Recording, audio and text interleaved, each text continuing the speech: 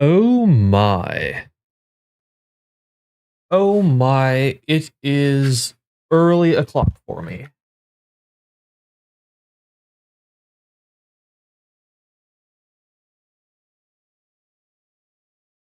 Drag that over here.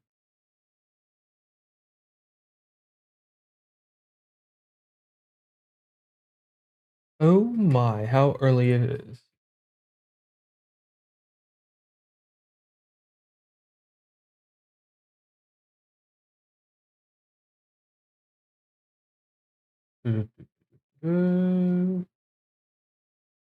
Setting everything up. Hold on. Hold on, chat. Let me all my links and everything set up.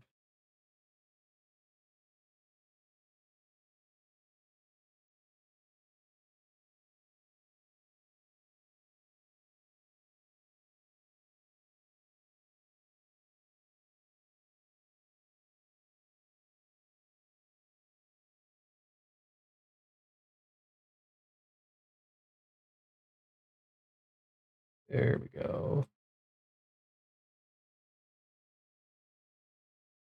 All right. Hello, everybody. Hello. I am up way too early. Oh boy. So chat. Let me start off by explaining what the hell is happening right now. So, as many of you have probably known, or at least from like the things that I've been posting on socials and stuff like that, and maybe in my video comments, I haven't been streaming as much lately because I've had a lot of schoolwork to do. Classes have been very difficult recently. But I was like, I will definitely be around to stream the grand major for the finals. I did not realize that it was going to be at 4:30 in the morning until I looked at the time zones again and realized that I got it completely wrong. I thought it was going to be at like 12:30. It's not at 12:30. So yeah, I'm up. I'm gonna do my best to stay awake. I did get a little bit of sleep beforehand, but like this is not usually a time that I am up at. Like I usually wake up at least another 4 hours later from now. Are the Grand Majors Twitch drops on? If they're not on yet, they will be soon. I know that there's going to be, I think, 5 Twitch drops today that you can earn. But yeah. So far we don't have anything crazy going on. I'm wondering, does the finals on Twitch have anything else going on? Oh, here. Yeah. Let's take a look at this instead.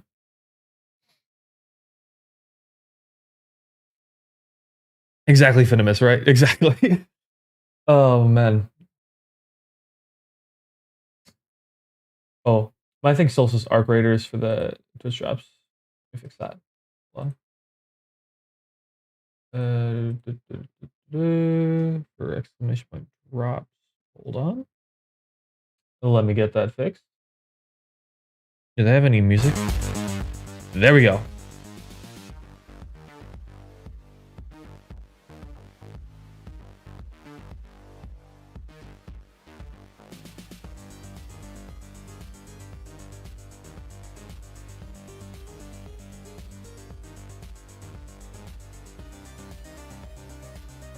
There we go. Should be fixed now.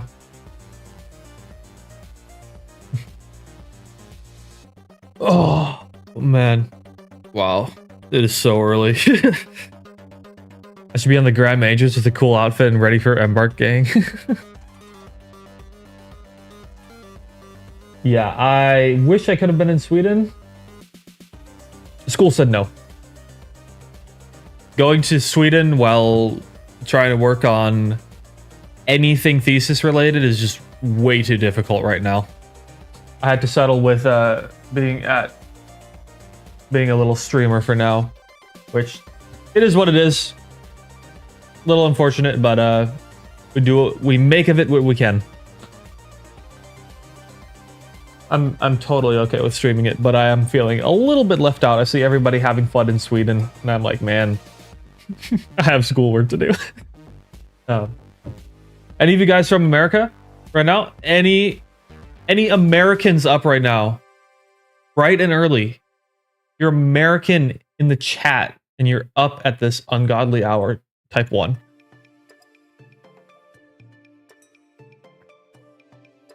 And we got a couple so far. Nice, nice, nice. Nice.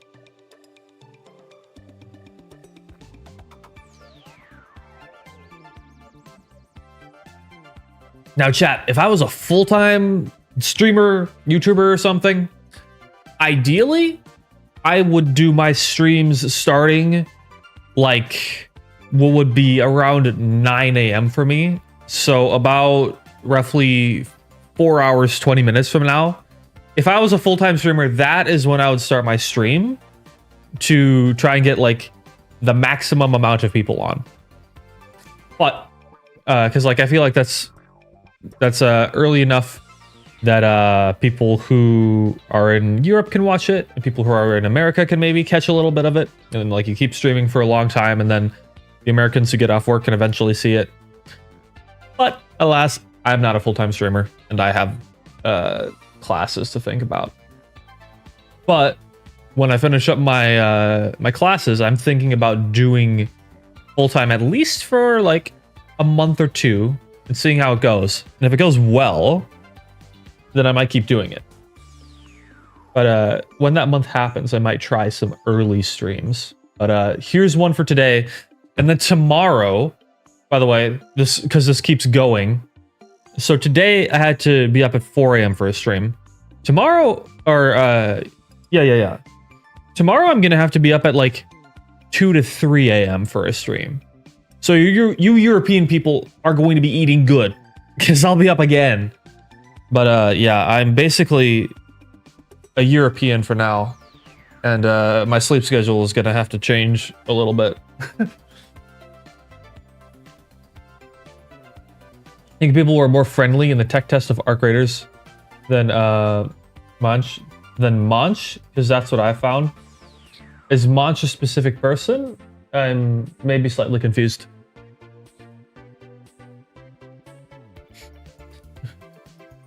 Will this stream just be will this stream just be US watching the Mater? Do you mean US or us? Like United States or us? It's like 11 in the UK. Yeah, like if you're in the Europe, this is a perfectly reasonable time to be up. Launch. I see. Launch. Do you think people were more friendly than tech test of Arc Raiders than launch? Because that's what I found. Well, Arc Raiders at launch and Arc Raiders in the tech test were completely different things, because basically all of the progression was like stripped out of Arc Raiders in the test servers. And there also weren't as many maps and stuff like that too. So like a lot of the core features that like helped make Arc Raiders feel good were not there in the tech test. So for sure, I was more critical of the Arc Raiders tech test too. Like I didn't feel like in any of the betas, I didn't feel like the game was really rewarding with my time, because like none of my progress really carried over, right? I wasn't incentivized to keep going. When the full game came out, I did feel like I was incentivized for my time, and I did have fun. And as someone who's played like a lot of looter shooters, like Destiny or something, like being rewarded for your time is so important. So like that's a huge part of a game like that doing well, is progression and loot and things like that, and making sure you keep everything. So you're always going to get like a skewed response until you get a system where you actually can see those results. Us as in we. Okay. So let's see. Let me go back and read some old chat messages here. What time is it in America? 4:43 a.m. right now. Did I do anything for Thanksgiving? I did. I went to go have some lunch with my girlfriend's family. And then I went to have the second lunch with my family. And after that, I worked on some video stuff later in the night. Went to bed as early as I could to try and get some sleep for this. And I woke up. So that's what I did. Need some gateways to TP from my room to Stockholm. Yeah, give me one real quick, but I think it might be out of the distance. Might be out of the connection distance. I think it's more than 75 meters.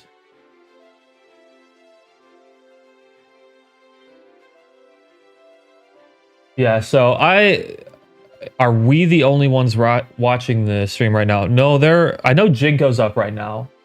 He's French. So he's totally fine. But am I the only American up right now? Quite possibly. I'd have to look at the Twitch directory.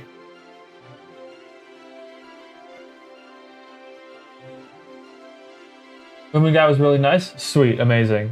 Glad people liked it. Any special drops? I think there are going to be some special drops. That's what I was told, at least.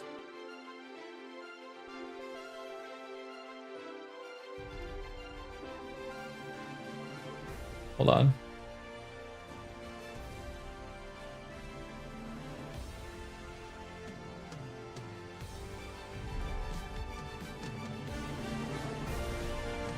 Oh.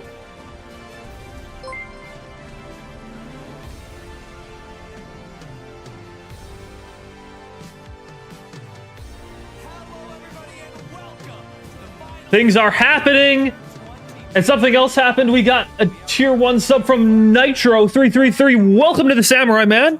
Welcome, welcome. Hello, everybody, and welcome oh, to the oh, finals grand uh-oh, 2025. uh-oh, uh-oh, uh-oh. I had 2 tabs open. Sorry. My bad. I look stupid now. Thank you for the subs, Nitro. Thank you, thank you. Welcome to the Samurai, man. What a way to start the day. That woke me up just a little bit. And dedication of the finals competitive community, but not only them, but every single player, developer, competitor, and a resubscription from White Snow. For 2 months. Welcome again. Welcome back. Thank you, White Snow. And you've made me realize I need a little better notification for a resubscription thing. I'll work on it. My bad, chat. My bad. We got so many people. Maybe not that chat. Can't accept ads during a full weekend of watching Twitch. Yeah. Ads on Twitch can be crazy sometimes, man. Like, I have them set really low, and holy shit. Okay. Nether. Welcome to the Samurai. Dude, holy. 3 subs already. You guys are crazy. You guys really want me awake, huh? Okay. There's been a lot building up to this moment, because not only throughout the open qualifiers and the closed qualifiers, I'm considering splashing water on my face. I'm not gonna do that. Welcome everybody to the Samurai. That's 3 people already. Is that a record for like most subs in a short amount of time? I'm not sure. It might be. Vid is super quiet. We've got 16 teams that have managed. Is that better, chat? So far, and they're going to start sinking real soon. Who am I supporting? Well, the Kansas City Pioneers, because, you know, I'm part of the organization.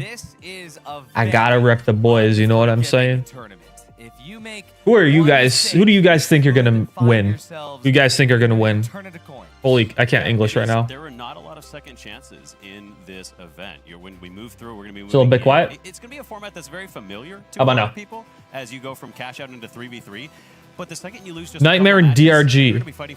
I understand the nightmare pick, but DRG, I feel like it's a bit of an underdog. But let's see what happens. We've got Rio and Sonsoyo. We're gonna be here bringing us through the action today. Absolutely. Wait, holy, another sub, M or something. Welcome. Okay, that's 4 now. All of the action and oh boy, that makes the finals. Dude, welcome to everybody joining right now. It's kind of crazy. Yeah, I mean, we got some great games today. I'm really excited. The grad major drops work for just the official, the finals challenge, or all affiliated streamers. I think it's all affiliated streamers. I think. From community grassroots event and kind of the culmination of the scene. And this is real. This is amazing. Yeah, it's truly amazing to be here, and I can't wait to bring you all of the play-by-plays, all of the action, and as soon as we get started. I wish my people from Embark were on right now. Really looking forward to hearing you guys break down some of the action Here. as we get started with the group. Chat. I'm gonna switch to chat because Twitch because I think it's just a little bit ahead. Finally, yeah, we have a prize that is going to be bigger than anything we have ever seen in the finals so far. Yeah, this is absolutely wild. 16 teams will be fighting for their own slice of the cash. Although, actually, 8 teams, well, they're going to find themselves getting some of this cash down at the bottom of your screens. But holy, teams that make it into 3,000 viewers on this Twitch channel. Be fighting for the big bucks. 37K for first place, 17 for second, 10K for third place. It's not a little bit of money to scoff at, Walt. Here. No, it's $100,000. Let me try and get the stream together thing set up. There is a lot 1 second. The DRG is definitely the underdog, I think. I would agree. Absolutely. I think a lot of the Asian teams... Okay, my prediction is that the Asian teams might have a little bit of trouble. But the tension, Jerry. I'm going to... We had this wonderful event. I'm going to have a little bit of faith, in Stockholm, and I hope that they put up a good show. My initial impression is that I think they might struggle. I hope to be proven wrong, though. I really hope to be proven wrong. I hope everyone does really well. And there's also a lot of experience as well. A lot of new coaches jumping into the scene, bringing their wealth of knowledge to the table and making a difference. And of course, in the past 6 months or so, we've seen just an influx of a massive organizations, support, infrastructure to really build up the scene, and we can't thank them enough. Absolutely. But let's take a look now, Jerry, and well, let's talk about this format. I mean, man, how do I actually, set Walt, this whole thing up? This is an insane amount of games that we're looking at, Waltz. Yeah, you look at this. It's going to be a long day. It's so much of a day that there are going to be B streams. But when you look at this format, really what it comes down to is it's a marathon. This is not a sprint. You need to be prepared for the full day. You're going to be moving from cash out into 3v3. I'm trying to open my Chrome here on the side. Yeah, fighting for your life, and yeah, we'll be able to check out that B stream as it goes alongside this A stream. We'll start later in the day. We'll let you know about it. It's going to be here on Twitch at Pro Hubs. I'm going to have a second tab open for a second. Okay, got rid of it now. Looking forward to that. Don't worry, folks. The drops will also be enabled throughout the day, so you can earn some real prizes for yourself just by sitting at home and watching. It's going to be great, Jerry. Yeah, real virtual cosmetics. I absolutely love them. You can lick them. Yeah. You get real close up onto the screen, you can kind of feel them. I'm not sure if that's true, but I'll check in on that. But yeah, I mean, Waltz, we're looking at this, and teams are going to be eliminated really early on. Just a few short games. It's almost like a Swiss bracket. We do a little reload of the... You win a couple matches, you move on to the next day. But if you lose a couple matches, those marked in red are eliminations. And so you lose your first cash out, you lose a second cash out. Awesome. I think I got it. Away from going home. I think I got it, chat. Your chance to make it to day 2 and to have a bigger portion of that $100,000 prize pool. 100%. This format rewards teams who are good at cash out, rewards teams who can win their 3v3 final rounds. Okay. But this is just day 1. Let's take a look at day 2. Let me teams can expect tomorrow. Let me catch up on chat a little bit. It's going to be very exciting. Very exciting. Day 2 is going to be just a smaller. Is my brain slowing down now due to the lack of sleep? A little bit. Cut it down from 16. I am a little bit more used to running off of like low sleep because of my classes and stuff. But yeah, I am a little tired right now. I'm slightly tired. It's going to be a very bespoke format.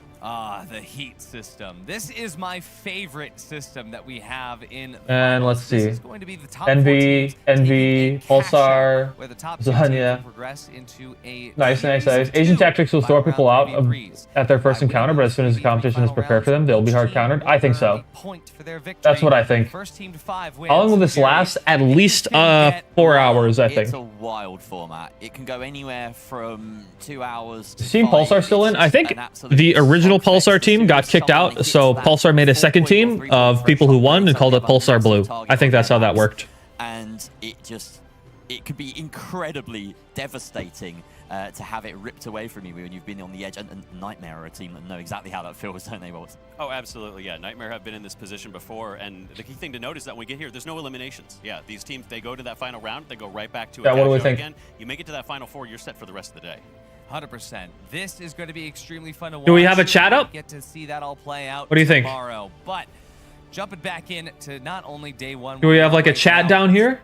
Take a think. What do you think, about guys? how Yes we or no? got here, Jerry. I mean, 16 teams from all around the world with open Yeah, qualifiers like it? from NA and EU. And I mean, If y'all like it, I'll keep it. So much to talk about with the teams that have made it this far. Yeah. Absolutely. We have Yeah. Okay. American sides, 6 I'll keep it up. EMEA sides, and then 3 from the APAC region. That's 2 from the China League and another. Although I might from move it a little bit when Korea. the game starts. I might move it I'm to the just gonna side do a little somewhere. roll call here because there's some names It turned off the that We'll drops. have to kind of Damn. get updated on. So I've got my For little what book, reason? And Get your we note cards have- out. Take so notes. in Group 1, there are a grand total of actually 3 teams. Yeah, exactly. I'm a real TSV streamer now. qualified. That's Ricardo, the Goo Heavy. We'll get onto him soon.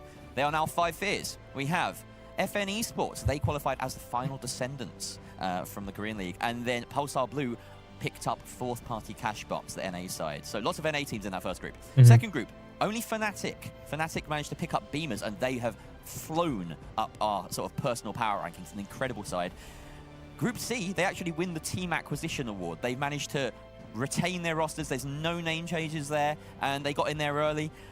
And then on the last group, QDL picked up by Genji, massive acquisition there, and No Hours, the North American side, Apollo Visions and Arco, picked up by TSM. So some big orgs jumping into the fray. Absolutely. I mean, this is just the start. This is year 0 for the Finals Esports, and already so many big names, so many heavy hitters, and so many Yeah, chat. I really hope. who've been here since Okay, day one. the Finals Esports. For that experience by being Oh, here. Hold on. being on the stage. The here Finals today, Esports live could be like arena. really, It's the really live good arena. We're here for this at game. LAN at DreamHack Stockholm, Walt. But I think they still need to prioritize a lot of the casual player base too. I think the casual player base is like the core of the finals. I think you should put a lot of focus on that too. And you're talking about day one players, But right? like if they could do esports right, that'll be really good for the game as well, I think. Back in the first season of If they could PHL, get they've both been right at the our same oldest time, I think that we have fix a lot of the running at this bugs, point. fix the They've just been server so issues, solid for so long. do some There's a balancing, reason I that think. most I think a lot of the pros don't like the current balancing either. Representative, I'm looking forward to finally Like, fix the balancing? versus EU debate. I think we're Of course, set. There's the opportunity. I think that's for good. And as long as this game keeps getting support, as long as they keep caring about the finals still, and don't just Absolutely, but I mean, only focus on Envy ARC, is I one think of we're those good. teams where we have been saying since the very beginning that they are a team that can go the distance every single Exactly, time Finimus. for a Casuals make the long game and, popular. well, possibly Esports keeps it popular. even That's true. Look at Counter-Strike. close qualifiers, Valorant. but Envy, they did it in one cash out, one Siege, best of 3, right? and they're in. All But games with like a so good this casual team player is base. definitely one of the Well, like everybody like looks up to the competitive player base too. Like it doesn't have to be like they don't have to be at odds. You know what I'm saying? Absolutely insane rosters as well. And when we look at Group B, Any motivation? We trying to get one more win for gold. Oh boy, No, You got can't go this. Without talking about Team Secret, I mean, you totally got this. You obviously are a Team Secret fan. They've been doing so much. They are one The, of the strongest, not the strongest. You're End of the going ranked back season, to PHL. lobbies are just a little bit easier right about now. At least in my experience, at least. There was questions on whether You got this for sure, man. to the major. Fortunately, he has I need to start doing my ranked again too. I am falling down on the leaderboard. So if I got some time on Saturday, if I'm awake, or maybe on Sunday, I'll try and do some ranked. But yeah, I've been playing so much Arc and stuff that I kind of went down a lot on the leaderboard right now. Have to deal with the big dogs from NA, and maybe that will affect things, but they are just fantastic. Roma as well is really high up on the stat lines for a lot of things. This light player is absolutely obscene at times. Yeah, Leo, I think I'm probably right on with that video. Like, I could be wrong, but I think that I'm probably... The things I said are probably right in that. We're going to be seeing in Group C, it's going to be Nightmare. Now, Nightmare is Your team one not of the running strongest HML? Not teams sure. in the world, and that is something that Does my stream have drops turned on? It should, and if it doesn't, nobody has drops on right now. But I was told there would be drops, so I think so. And if not, there should be later. So, seems like Nightmare might actually have a pretty decent chance at making the full run, Jeremy. Yeah, both by stat lines and by the eye test, they seem like the real deal. They seem like arguably the best team in the world right now. You know, came top of PHL Season 2 in terms of the league stage, only toppled by Fire Strays as mentioned at that grand final, and they were the first team to reach 4 points. Yeah, the quality is a bit low, isn't it? Top dog position. Kremlin Lasagna Uni, like what? It's 720. Oh, they've been together for so long. Lasagna and Uni have been around since. Okay, that's a bit better. Even back in the original Ape Squad events, it has been a long time coming for them. Absolutely. And I mean, let's talk about it. I was told that we would have Almost drops. Everybody is looking forward to seeing the very end of the group stage. We're going to be seeing SSG. They took the longest route throughout the closed qualifiers, very narrowly avoiding defeat by the one, the only Ruby Labubu. And just like Nightmare doesn't have to worry about Fire Strays, Ruby SSG Labubu is a crazy doesn't name. have to worry about Ruby Labubu. Question is, will they be able to overcome all of the odds they had to face, learning how to play cash out with the absolute craziness that happens in these games? Genuinely, I am excited to see if SSG is going to be able to ride the wave or they are going to come crashing down from orbit. But, gotta say, these are the teams that we know about. A lot of teams. What is the 5K multi-bucks giveaway? I'll be doing about roughly 5 giveaways today, intermittently throughout the matches. I'm not doing anything this second, but I will be doing some later, like split up throughout the stream. Well, I don't know too much about King Zero Esports, who actually were able to take the very first place at the qualifier over the previous rating champions of DRG. Yeah, Venomous, that's how it is. Once you hit diamond, you start getting the rubies, buddy. At the Chinese qualifier. Well, there is That's how it is right now. Actually gonna ask Trust us, we don't want the lobbies as much as you do because we gain like nothing for wins. But that's what, once you hit diamond, no holds barred. Yeah, so exactly. We had Apes Squad, Envy. You want sleep? Yeah, me too, man. Playing against each other. Ooh, they got a little Red Bull fridge back there. You guys can't see it. My camera is blocking it. They had a Red Bull fridge back there. I wonder if they're sponsored by Red Bull. If so, that's cool. And that would be surprising. But I thought that maybe they would be advertising their Osbuz drink. So I am slightly surprised to see the Red Bull. Although they have a very old meta, their aim is on point. They love playing Winch SA Dome. They love DMAT Revolver as well. So they yeah, Cat Guy. Also because I want everybody to get a chance for the drops too. If I like front load all of them, like there's going to be a lot of people who aren't awake right now, especially because like 50% of my viewers are from America and they're not going to get a chance to do it this early. So splitting it up gives it the best chance for everybody to keep trying. How's school going? It's going all right. I got most of my I got a lot of my hard stuff done already. It got done a little bit earlier, so hopefully I'm doing a bit better soon. Oh, what's happening? What's happening? Boy, am I excited! The cream of the crop, ready to clash at the biggest event of the year. 16 teams, one stage, and the world watching every move. It's a spectacle. You said it! Now let's hand things over to our stage host, the one and only, Oscar! Morning, Stockholm! Welcome to the Grand Major 2025. I'm your ever grateful host, Oscar. And joining me on stage, it's Oscar and Fixie. Named esports bozo of the finals. I can't believe it. Fixie Algieri. Welcome. Thank you so much. You guys couldn't have guessed that Fixie would be on stage, would you? He's never on stage. This is going to be we never see Fixie. Guy basically damn near works at Embark at this point.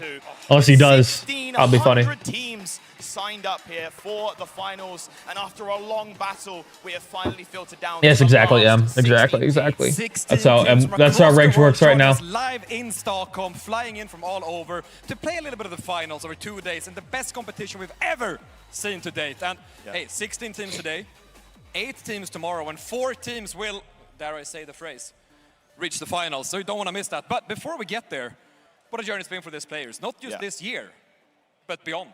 Yeah, exactly. It's been incredible. Oh. I mean, the people have been playing this game for Oh, I thought there was an announcement for a second. The passion from all these players here, and every single person wants to be at this stage right now. And the thing is about doing an open qualifier format is that every team has earned their position. No one can say they haven't, and they're the ones in control here of the steering wheel because we're about to enter the ride of the year. It has been an absolute journey. Players Here, chat. Why don't I charge my mouse while I'm just watching this? Hold on. Journey, they've invested years, hours, thousands Plugged of in. hours across All right. years to be here. And I mean, open qualifier, 1,600 teams. Oh, it's been an absolute belter. And now also, do we have them? We're also seeing the chairs fill up in the arena. We have the audience coming in. Can you imagine? They're finally clashing on stage. I am absolutely excited. And again, thank you so much for being here and tuning in. We want to say thank you all for the support that you've given us throughout this whole time. Thank you so much for I'm going to call Fixie out on something here. Watching as well outside, and we just want to say, Once the screen pans, I'm going to call Fixie out here. Thank you so much, and we hope you enjoy the show. With that said, some what are those shoes? What are the shoes we got on Fixie right now? Before we start heading into the games, I want to got the ons with the suit. That's a diabolical combo. Someone who's been through a close qualifier, someone who took a little bit the scenic route to get here. You know, maybe we entered the close qualifiers as a fan favorite, had to take the last chance to even make it. That's what I'm saying. Like I get being trying to be comfortable for like the event, but like Oscar got the right idea. He got like the dress shoes on. Welcome, Mr. Lamp. Well, you made it all the way to Stockholm. What does it mean to be on stage finally? It's not a lamp. I mean, it's a huge accomplishment. That was a bad joke. I'm sorry. That was a horrible joke. If an event like this would happen, and the fact that we're here today is just so amazing. So we're very excited to be here. And I mean, you and I go back. We met You're cooking him. A little bit of a year You're cooking him. At a TwitchCon event in San Diego. We played a little bit of a. I was in a frog onesie at that time. Wasn't in the suit. I had a bit of a different outfit going. And already then, I know you talked about how you really wanted to be in this game for the long run, hoping we were going to get there. You and some of the other guys were grilling me a bit on what the plans were. Right. Did you think we were going to be here a year from where we were a year ago? I mean, I had every hope so. And to be honest, I'm really glad Embark and the players and everybody involved has kind of stuck this out and seen what it's become now. So hopefully this is just the start, honestly. Good shot. I have a plate here that I accidentally left on my desk. It's been pissing me off, and I want to put it in the sink. I'll be right back. We are going to have to talk backstage about some of those winch claws, but we'll take that at a later date because honestly, we're here now. We have 600 teams. If you look at the roster of the teams that are here, some big organizations. How does it feel repping the SSG jersey on a day like this? I'm proud. I'm proud to rep SSG, and I think we're going to do well this tournament. I just want to show up for my teammates. They've put in so much work, so we're going to do well today. With those wise words, thank you so much, Lamp. We'll see you later on today. All right, everybody. The little voice in my ear keeps telling me that we're about to almost go into our first game. So I'm not going to yap on stage anymore. We're going to throw it back to my friends in the studio. I'm back. Mr. Ardy, what did I miss? Take it away. This medium is FCAR jump pad grenade defib plus heal beam right setup. Yes, it is. It's about as good as you can make it right now. Maybe swap out FCAR for like FAMAS or a putt or a repeater, and you're golden. FCAR is fine though. Pulsar Blue and FN Esports and Jerry. This is going to be magical. It's an unbelievable treat to start the day off with a Gugon Heavy in the lobby in the form of Ricardo. 5 Fears is an apt name for this team. I'm glad that this all picked up Ricardo, Hani, and the news because people do fear them, right? You come into a cash-out game with these guys, and you know it's going to be vastly different to any other experience was. Oh, absolutely. That's how some they caffeine, man. To play if there's a break, in a way that we haven't seen people do in previous matches. If there's a break, I would love to get an energy drink. You have to fear 5 fears. You have to there's normally like a vending machine nearby. I gotta say, my allergies are acting up too. Watching this game for there's normally a vending machine nearby that has White Monster in it, and I was really banking on that vending machine today, but I went over there and they're all out. This is Envy, of course, what we're looking at here, and genuinely, I will just have water. We've been seeing Envy at the top of I can't believe it. How am I going to survive now? Flawless throughout the open qualifiers, almost completely flawless throughout the closed qualifiers. But if I can't get something from the vending machine, did win the last international competition. Maybe I get the new Red Bull winter flavor. I've been liking that one. Yeah, they have formed. They are a decorated team already. Of course, no decoration is greater than the Grand Major. At some point, someone's going to be owning that moniker, but this is a team that just swept through the close calls, right? If we're talking about this tournament alone, Envy did really they well. won their cash-out game, and then they 2-0'd 6-foot underdogs. They broke our stats. We're looking at Pulsar Blue now, though, and these are actually a bit of a dark horse for me. Really talented NA side. Very scrappy team, but they've been putting in so much work, you know, talking with their coach Appo a bit, and the amount of like time they've put into just thinking not only about the actual game, but the mentality of it. I'm really excited to see what they're able to do. By the way, chat, I'm going hard for Season 9. I'm thinking of opening up coaching for Season 9 specifically, once that season drops. Do it with just straight theory. This is, of course, 5 fears now on your screen that you're looking at. This is the Goo Gun Menace Squadron. Ooh, I like his hair. This is the off. I dig it. I dig it. I know so many people in chat are going to be looking forward to watching. Space Station aren't they? They have nightmares. They have nightmares about these guys in particular. They got decimated by not one but 2 Goo Gun heavies, in fact, at the time, as well as Ruby Labubu on a sledge heavy. That was a mad game, probably my favorite of the entire close quals. That I don't know his name. Yes. I'm very sorry. He reminds me of Ollie Sykes a little bit from Bring Me the Horizon.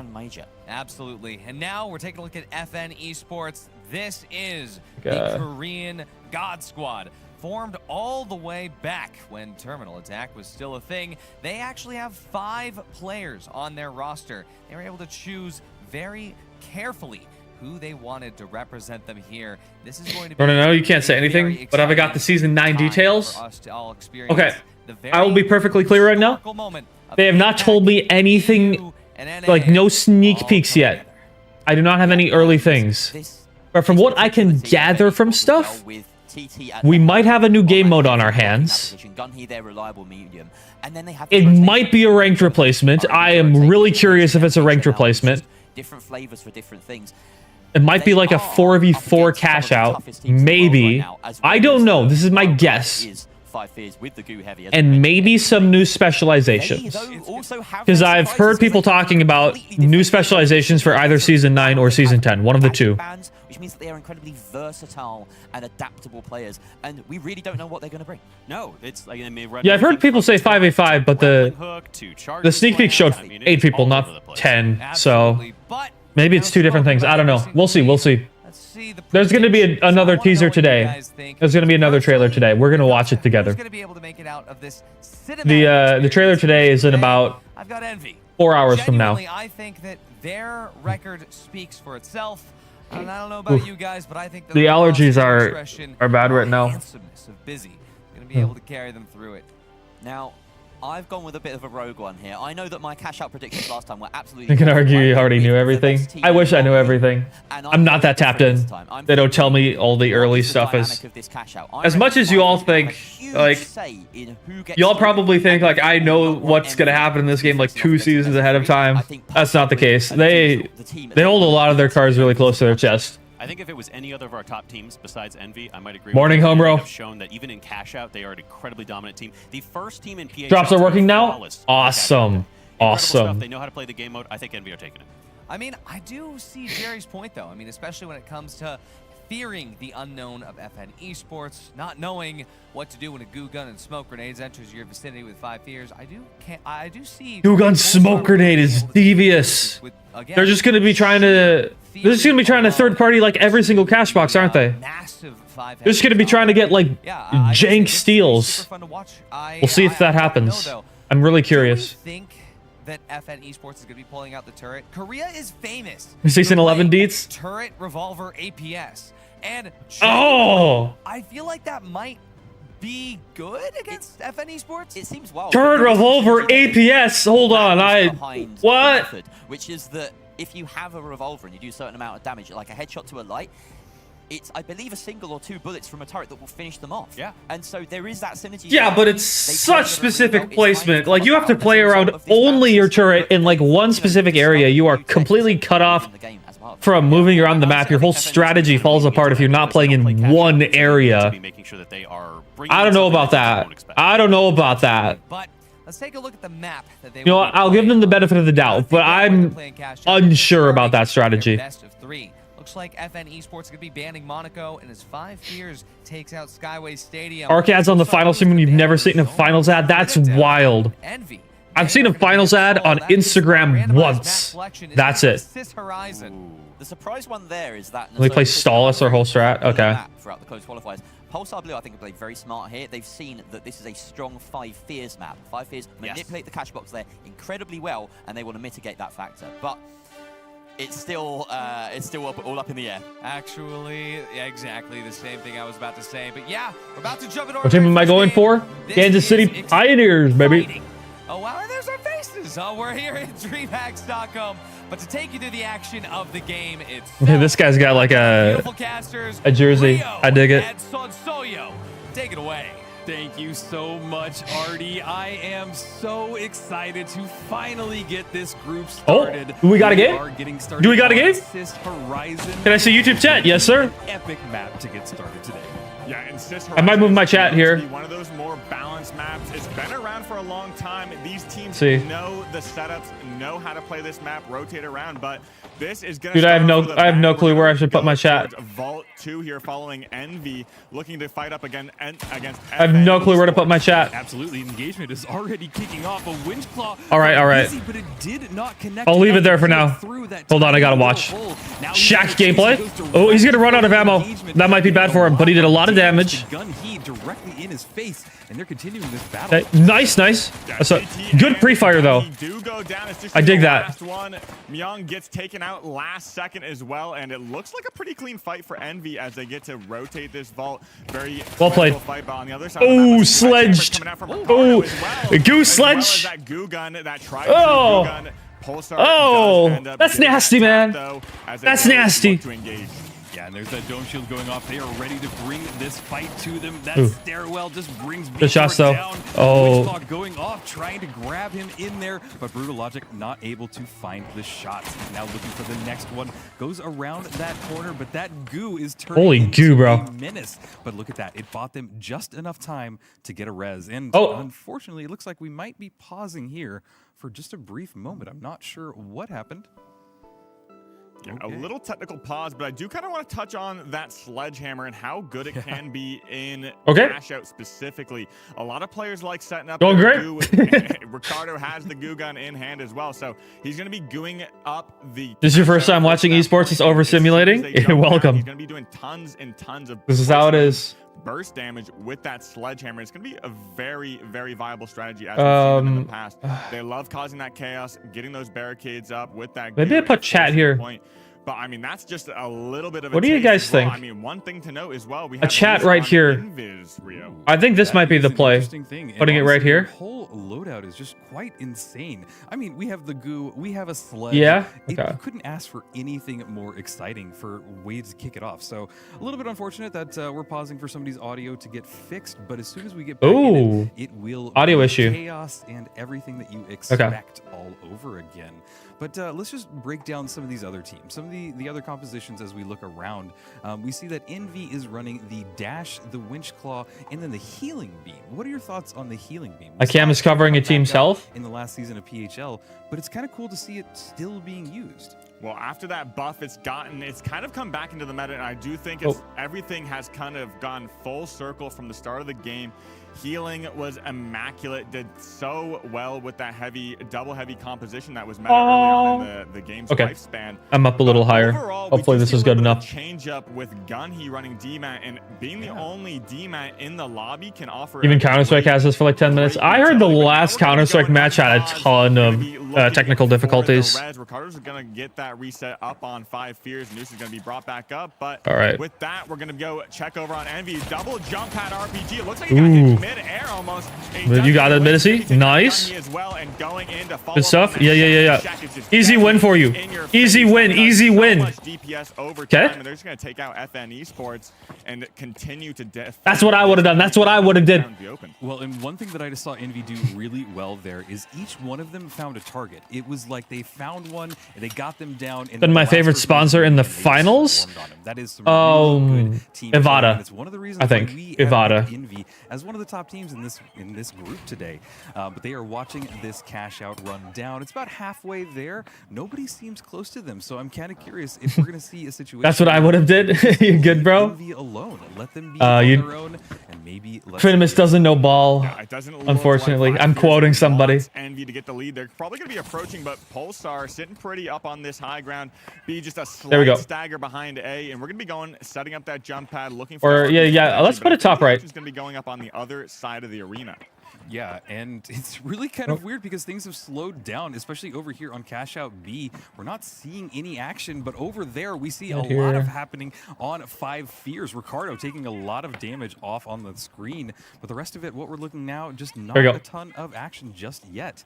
And Ricardo's going to be taken out. I believe they did go for that forced point, but now FN Esports going to be dropping in above them, going to try to make some last-second steal approach on this Cash Out A. We're going to be doing some good damage towards STN. STN does make it out of there. The healing infuse are going to be resetting his team, but it doesn't look like there's going to be time. Nullifier. Nice. Oh, they're not getting that. There's no way they get that. Absolutely no way they get that. Yeah, no, that's not happening. But don't end up getting it.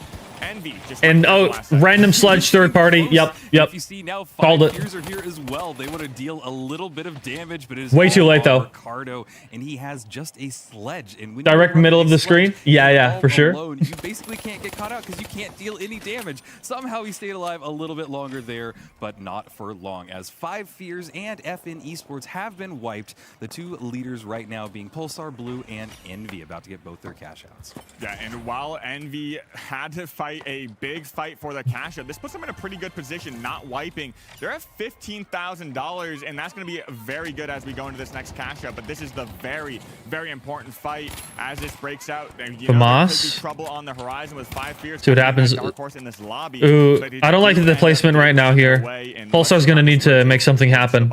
That gateway was perfect because it got Envy is kind of steamrolling right now. That chaos, and now they're going to have all the opportunity to plug it, and it seems like they're getting it over there. Yeah, Envy's doing real well. Running it away a little bit, and we're going to. Okay, maybe Purple can start doing some stuff here. Healing beam, getting his teammate back up and throwing just goo everywhere. Noose running. I want to see 5 Fears do well, but they need to step up a little bit. Found FN Esports and he's ready to get some damage, but no, he pulls off and going off to the right instead. Yeah, I see them going. Wait. 5 Fears might be wanting to try and intercept this fight as well. Brutal Logic does get taken out by that CP. I think I saw something else, but I thought I saw a Ruby repeater. And I think this is going to be a little bit of a tricky fight. Rotation over to D. We do have a team sitting up there on that high ground. Pulsar Blue, or Pulsar going in and trying to find the defense. Maybe they're trying to force them away, get a big stagger, trying to get ahead of Envy, but Envy knows they have to split this as they want to try to keep this lead. Yeah, they definitely want to try and get this block. Yan 2. Don't want to see a double just yet, but you can see how difficult it is for them to make the approach. But we're going to D. Yeah. Nice oh, Purple's just holding that. That's going to be annoying as hell. Get in there, but they are about to come directly into contact with 5 Fears. Good play.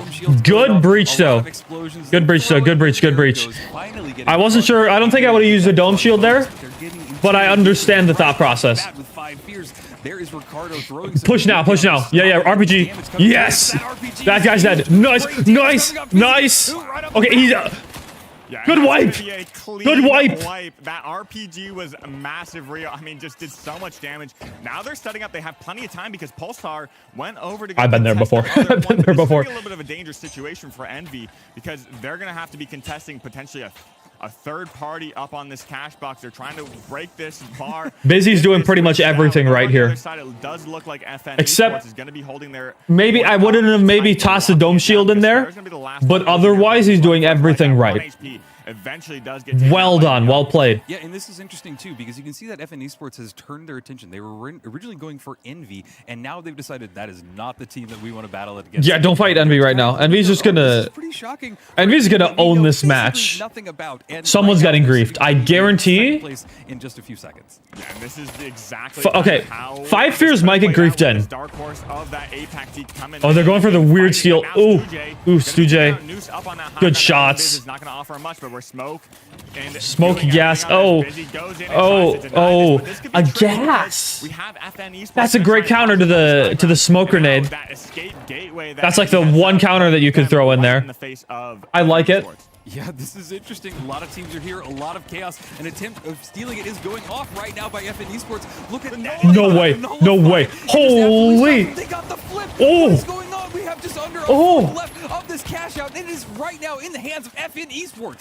Yeah, FN Esports so smart at bringing that. Chat, that's why the nullifier's underrated. The nullifier's underrated. Everything that you need to utilize. Oh, now we got 5 fears coming in here. Oh, Pulsar cleaned up, came in, became the cleaning crew. Now they're able to steal this, get that flip, and that's going to be pretty good because if you're not first in a lot of these cash out games, you're potentially last. Dude, 5 fears needs to step the fuck up.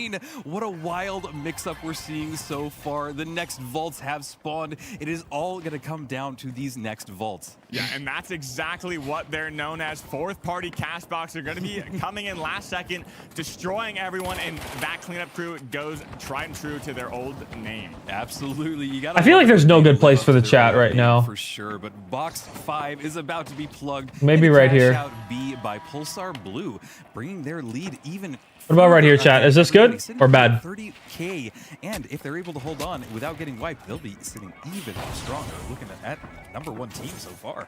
Yeah, and Jerry's predictions are looking pretty good right now. I mean, he picked good? Pulsar, Okay. but we're going to be going in. Pulsar, all they need to do is double, but that split does come out, which means for basically 3 teams are going to be vying for first. Dude, 5 fears. Oh, it's not looking good. Fears, they only have $1,000, almost 2K to their name, but Ooh. it's going to be very, like, this is what I'm saying. difficult because they have such a specific strategy that if it doesn't work out for you, it hard doesn't work out for you. Quick cash, and so they are basically really familiar with all of these third partying, and I think that what we've seen so far is that they've been able to kind of get in there in the perfect situation. Oh no, what are we doing? They just deleted Ricardo with an RPG, following it up with the revolver. Amazing to see. Really No. And now we are setting up the defense. FN Esports gonna be locking in up on this high ground. Gonna be using this red barrel. The issue looks like 5 fears is here to rain is on the 5 that issue right there. Making their approach and getting the 5 fears heavy is running around way too much, and he's not checking rooms before he enters them. Last second steal. Boo Boo is on top of this cash out. Does get that flip. Big mistake in this elo. Big mistake. Very important to get out of there, reset, get those heal beams exactly as they just did. Great gateway up in that hole. Really was a great gateway. They brought all of their team over there into a tiny little pocket. Oh, good push though. Good push. Oh, they might have something good. Oh, good. Good stuff. Good stuff. No doubles, by the way. But one more flip is being attempted right now. Yeah, they get this. They get this for sure. Yep, they get it. Good stuff. But it's not enough. This is what I'm saying. Pulsar, they did get the point, and like they're just sitting up on the high ground. They're like, we have 32K. I mean, there's nothing. Who do you think will win? I have no clue. I really have no clue. Taking control of that ball, and it's going to be Envy. I have opinions on who I think will not win, but there could be many different teams who win. Pulsar going into a 3v3. I couldn't ask for a better matchup. Good stuff, though. Good stuff. Good stuff. An incredible game. We told you to expect. Okay, so the issue with the 5 fears team comp is that it's so specific. Like it will it potentially, theoretically, work out? Sure. It could be great, right? Hold on. Like, theoretically... Holy, why is my webcam tilted so much? Okay. Well, we live with it. Okay. The issue with the 5 fears team comp is basically it's so specific on one certain strategy that they aren't adaptable. Their one strategy is Uber stall / go for weird steals, right? That's their whole strategy, which means in like every other situation, they're going to fall behind. Whereas a team like Envy, they have a versatile loadout and they play the game around their versatile loadout so that like 80 to 90% of engagements, they have the upper hand. Whereas in 5 fears, they only have the upper hand in like 20% of engagements. So like you do the math, who's going to do better in these situations? Like I like seeing off meta, but this is the issue with team comps like this, is that they're just not adaptable. I'd love to see them turn it around though, but in my opinion, their team comp is just not adaptable. Wow, 7, 7, and 5 for Envy. This is insane. Yeah, that's a really nice stat line. Kind of what we expect from Envy to dominate in the kills, but we thought they might have been forced out of this game by the strategies, the unusualness of both 5FiZ and FN Esports, as it turns out. However, in this instance, the cream of the crop has risen to the top. Pulsar Blue did really run that game, though, didn't they, Wolves? Oh, absolutely. I would give this game really. I think this was Pulsar's game. We saw Envy was getting focused. They on controller. Ran above, and they were able to get past these other teams. But for Pulsar, you could see them playing for the macro. I see it now. Out. They fourth partied that box that Envy had, making sure that the scores were even, making sure that Envy didn't run away. What do we got from Finimus? Be able to choose who goes he says through. improved Box, even though after your critique. Because they were in first place and they had the ability to let's see. Envy out. Pretty good, pretty good. The right calls. I dig it. Going for that third vault fight. I think that's pretty good. Leaving it behind after I'll give it a 9. I'll give it a 9. I think it's pretty decent. This is their least favorite. Good luck. Good looks. Good looks. But certainly the better team. What time is it for me right now? 5:28 a.m. Go ahead and check in. We've got Oscar waiting on the stage with an. I feel like it needs some accent colors. I don't know. I like the whiteout look. Ask some questions. Thank you so much, Artie. We're back at DreamHack on stage. Oh, who's this? Cash-out game. What a game to kick off the series. And joining me right now is Gangi from FN Esports. They didn't quite get exactly what they wanted that game, but you're still here on the big stage, representing FN Esports, representing Korea. How does it feel to be here? 한국에서 이제 한국 지역을 대표해갖고 여기 스톡홀름에 오시게 Got translator. 그거에 대한 소감 한번 부탁드리겠습니다. 첫 세계 대회다 보니까 일단 기분이 너무 기뻤죠. 이제 여기 오는 동안. Are they Korean? Yes. 첫 경기를 너무 They are Korean. 쉬면서 잘 준비해가지고 다시 올라와야겠습니다. I was really The fight, yeah. to attend Stockholm Grand Prix. Which one? We were really I kind of like the 5FiZ jacket, or not the 5FiZ, FN Esports. FN Esports jacket kind of looks good. I like it. Prepare more and fight for the round 2. So heading into your next game. Oh. By your time zone, I'm a guess here, Midwesterner. Yes. Heading into your next game, obviously you have to go back, you have to talk to your team, have a little bit of a mental reset. Do you have a secret trick that we might see at some point in this tournament? Secret trick? Sorry, can you say a secret trick? 비결이 있냐고. 네, 비밀. 일단 our teammates all love smoker, so we just take a tea time and smoke, and that's it. All right. That is a good strategy. I'm gonna allow you to go and have your tea time and your smoke. Thank you so much for playing. We'll see more of you guys later. Everybody, FN Yeah, man.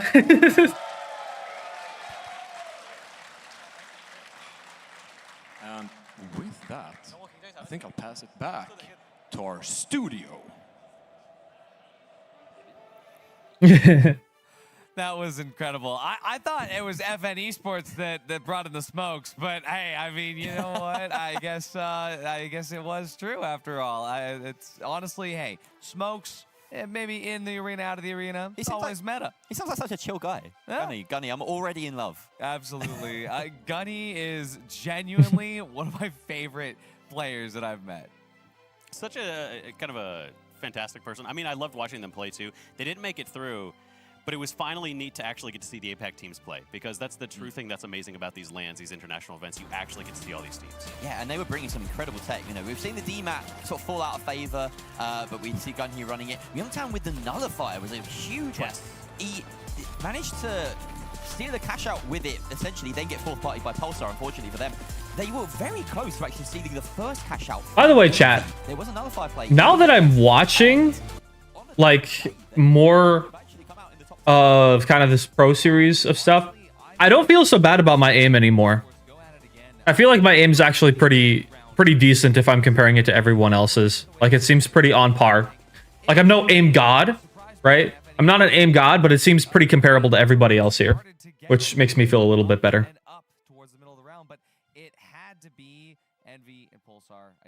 Yeah, Uni's a different beast entirely. That guy recoil grinds. But it's always going to be about that overall performance and cash out if you can stay consistent.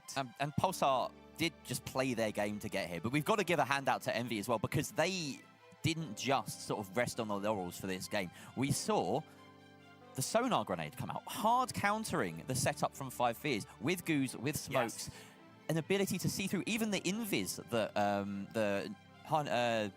Noose was rocking on the light. It just sees through, it cuts through all of that chaos and allows them to... Aim is a lot less important than people give it credit for once you get to a certain point. I would agree, but I think if you're a good player who also has insane aim, like, you get to legendary status. Only the Shaq 50. Maybe you only played the 93. During this winter break, I'm going to be aim grinding every single day. We'll see how I do. Which he was running this time. So when you go in, a team that is this willing to be creative and also change and adapt to their opponent is a scary thing. Absolutely. I mean, I want to talk about that Sonar pick from Envy a little bit more because I think that it ended up kind of confounding into sort of an even better pick than they were thinking it was going to be. You see, Invis has been becoming a little bit of a meta pick in scrims over the last kinda. Pulsar Blue is actually one of the teams that have been running Invis slightly more. Pulsar Blue wasn't the team that ran Invis, of course. And so when it came through that, hey, obviously a Sonar Grenade is going to work well if a team is going to be bringing a Goo Gun and Smokes that they thought, well, that Sonar not only... I moved my notification. I guess countering FN Esports. How's the Master's Thesis going? It's going one day at a time. No, I got my I got my site picked out and I got a lot of my sources, so a good chunk of the work is done now. But I got to do like a research board and stuff like that still. I still got like another 7 months or so, no, like 6 months to do it. So I'm not too worried about it right now, but we'll see. Yeah, and so I wonder if this is maybe Envy showing their cards a little bit early, even though they didn't anticipate it. I mean, tracking aim is typically more used in the finals as lower time to kill. Tracking aim is more used in the finals, yeah, for sure. It is a good question, Jared. The fact that it doubles up as a counter to 5 Fears has to be the thing, though. How long do I train my aim? If I do train my aim, it's about 30 minutes, roughly. Like 20 to 30 minutes. I don't do it every single day, though. They dealt with that threat specifically very well, and it just so happened to work against Pulsar Blue and FN as well. Yeah, I mean, but that's also such Fire drops only on the official site. I heard that they were working on my stream now. Because, you know, we talk a lot about how obviously is that not the case anymore? That feel strong, but you can what are some good tips that go across all skill levels? Your positioning, for sure. Like not pushing stupid fights, prioritizing height, stuff like that, or making sure that you remember that not taking damage is important as dealing damage. Like these things are all important across all skill levels. Never mind, ignore that. CNS is still interfering. Do I train my aim in the shooting range? Maybe like 5 minutes. Most of it's in aim labs. Grand Major, of course. We can't have any interruptions. Absolutely. It would just be devastating if CNS got involved. So yeah. The model would be leading as opposed to tracking. Kind of. I wouldn't be doing leading targets in the finals at all because outside of the sniper rifle, there's no projectile weapons. The model is like flicking slash it's like flicking slash what would you call it? Flicking, yeah, it's like tracking, flicking, target switching to an extent. This is a phenomenal lineup. So in terms of 3v3s, there's been 3 very popular maps. Fortune, Nozomi, Banal, and you can throw Sis into that. Pulsar, yeah, they're working now? Okay, great.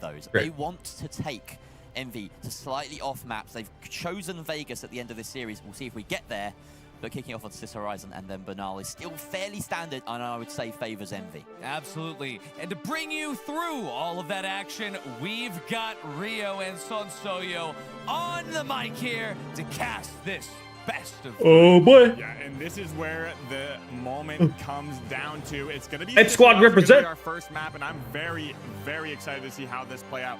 We saw how it played out in Cash Out, and because it's 3v3, it's going to be very, very different. Rio, what do you think we are going to be expecting? Oh, I think that we're going to see just more explosive fights. Can you stop flicking and start tracking with burst weapons? Just like, you got to make a mental switch in your mind to like start treating it as like an automatic weapon. Aim Labs helps with that. Trust me on that. What a great place to watch these two teams battle it out. Yeah, and these teams have plenty of experience on this map. This rollout is gonna be very... Envy versus Pulsar. Oh, Brutal Logic's taking some damage already. What do we got down there?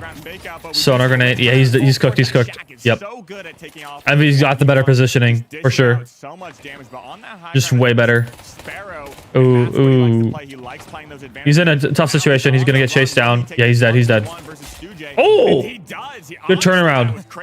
Yeah, good turnaround. Really good turnaround, but can he survive the onslaught from Busy? They have caught Sparrow out, but I think that they've decided to take a moment to res their teammates up. They've got enough time for a long res, but Sparrow is still there. He hasn't gone for his teammates just yet. He's just holding back, maybe going to let them coin back in. They do have coins, so they are going to use it. I'm going to try something. But it looks like even Boo still has a few more seconds before he can coin back in and get back into this battle. Yeah, Boo-Boo's just about to coin back in, like you said, and now we're going to be rotating this vault, getting up a setup, a reverse gateway for them. The early shots come out from Sparrow trying to deny that rotation over to that gateway, but unfortunately, he was not able to get any sort of pick, and just going to dash pad all the way over to B, and maybe be right on top of them. A great C4 RPG, a winch goes out, and he gets joined himself. Going to be going back to that gateway. Now he's that's gateway from his team. This could be a little bit of a dangerous situation. Oh, he's dead, yeah. Care of these teams, he could be coming back on the flank, but Boo taken out. Yeah, and just one thing to note is just how these teams move. Their movement is really impressive. Going through that gateway, trying to buy himself a little bit of space, really fun to see, but there is Brutal Logic getting another kill, and the teams are right out good push. Good push, good dome. Well done. He's dead though.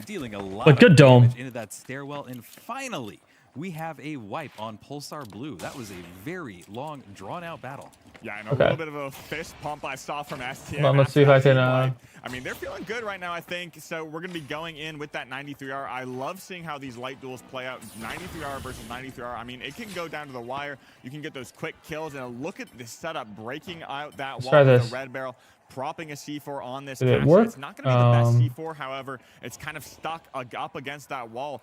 But, I mean, they have that high ground position, and now STN taking some great shots, kind of deny this rotation over. A gateway is going to be put out as they get... How do you aim train on console? I think console has aim labs now. I think they moved aim labs to console as well, I think. And Pulsar Blue took a lot of damage, especially on Boo, but he's healing back up. Sparrow will be back up all the way as well in just a second. But you can hear that they're just trying to figure out their strategy, figuring out their approach. They need to go into this. We might only see one fight for this cash out because it is ticking down. We're almost halfway done. Brutal Logic is finally there. A nice winch. Throwing down some smoke as well. This might buy them the cover that they need, Sensoyo.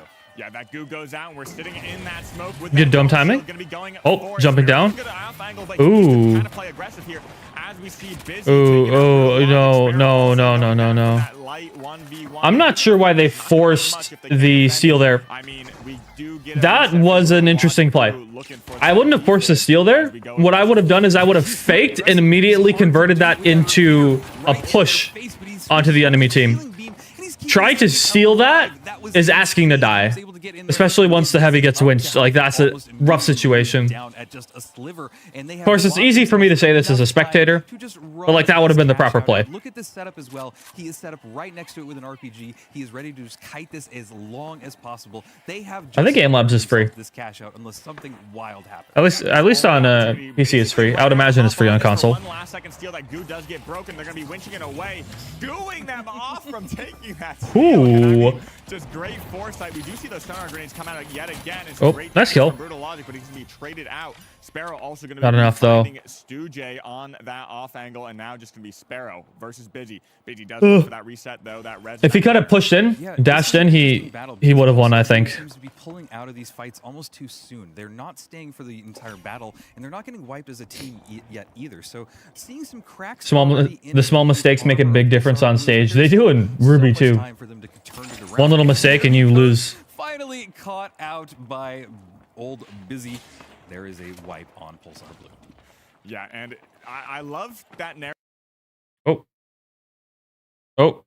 That you just stated, how they aren't wiping. They're able to get the escape, get those coins in, get those resets, and that's kind of how we've seen this meta develop, going from going to getting those clean wipes to maybe backing up, playing that coin, looking for that res, because if you do get staggered in 3v3, that can just burn a lot of time on those cash outs and can put you in a pretty bad position. As we saw initially on their spawn, they were getting shot as they were rotating over, and again, they're getting taken out right now. Sparrow going to be taken out to one bar, basically. Boo not able to rotate over either, just like we just talked about. Yep, exactly. And honestly, Envy are just so good at positioning. They know the perfect spots to deal Envy knows damage from them. Has good positioning. Really, really good positioning. And now they're getting set up for one more. This could be the last cash out on the first. Envy's basically doing everything right. Blue are able to find their footing right now. They go directly towards the engagement. Dome shields going down. Both teams. Ooh, though. Oh, good flanks though.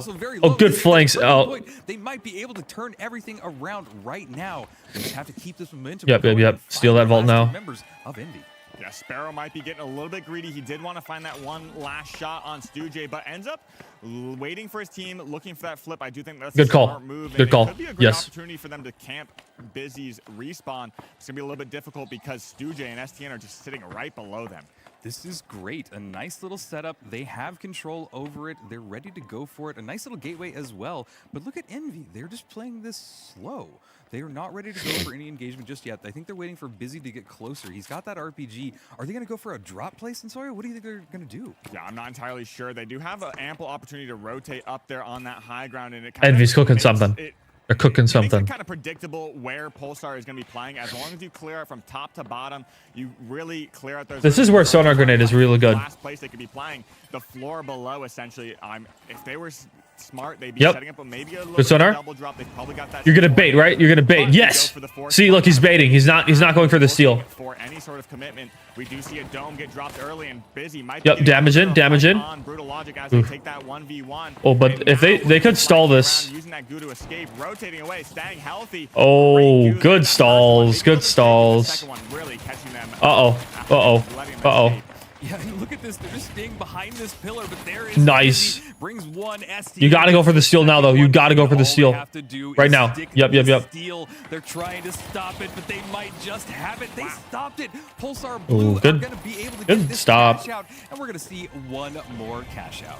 Yeah, I do like how they kind of played a little bit separated there. I offered them great opportunity to. Well played. I was a little bit trepidatious though, seeing how Boo Boo trepidatious did not have a goo in hand, because that is like the That's a word. easiest way to get those stalls. You throw that goo down right next to the person stealing, and it just blocks their line of sight. But he had some great line of sights, got the shots exactly how he needed to do, and got that win for Pulsar. Well, and it was really interesting too, because I was talking about how Pulsar were pulling away from the fights, but it seemed to work really well for them. So it might be a situational thing, and they might still just be feeling out Envy to really understand what their strategy is in this 3v3 format, because everything has changed from cash out. Yeah, and this is going to mean a lot. This first game really pulls the momentum in potentially Pulsar's favor. Envy feeling very strong. They know they're the favorite in this situation. Now just going to sit tight, I think, up on this high ground. If they're not contesting, they know something else is happening with Pulsar. They're going to be setting up on the point, maybe in between this situation, so they can rotate and follow that cash box. Well, and Envy is in control of this cash box. They are nowhere near the cash out stations, and it's an interesting move because I think they're just forced. Chat, see what you can do. Go for them. See what you can do. This is the thing Envy is team number 1. We haven't really seen it. They can just hold the box right here for 11 minutes, and then they'll win. If this game does go to time, Envy will take it in this current situation. They really know We're abusing the game right now. We are abusing the game. To make the first move. Well, and for my hope, I hope that this format is getting abused so much, for sure. Fashion, because that's just not the spirit of the finals. But with all that said, you can see the setup that is ready for Envy. There's that bounce pad. There's the RPG in hand by Busy. They're going to get hyped. If they get a pick off this, if they get a team wipe, they can rotate it and then plug it. I understand why they're doing it. It looks like Envy is just completely controlling this lobby. Yeah, Envy, I don't really know what you do here. They're just going to keep playing this until they get an advantage. Had RPG play up on the other side of the map, and now it's just scrappy. They have to play separate. They have to maybe try to find an easy winch, pull one of them down. They're going to be using this mantle, but the sonar grenade is going to be finding them, denying their opportunity, denying their plan. And this might be a little bit of a secret meta that we've seen in this current situation with those sonar grenades denying the space. Yeah, I think that's a great way. The reason nobody does this in pubs is because it's boring as fuck, but in a tournament, I totally get it. Into a stairwell, though, not the best place to be with your teammate. Just don't get caught out there, but these keeping Brutal Logic nice and healthy. Boo staying right on top of them, playing as a team. Yeah, pad this. They have to get you need a dome, you need a dome, you need a dome, you need a dome. Oh, good stuff. We needed the dome there. of them have it. I don't know if they used it earlier, but we needed that dome. Enough time. He sacrificed his teammates to get the vault. They did get the vault though, I mean, Sparrow but just running away. He's going to be that messenger bird to go plug it in A, waiting for his teammates to respawn. And I don't know if they can make it in there in time. Envy might not make it in there in time for Pulsar Blue to respawn, get set up, and play a defense on this point. They're still rotating over. yeah, Pulsar's at a bit of a disadvantage now. But they could still do well with it. Oh, ooh, yeah, they get a steal. This is a free steal for them. Yep. His movement was perfect, but though nobody is there, nobody's at the cash out, and they just get a free flip on it. And that's basically the situation you don't want to be in, because Envy are great at controlling these cash outs. Now they have time, but they have now traded positions with Pulsar Blue having the height advantage and having a little bit of oversight over all of them. But Boo Boo wants to go for the steal. They threw down the goo, they threw down the dome shield. Nice, good take. Yeah, fortunately for them, I mean, Envy did not have enough time to set up just like yep. Good back. Quick flip. That heavy is weak. You need to push that advantage whenever you can. But you know what? Grouping together right here, this is a good play. This is smart. See, chat, they're not overextending right now. They're prioritizing their positioning over everything else. In final round, this is especially important. And look at that. Converted into a kill right there. Yeah, it does. They're getting the reso. You need to push it now. You need to push it. For one of the first times in this entire map. But look at this. Oh, nice. Going off, Stu-J being the only nice. Okay. It is looking a bit weird. They're going to have to maybe coin in. Oh no. This is going to be bad for them. Oh, good kill though. He might be able to. Oh, he's dead now. He's dead. Yep. Unable to. Yeah, and that wipe's going to be detrimental. I think they win. I think Pulsar wins. Yeah. Pulsar's win. Pulsar wins. GG. GG. But this thing is not out in the open. They're going to have to also navigate inside that building, get that last second steal. I'm going to guess no time at all. It's going to go the way of Pulsar. Yeah, and I mean, look at the setup. Pulsar Blue do not want to leave this area. They know that they just hold on. They've got it. Yep. And what an amazing way to finish up the first match. Well played. Dropped it there. Extremely well played. They really brought it back in the second half there. That's the unfortunate thing about wiping. We saw one good battle there for that last cash out. That's how it plays out. Pulsar Blue taking the first map of this best of 3. Yeah, Pulsar Blue doing a fantastic job. I love how that last box just swapped hands so often, back and forth from both teams.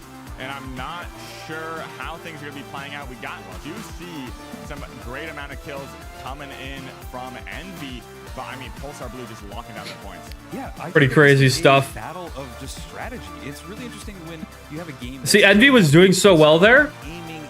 But like what went wrong? Correct in that format, but they just just hold on. We saw a really weird steal from them at the end that they just went for a flip, and then they weren't able to get enough time to set up on the height advantage, and Pulsar Blue was there. Yeah. I feel like the ending Envy, like they weren't able to get their setup really well, and that's what cost them the game right there. Little mistakes like that, or like little things. That's what makes this game so like a 50-50 all the time. Like you make one little mistake, everything changes. And Brutal just has some great line of sight. They knew where that goo is.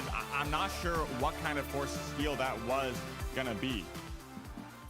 Yeah, no, and that is quite exciting, quite a fun way to get things started. And yeah, got a whole ass furry directly into Burnell on suspended structures. So I'm sorry, what are you let the furry in the crowd? Real quick before we load into that's crazy. Especially on Burnell. Well, I mean, Bernal is going to be one of those long-range head glitch matches. You do see probably going to be sticking with that CB1 repeater, the 93R as well. It's going to be a great map for lights and mediums to get some great head glitch. Oh, is there a second map? People from range, but suspended structures, there's 2 of those structures which can be a little bit tricky to push. Do you think Cash Out has too much RNG? Yes, it does. In its current state, it does. Oh. We get a second game. Okay, let's find out. It's really about denying those pads up to those points, gooing them up, locking them down, and just playing these long ranges. Gonna be seeing me on the stage next year? Maybe. We will see. It all depends on what happens in my life. It would be cool, but I can't guarantee with how my life goes. It depends on if I go full time or if I pursue architecture more as more of a thing. We'll see. But if you're an Envy fan, they have all the opportunity in the world to bring it right back at it. This first rooftop engagement. Envy's got to be feeling a little bit down after that, though. A little bit slow, just feeling each other out. Nice bounce pad going off. With oh, good RPG. Good RPG. Oh, bad dome though. Good pick though. Didn't matter. In that first engagement, the vault is there. Ooh. Oh, this is bad for them. This is bad for them. This is real bad for them. Oh. Yeah, Pulsar Blue had a great fight open. That was a also on that flank. rough situation. They really got the yeah, good flanks. I think that was a very premature dome though. I mean, great shots, great counter plays, etc. So great job from them, and they get the first plug. They've been known to set up these points. I'm curious to see if they do. Yeah, and I mean, this cash out is one of the best ones on the entire map. It's in the cathedral. You've got the height. You've got everything that you need. You can manipulate this cash out in a multitude of ways. So I'm really curious what they're going to do. Looks like they any particular team I'm supporting for the win? Maybe even dropped it down Pioneers. That's my team. But they have definitely manipulated that first cash out. I think he meant to dome down into the room. Yeah, it's possible.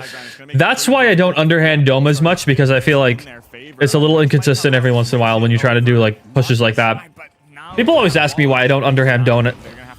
People always ask me why I don't underhand dome as much, and that's like one of the main reasons right there.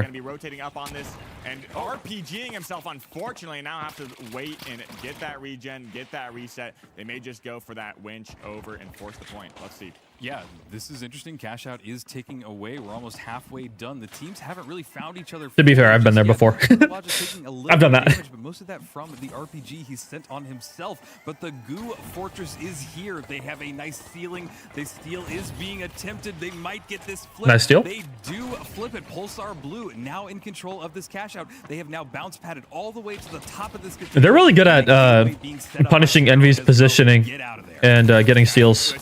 Oh, but oh yeah, they're dead. Envy wins this round. Envy wins the round.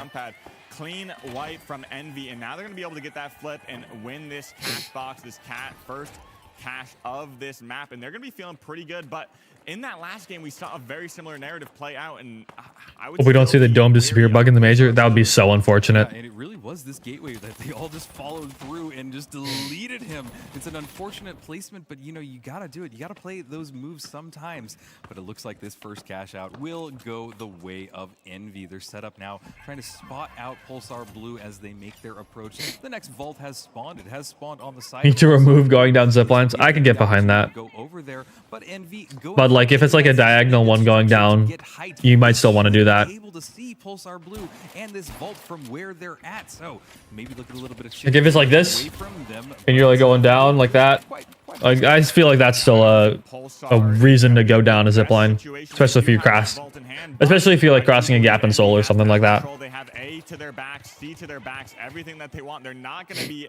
I wonder if there's a world where dome gets nerfed. Like, maybe. But, like, I feel like it's so cemented itself in the meta at this point that, like, the game would fundamentally change if we didn't have it. Over to Cathedral as well. Brutal Logic has the vault in hand. I'm okay with there being, like, one mandatory gadget for each class, but, like, medium having two is what I don't like. They have their strategies there. Looks like they're making their way towards Cash Out C, and I think Cash Out C might be one of the suspended structures, so we might see a little bit of a rooftop battle or a suspended battle if we can.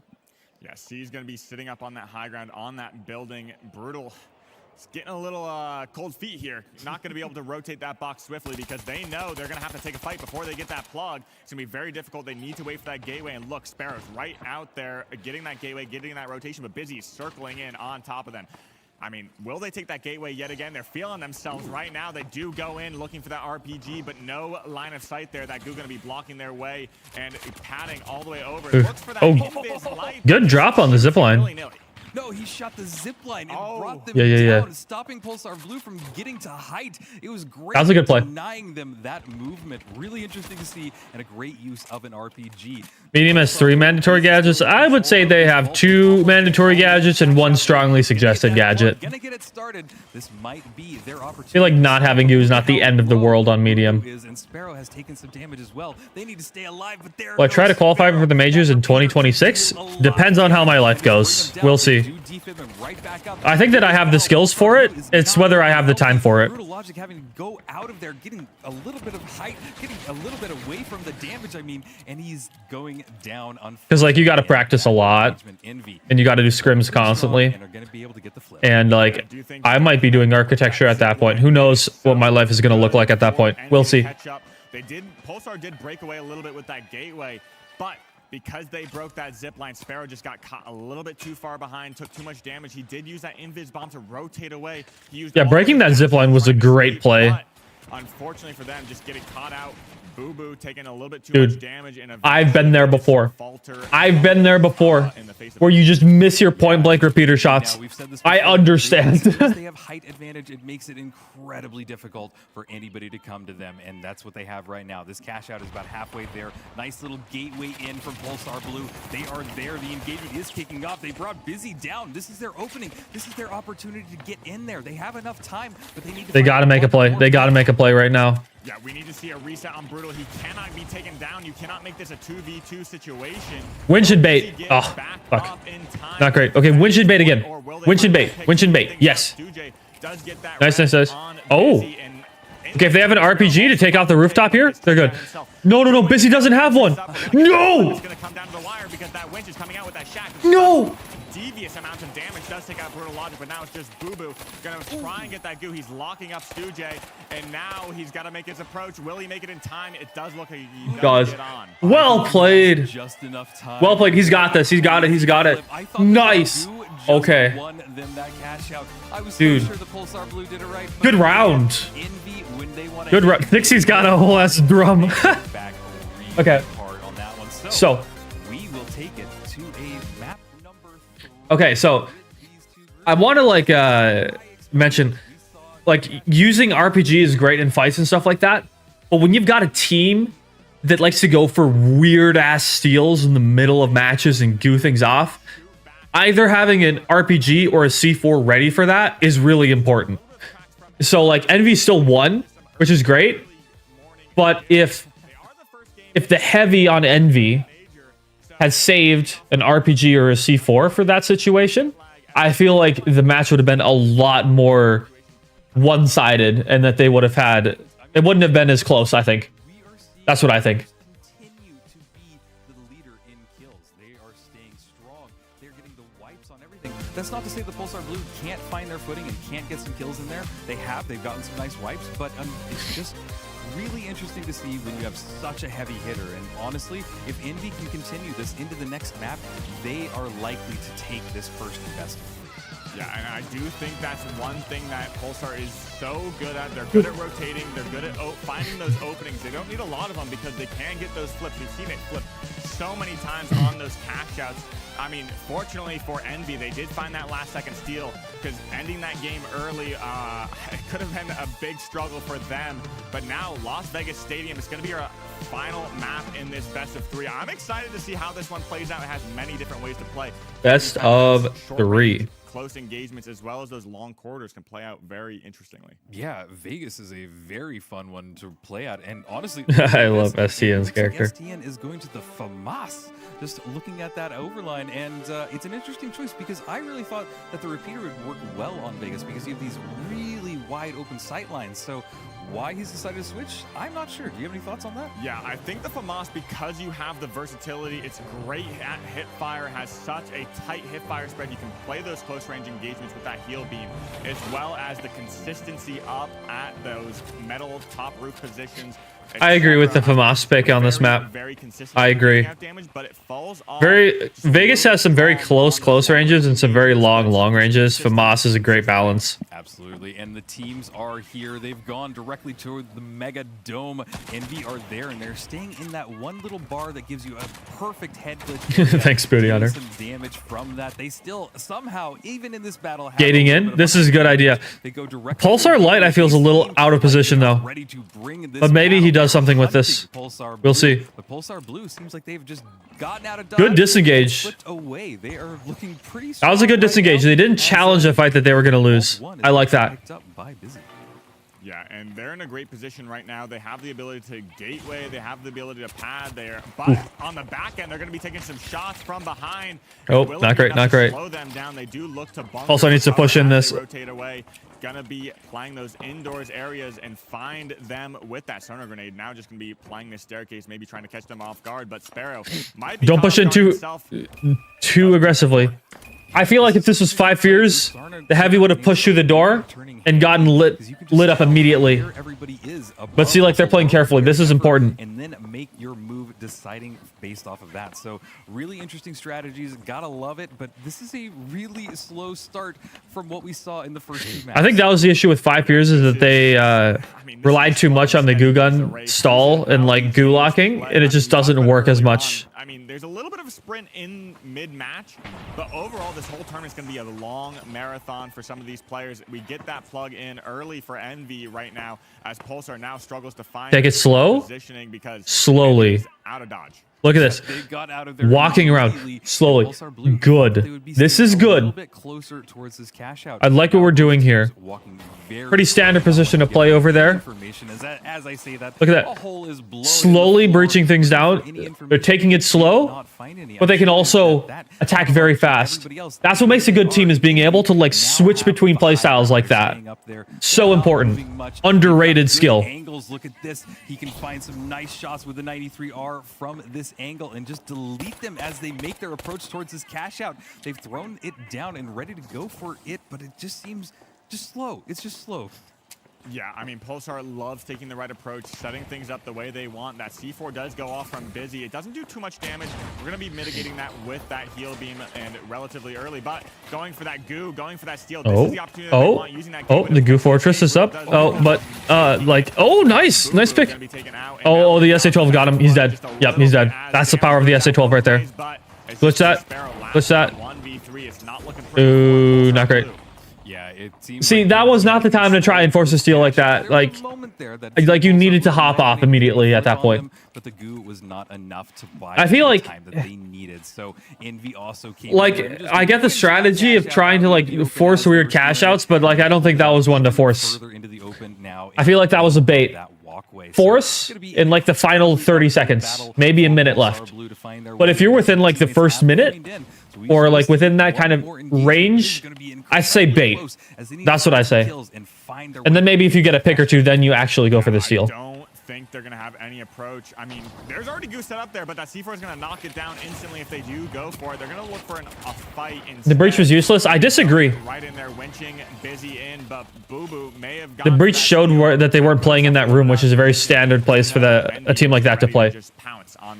That was a good breach. And Pulsar Blue still looking a little bit weak right now, not getting a ton of kills. Sparrow consistently. I think Pulsar needs to have a sonar grenade. With the way that Envy plays, I really think they need a sonar. They don't have to waste any more of their coins, and they can come back together as a unit. It's a good time to do this. It's a good opportunity when it's... Yeah, it looks useless when you can like see through walls and like see exactly where teams are in spectator mode. But like if you're in the tournament, like knowing where Envy is, especially because they all like to play together, is really important. So I think that was a good breach. Just for information to see, okay, they're not playing in that room. They're somewhere else. So look somewhere else. Play accordingly. Envy opting to play that low ground, kind of trying to catch them in the back as they rotate. But fortunately for Pulsar, they make a clean rotation over there. And do they know they're over there? They're just playing that winching that box out. You think Alliance will win? I have no clue, man. No clue. No opinions on who will win. I have opinions on who will lose, but I don't have opinions on who will win. A little bit of those cubes out there, but not enough to get... I think it's kind of anyone's game, I think. Great sight lines over for the most part. For the most part. Slowly ticking away, but Pulsar Blue could winch this one more time further into that building. Good pokes. Forcing Envy to go for it, and that's exactly what they've done. Okay. Ooh. Oh, this is a... Oh, this is a bad spot. Ooh. Oh. Okay. Oh, well played. Good recovery. Good recovery. Damn. Risky res, but they seem to have a good strategy because they are running in there, bringing Boo Boo down, and the rest of Pulsar Blue. What a crazy strategy. Yeah, I think Boo Boo was looking for that. Okay, but Envy did reset it though. Caught off guard, but I mean, they had a good That's a really weird place to try and force it. Like, I know you don't have much options, but like that glass roof is really hard to work with. Just a piece of the map is just difficult. That's just unfortunate right there is what that is. High ground. I mean, beaming straight down can be a little bit difficult. You're just aiming basically at heads. It can be. Okay, who will lose? Very good at hitting those as well, getting the damage. I'm a little unsure about the Korean teams. I'll just say that, or like the Asian and Oceania teams. I don't think they play with the big dogs enough. But I would love to be proven wrong. I don't think that they have it. The fire has just secured them this cash out. Oh, good stuff, Envy. Good stuff. Nice. Good rounds. Good turnaround. I'm glad that their mental didn't get completely crushed by that first round. Good plays. They're going to be calling out that win from Envy, and I think we're going to be going back to them. I think Pulsar baits just a little too much. That's my opinion. I think Pulsar baits too much. Absolutely amazing. I like the strategy, but we're doing it a little bit too often. We need to switch it up here and there. That's my personal opinion. But I gotta say, it wasn't the easiest run. I mean, especially map 1. But it was close. It was close. Absolutely. I'm being nitpicky. Being nitpicky. Envy, there always are some surprises. I mean, Busy taking out the Shack 50 on Bernal is going to be something that, you never know, go one way or the other, but I really do think it came down to those sonar grenades every now and again, where Pulsar Blue, well, they really surprised at the very beginning of it, but Envy pulling those sonars out.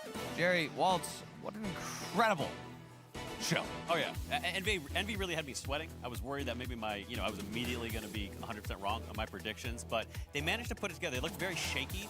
Stu, I feel like wasn't doing well in that first map. He just kept. I'm gonna go grab some water while they talk for a bit. I'll be right back. They played really well. Yeah, they turned up. It was an impressive showing from them, and the stats don't lie, really. It really was a case of Envy winning most of the team fights, getting most of the kills, but they managed the macro much better on this Horizon, in a similar way to the way they did on in the cash out prior. And then it started to slip apart. We started to see the dominance on Bernal. Really difficult map for Sparrow to sort of find his mojo on. He loves to operate a little bit faster and loose, a bit separate from the team, and I think he was being caught out a few more times than he would have liked. I mean, I think that this is the very first case of, LAN nerves that are kind of coming through, because Pulsar Blue, they started great, but once a few, little cogs in those wheels started to not turn correctly, it seemed to run away from them exponentially. And honestly, even thinking back that very Sonar's way better than Tracking Dart in its current state right now. I don't know why Pulsar I feel like it's hesitated before pulling into that final fight, Waltz. That's what Envy has always been. Yeah, I think we know that Pulsar swapping out the glitch maybe for Sonar would have been the better play. I think, because I think the heal beam was really good for their strategy, or not the heal beam. The infuser was good for their strategy, because when you bait, like, you're going to take a little bit of damage, so having the heals is important. But I think that the sonar was really going to be a important tool for them to use. And so I think that that's something to think about in the future, is for a team like Envy that like hides in very specific rooms, uber prioritizes positioning. Sonar is really good. Think about that car park defense where they set up on height and they just allowed Pulsar to slowly collapse on that box, knowing that their defense would be good enough. It did come a little bit close, but yeah, I've mentioned Sparrow having a weak Bernal. He actually had a slightly stronger Vegas, but it was Brutal Logic and Boo Boo that were kind of left to their own devices, often losing a 2 versus 3 before Sparrow could really get in and do his sort of trademark cleanup. So, yeah, we see a lot of teams run this very kind of isolated light player, right? Yeah, like, Sparrow is the epitome of that. Sparrow, he really is the epitome. He is a 1v3 clutch player, but if he doesn't clutch, then you're in trouble. And like you said, like Pulsar, it felt like they actually had to worry about their coins, and rarely do we see teams have to worry about how many coins they're using, but he's constantly off to the side, but if he's not able to finish up on the damage his teammates do, it's not going to help you. No, they rely on him so heavily. We're not just pulling this from thin air either. Like, stats-wise, across the seasons past few months, you look at this team, and Sparrow has twice the KD of both of his teammates combined. The entire team would be below the rest of the pack, except for Sparrow. He's the only one bringing them up. Yeah, 5 Fears were actually lowest KD-wise overall, but Pulsar Blue not that far behind them, if not for Sparrow. So, I mean, I gotta say, though, I mean, Jerry Waltz, the most important part of any 3 stack is timing. And in order to ask a little bit more about timing, let's throw it over to Oscar on the stage because he's got an interview. We can learn some more information. Oscar? I didn't know you spoke French. Welcome back to the DreamHack stage. And can I just ask, who was excited for the game? There it is. I'm standing here, of course, with one of the winners, Mr. STN, who's just punched his ticket through today. That's that Swedish height right there. Look how tall Oscar is. You're through today too. Talk about the emotions right now. It's just, we're all a roller coaster right now. I know we're all putting in the work and we're all doing as much as we can to really entertain you guys and make the game show it is. You're doing a great job. You're doing a great job, man. I just want to say thank you to everybody that's already here, and we're hoping to give you guys some more games. I know we're excited to. Thank you. Is that like a About day 2 now. So you're through to day 2. It means you've already secured a top 8. I thought I saw commit in the crowd. Are you looking to change anything going into next 2? Will we see some surprises, or is it just, you know, standard play, hope for the best? I don't know if you guys peeped, but there was a goo gun in that 12s cash out. So we might not see that anymore. So we're definitely going to change up our strategy to more of a fighting play style. So is 5 years out entirely? Like, are they completely out? Or is there a loser's bracket? And everybody at Envy to really giving us the push that we need. Thank you guys as well. I really appreciate it. Hey, thank you so much, STN. We'll see you more tomorrow. Go back to your team, celebrate. And you know, it's time for us to turn into a bit of a break. But before we do it, I just want to ask, left side of the crowd, are you ready for more? Right side of the crowd, are we ready for more? Oh, and you're going to get more. But you're going to get more. Oh, yeah, that's commit. That's for sure commit. Yep. You got a jacket. He's got a Red Bull jacket. It's not the same as mine, but it's still pretty cool. But not quite as cool as mine.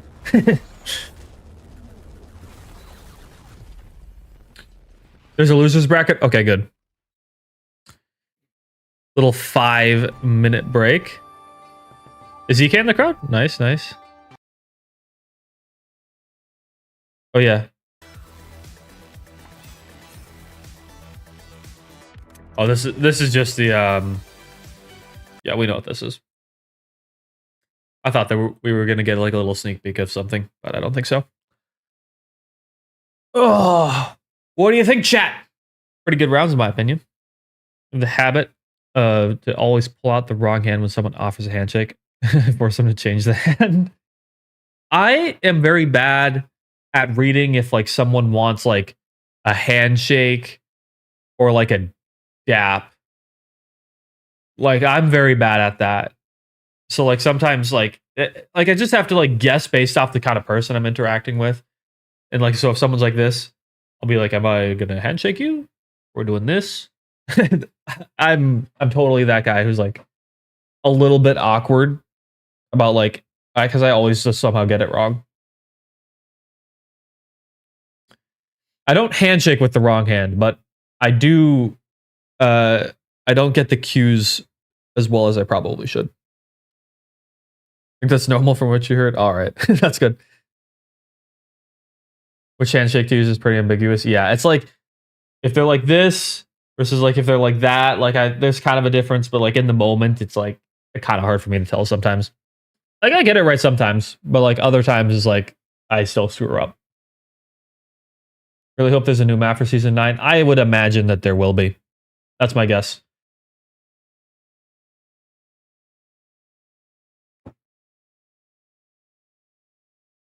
I hope there's a new map at least. I really do hope so. I hope there's new specializations for season 9, honestly. Ugh. If this keeps going on long enough, I might have to eat on stream, which is something I've never done before. I don't think I've done before, at least. Maybe I have. Might have. Should I just like do a Hassan stream and just sit here and like eat? And that's it. I'm kidding.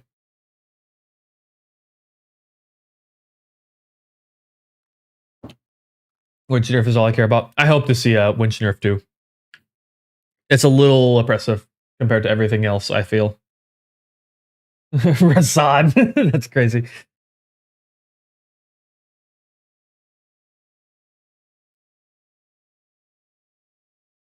Yeah, I did see that cash box Caesar. I have high hopes.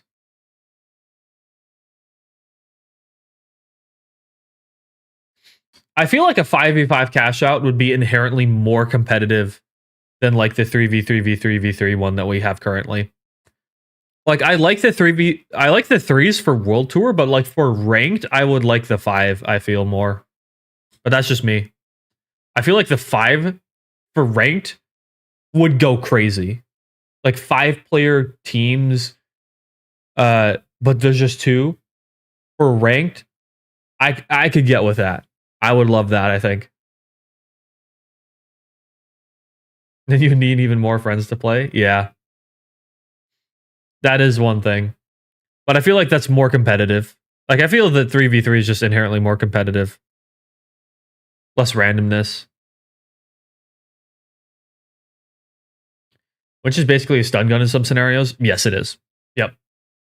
But Winch doesn't lock you in place as much, so it doesn't feel as bad. So it took forever for people to say that it should be nerfed. I remember when people were complaining about Winch getting like it's a range reduction back in the day. I remember that. And that was crazy to me because I was like, Winch is so good. Why are you saying that it's not? But that's just Reddit, I think. Reddit, for some reason, just loves heavy and hates light. For some reason. I don't get it. Because heavy can be just as oppressive as light. It's probably just like bronze players or something on Reddit. I don't know. Which teams are going to be playing next? I do not remember. We will see. Every day we get closer to Counter-Strike. Well, the reason everyone gets closer to Counter-Strike is because it's like one of the most competitive game modes that you can do. Like having just 2 teams is very competitive. Apex can do it because there's not just 4 teams. It's a ton of teams, like 15 or 30 or something like that. Actually, no, it's 20. It's 20. There's 20 teams in Apex, and like the map is way bigger. But like for when the maps are a little bit smaller and there's respawns and stuff like that, like you're gonna get some randomness, especially with like the destructible terrain and all that, and the type of game mode you're doing. It's not like a just try to be the last person standing. It's objective based, so like whole other thing.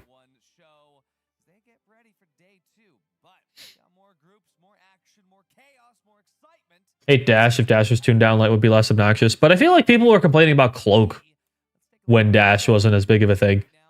It's like people are always complaining about something. And then if Grapple gets good, people are going to complain about Grapple. I feel like people will basically complain about anything just for the sake of complaining. Like, of course, there's going to be things that are going to be annoying in your games, right?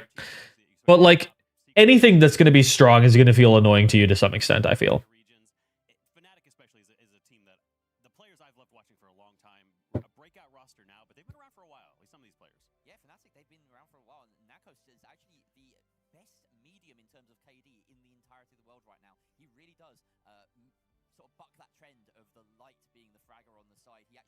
Yeah, it's just one movement cooldown for now. If they buff Grapple and change it, people might complain. But the reason no one complains about Grapple is because it's not good. But if it was good, people would complain about it. Like if we had a super plug meta, for instance, that would make Grapple meta. If we had a meta where you got 30 to 50% of the cash from just plugging the box, Grapple would be meta. And then people would complain about Grapple. Like it's all context dependent.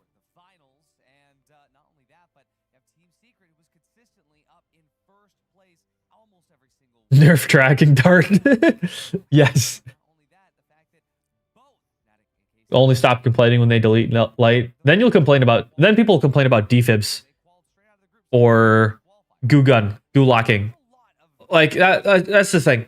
Like light gets a lot of complaints, I feel, but people will complain about whatever. I think people will always just find a thing to complain about. Like you're either the person who complains about a lot of stuff or you're the person who doesn't complain about a lot of stuff. I feel like that's just kind of how it is. surprise to absolutely nobody, I think they can. My prediction is that I think that Team Secret is going to be able to make it here out of this group stage. Who'd have thunk it? Team Secret, of course, they are the winningest side, as mentioned earlier. 77% win. I feel like if Winch gets nerfed to the ground, Ghoul rise up. I'm down. I'm here for it. Ghoul's been really niche. It's been good, right? Very good, but it's been niche for so long. I think having Goo shine a little bit might be kind of interesting for the game. But I think Pyro needs to really break Goo a lot faster. That would be a big buff that I would make. I might make a video on like what the Ronin balance patch for the finals would look like. Like all of the changes that I would make. I might make that video. I've never really done one of those before, but one of the things that I would change is that I would make Pyro or Fire burn Goo twice as fast as it does right now. Still the only team to end a fight with 0 survivors at the qualifiers. Let's see what they'll bring us this time. Thank you for that, Scotty and June. I mean, yeah, like you said, Jerry, this is genuinely one of the most goated teams to look out for. Oh yeah, they're really Animations pack on the M16. That would be good. Am I personally rooting for? The Pioneers. That's the team I'm part of. I'm part of it as a content creator, but rooting for the boys. Other Midwesterners represent. I think they're Midwestern at least. A lot of the guys are.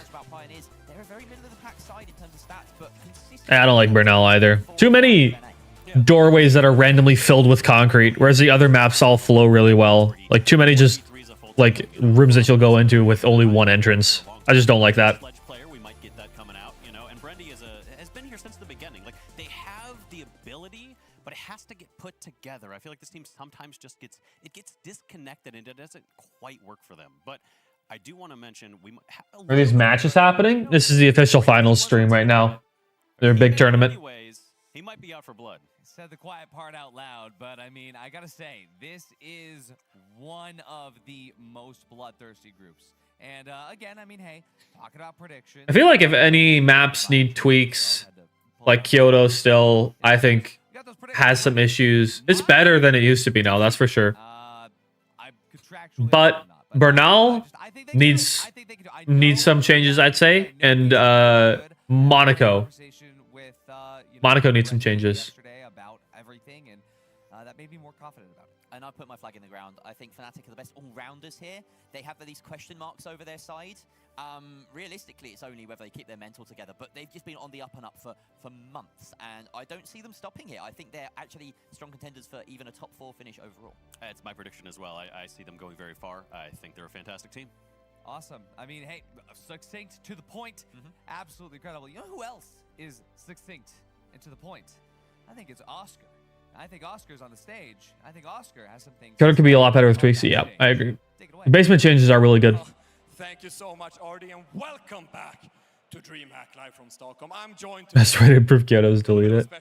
It shouldn't be a count pool map, I don't think. World Tour, it's fine. I don't think it should be in ranked though. Talking about the one and only. Oh, who's this guy? It's a niche internet micro celebrity. I don't know this guy. I do know this guy. Neon, my friend. You've been the broadcaster for the game for a while. How do you feel about being at DreamHack? Does it feel good? Are you excited? It is so exciting. It is so exciting. Seeing the amount of work that the team has put in, how excited the players are, the passion here is just amazing. We're in for a very cinematic weekend. He's got an orange watch. That's funny. It is cinematic indeed. And, I got to ask, do you think we'll see someone, bottle flip a building? Do you think we'll see a Sky one today, or do you think they're going to be mostly professional? I've heard the Sky ones might be in the building. We're also doing a B stream? I don't think so. Not that I'm aware of. Maybe it's from previous matches. Ground quakes when Mula jumps. What a fantastic day it's been. Okay, do you have a team, Neon? I know you probably have to be a bit, professional here, but do you have a team you're rooting for? I mean, it's going to have to be SSG. I've got SSG. But what I'm hoping for most of all is that the games come down to the wire. It's super intense and super fun to watch. Entertainment. That's all we can hope for. All right, this has been Neon Guts, our broadcaster.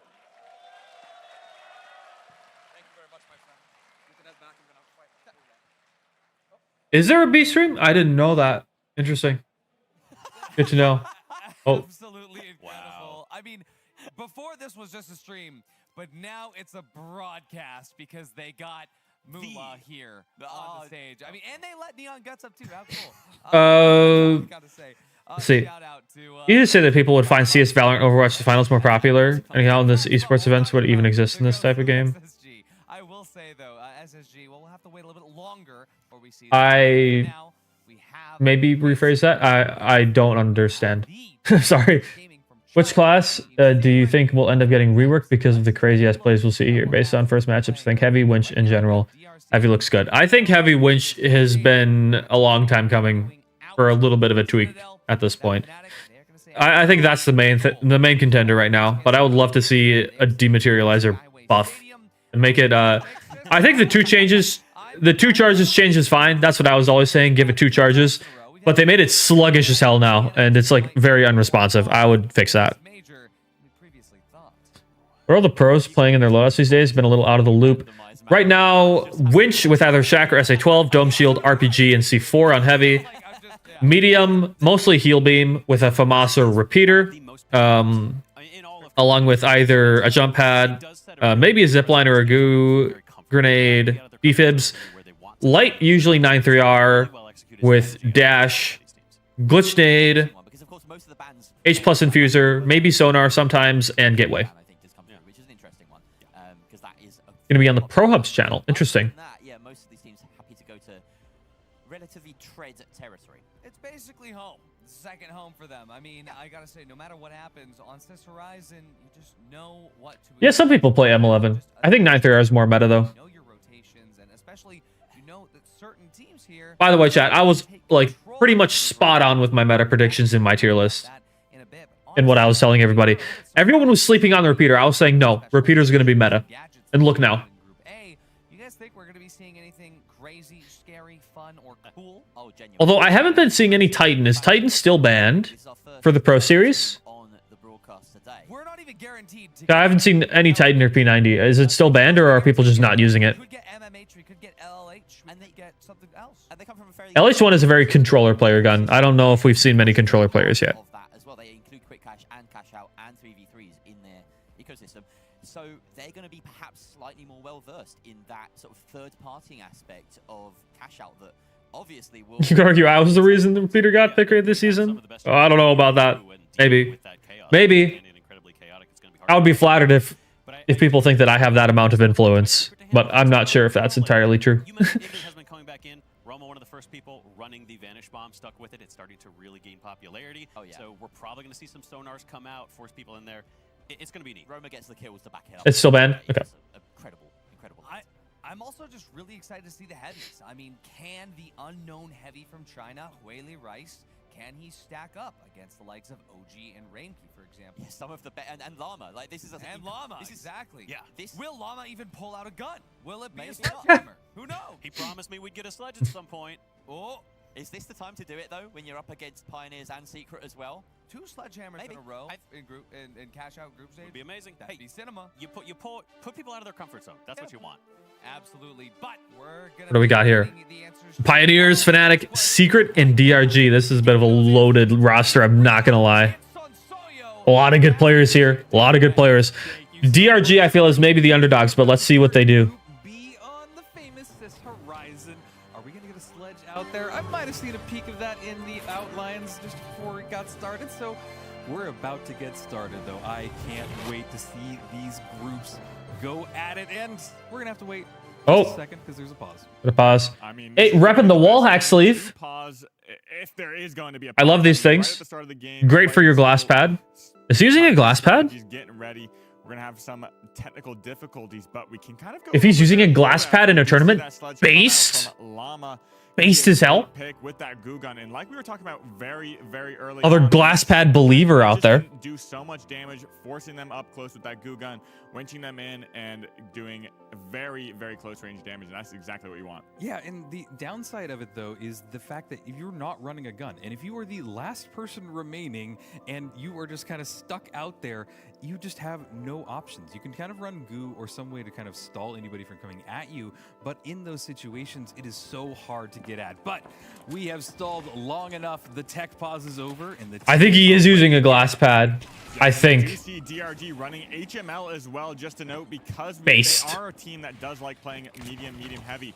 But going on, we do see an early pick Oh, come oh, out. Team oh. Secret now going to be looking for that reset onto Roma as DRGE gets taken out. OG finding a great pick there. Just going to be sitting up on this high ground looking for that reset. Regrouping here. Oh, oh, oh, what a witch. Oh, that was a really difficult thing to push. Yeah. Pulling him in there, but there's only one remaining person on DRG. Seems like we're gonna turn our Oh, attention the over sledge. to this Nice. one. This Nice. ball Oh. comes out, but no, unable to connect it. He goes down.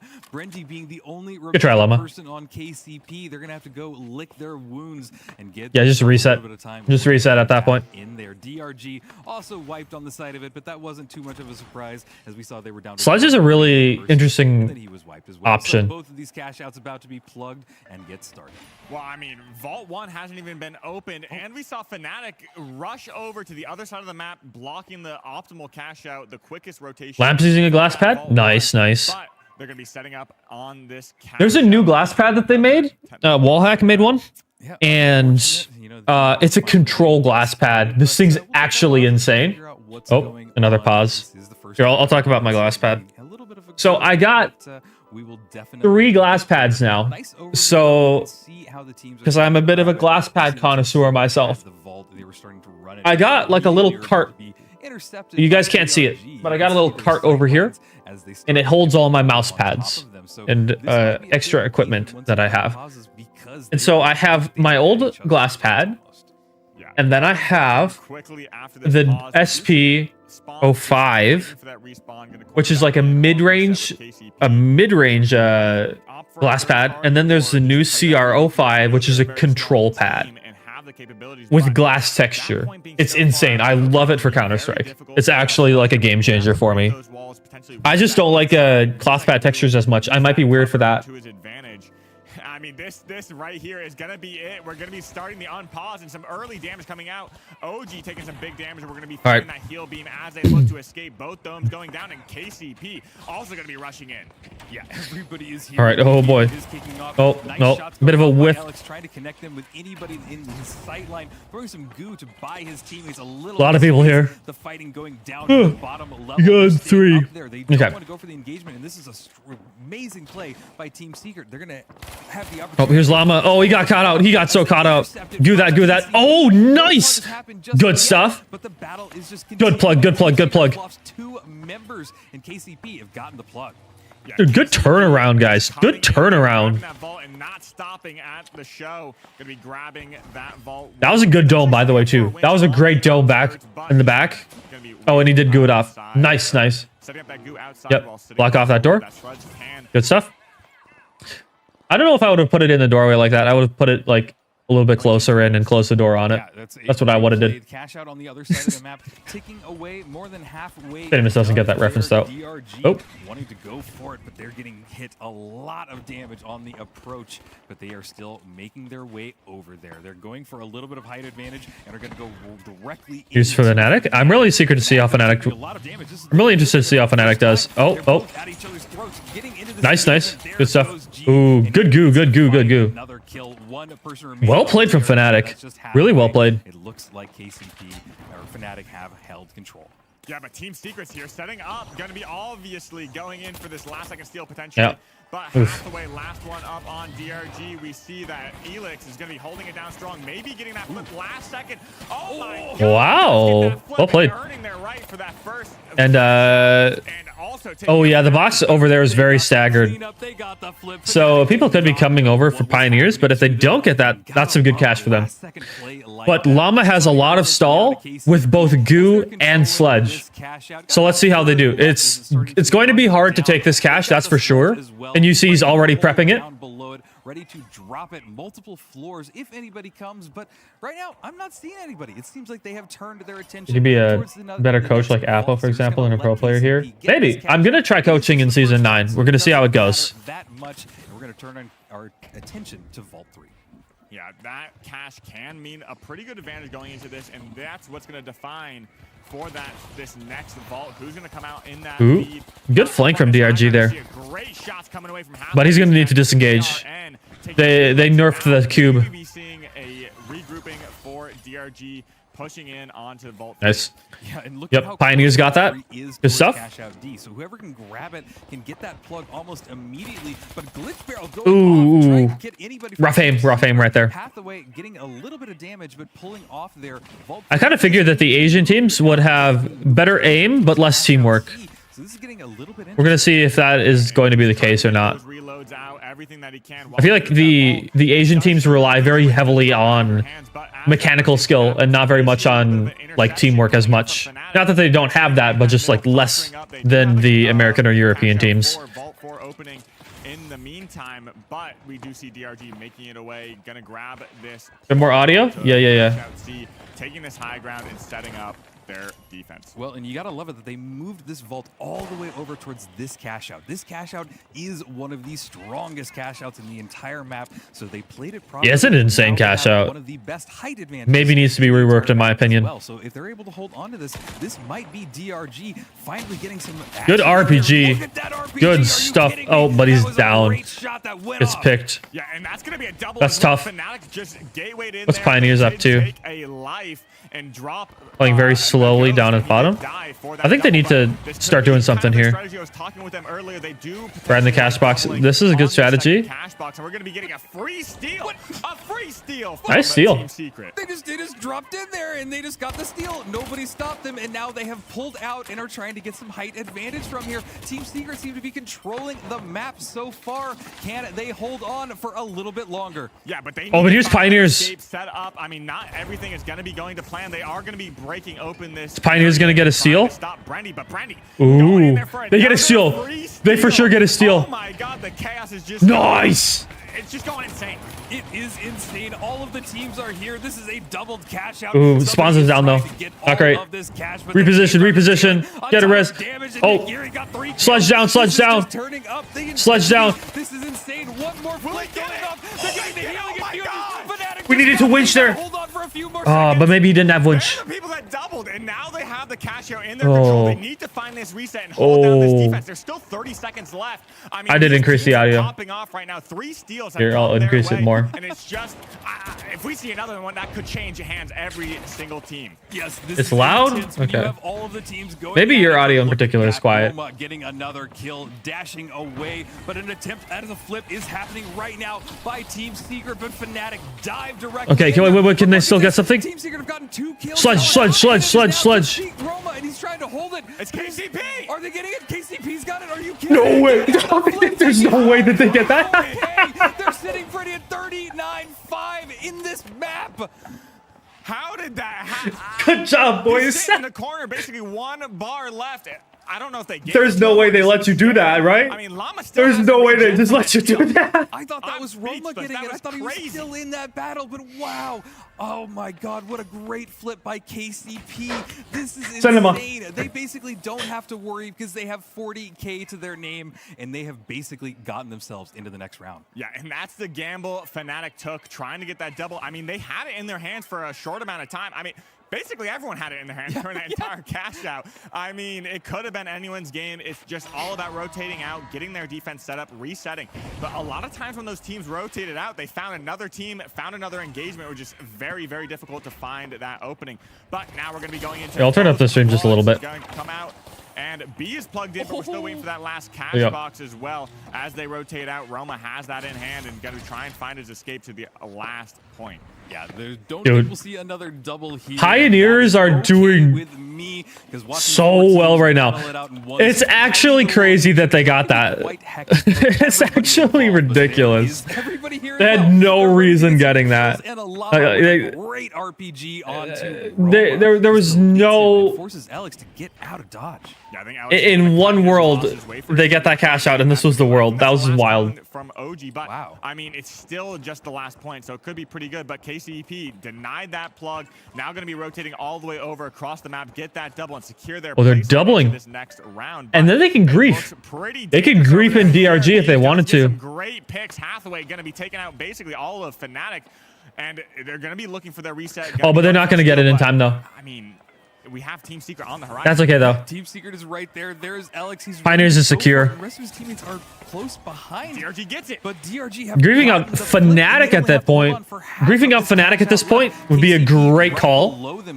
And getting DRG in, I think, is the play. Who they decide to go for, and definitely, for sure. as well, but the cash out is ticking away, and all three teams are wanting to grab. He's gonna sledge it right now. Nice. Sledge. Nice. Nice. Oh, why is DRG fighting them? DRG's shooting Pioneers. They're getting griefed in. I don't know why. I think they're getting griefed in at least. Yeah, they're totally getting griefed in. It's going to be coming down to the wire. 18 seconds left on this. Everyone's dropping. It's going to be Fnatic and Llama left, as well as Hathaway and Roma. Yeah, see, yeah. To get it, but Rainkey does end up getting that stop, and we're going to be going in. DRG gets griefed in. Going to try and find it, but it's going to be Roma. He's going to be... DRG wins it! Oh my God, they held on for the entire second half of that cash out.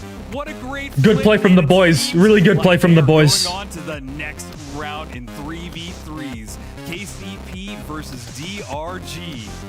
Yeah, and that was incredible. I mean, I think everyone's speechless. DRG really showing out, but we're going to be going back to Artie, the analyst desk, as well, to check out their thoughts on this match. I'm speechless. That was an incredible game. I mean, hey, we wanted the sledgehammer. We got the sledgehammer. We wanted the insane doubles. We got an insane double. Can we talk about that? KCP just running the show. They doubled? No, Fnatic doubled. KCP stole it twice. 4 steals in total on that double point. Fnatic doubled it. Secret stole it. Fnatic stole it. KCP finished it off with literally no time remaining. Not only that, can we talk about Hathaway's ARN? Oh, Hathaway was even when they weren't finishing team fights, Hathaway was decimating health bars left and right with all 60 bullets. His positioning, using that gateway and getting to the proper angles, won him the fights, and that was the crucial moment. DRG, knowing that if he killed Llama there, and DRG isn't running a turret. That's really good. I'm glad they're not running a turret. They were not. I've heard that the Asian teams like turret, and I'm glad they're not doing that. 10 kills on Hathaway. 10 nice. Kills on Hathaway. 7,000 combat score. When Alliance plays, I do not know. One of those Sorry. lights actually ended up making it through. The medium and the heavy on DRG, both E and Gaga going absolutely insano style. And I mean, hey, all of us are wrong. This is the first time on the death predictions that everybody is just completely wrong. You've been mudded. This is Fnatic and Team Secret are two of our 3 biggest teams in EU, and they've been dunked on by not only KCP, credit to them, but also DRG out of nowhere. Unknowns from the Chinese League, like just coming out and being so impressive. You know, we said that they would have strength in cash out, and they've proven it. That last hold was brilliant. EU is not beating the allegations. No, we're not. EU is not beating the allegations. And it was not that was not DRG getting this out of nowhere. DRG did take out Fnatic. Fnatic getting knocked down is something that I did not see happening. But I mean, but it happened. Hathaway, the ARN was just going wild. I was so blown away by that. I knew that we were going to be surprised by these teams coming out of APAC. That was shocking. But I mean, at the end of the day, though, it was also good. I said the Asian teams weren't going to win. They kind of got griefed in there. They knew, hey, if that's a purple dude, they kind of did. The thing with I expect the Asian teams to be impressive mechanically, but not as great team-wise. But we'll see how it goes. But they kind of got griefed in there. Pioneers getting that crazy lead and then being able to just do whatever at that final point, I think really changed the game. They are born in the chaos. We only adopted it. They were born in it. They've come to claim their prize. But Pioneers could have let Fnatic steal if they wanted to, but they didn't. Check in with so some of the players to check in on some of the feelings that might have been hurt over on the other side of. Well, we'll see. Will Pioneers win against DRG? Let's find out. Who's got an interview for us? Indeed, I do, Artie. Thank you so much. Welcome back to DreamHack Stockholm. I'm standing here with Nigiri of Team Fnatic. Didn't quite make it in a cash out game, but the day is far from over. Okay, so you're back here in Stockholm. You've made it all the way to the major. What does it feel to actually bring a team all the way to LAN? it was amazing, like meeting my friends for the first time, flying out. I think there's a loser's bracket. Yeah, it's really amazing. Like, like I have some friends, my girlfriend's here. I couldn't be more happy. That's what I want to hear. Okay, it's just first game down. There's 2 whole days of competition. You're going to head over into the other part of the broadcast. Yeah. How, from a scale of 1 to 10, and the only right answer is 10, how certain are you that you're going to be back for phase 2? I have a team that I'm going for. Pioneers, baby. Just got unlucky, like, And they did really well last match. First cash, yeah, whatever. And then, like, second cash, we could have gotten it, but, like, unlucky. Unlucky. There was a fucking wall in front of me. I couldn't get there yet. Teasing something? What am I teasing? My God. Hey, that's the finals for you. Everybody, give it up for Nagini. Am I showing the Kyoto Gate? You mean my wallpaper? And I'm going to throw it back to our friends at the studio. I love the fact that... I was just hoping he was going to throw it back. He could have thrown it back.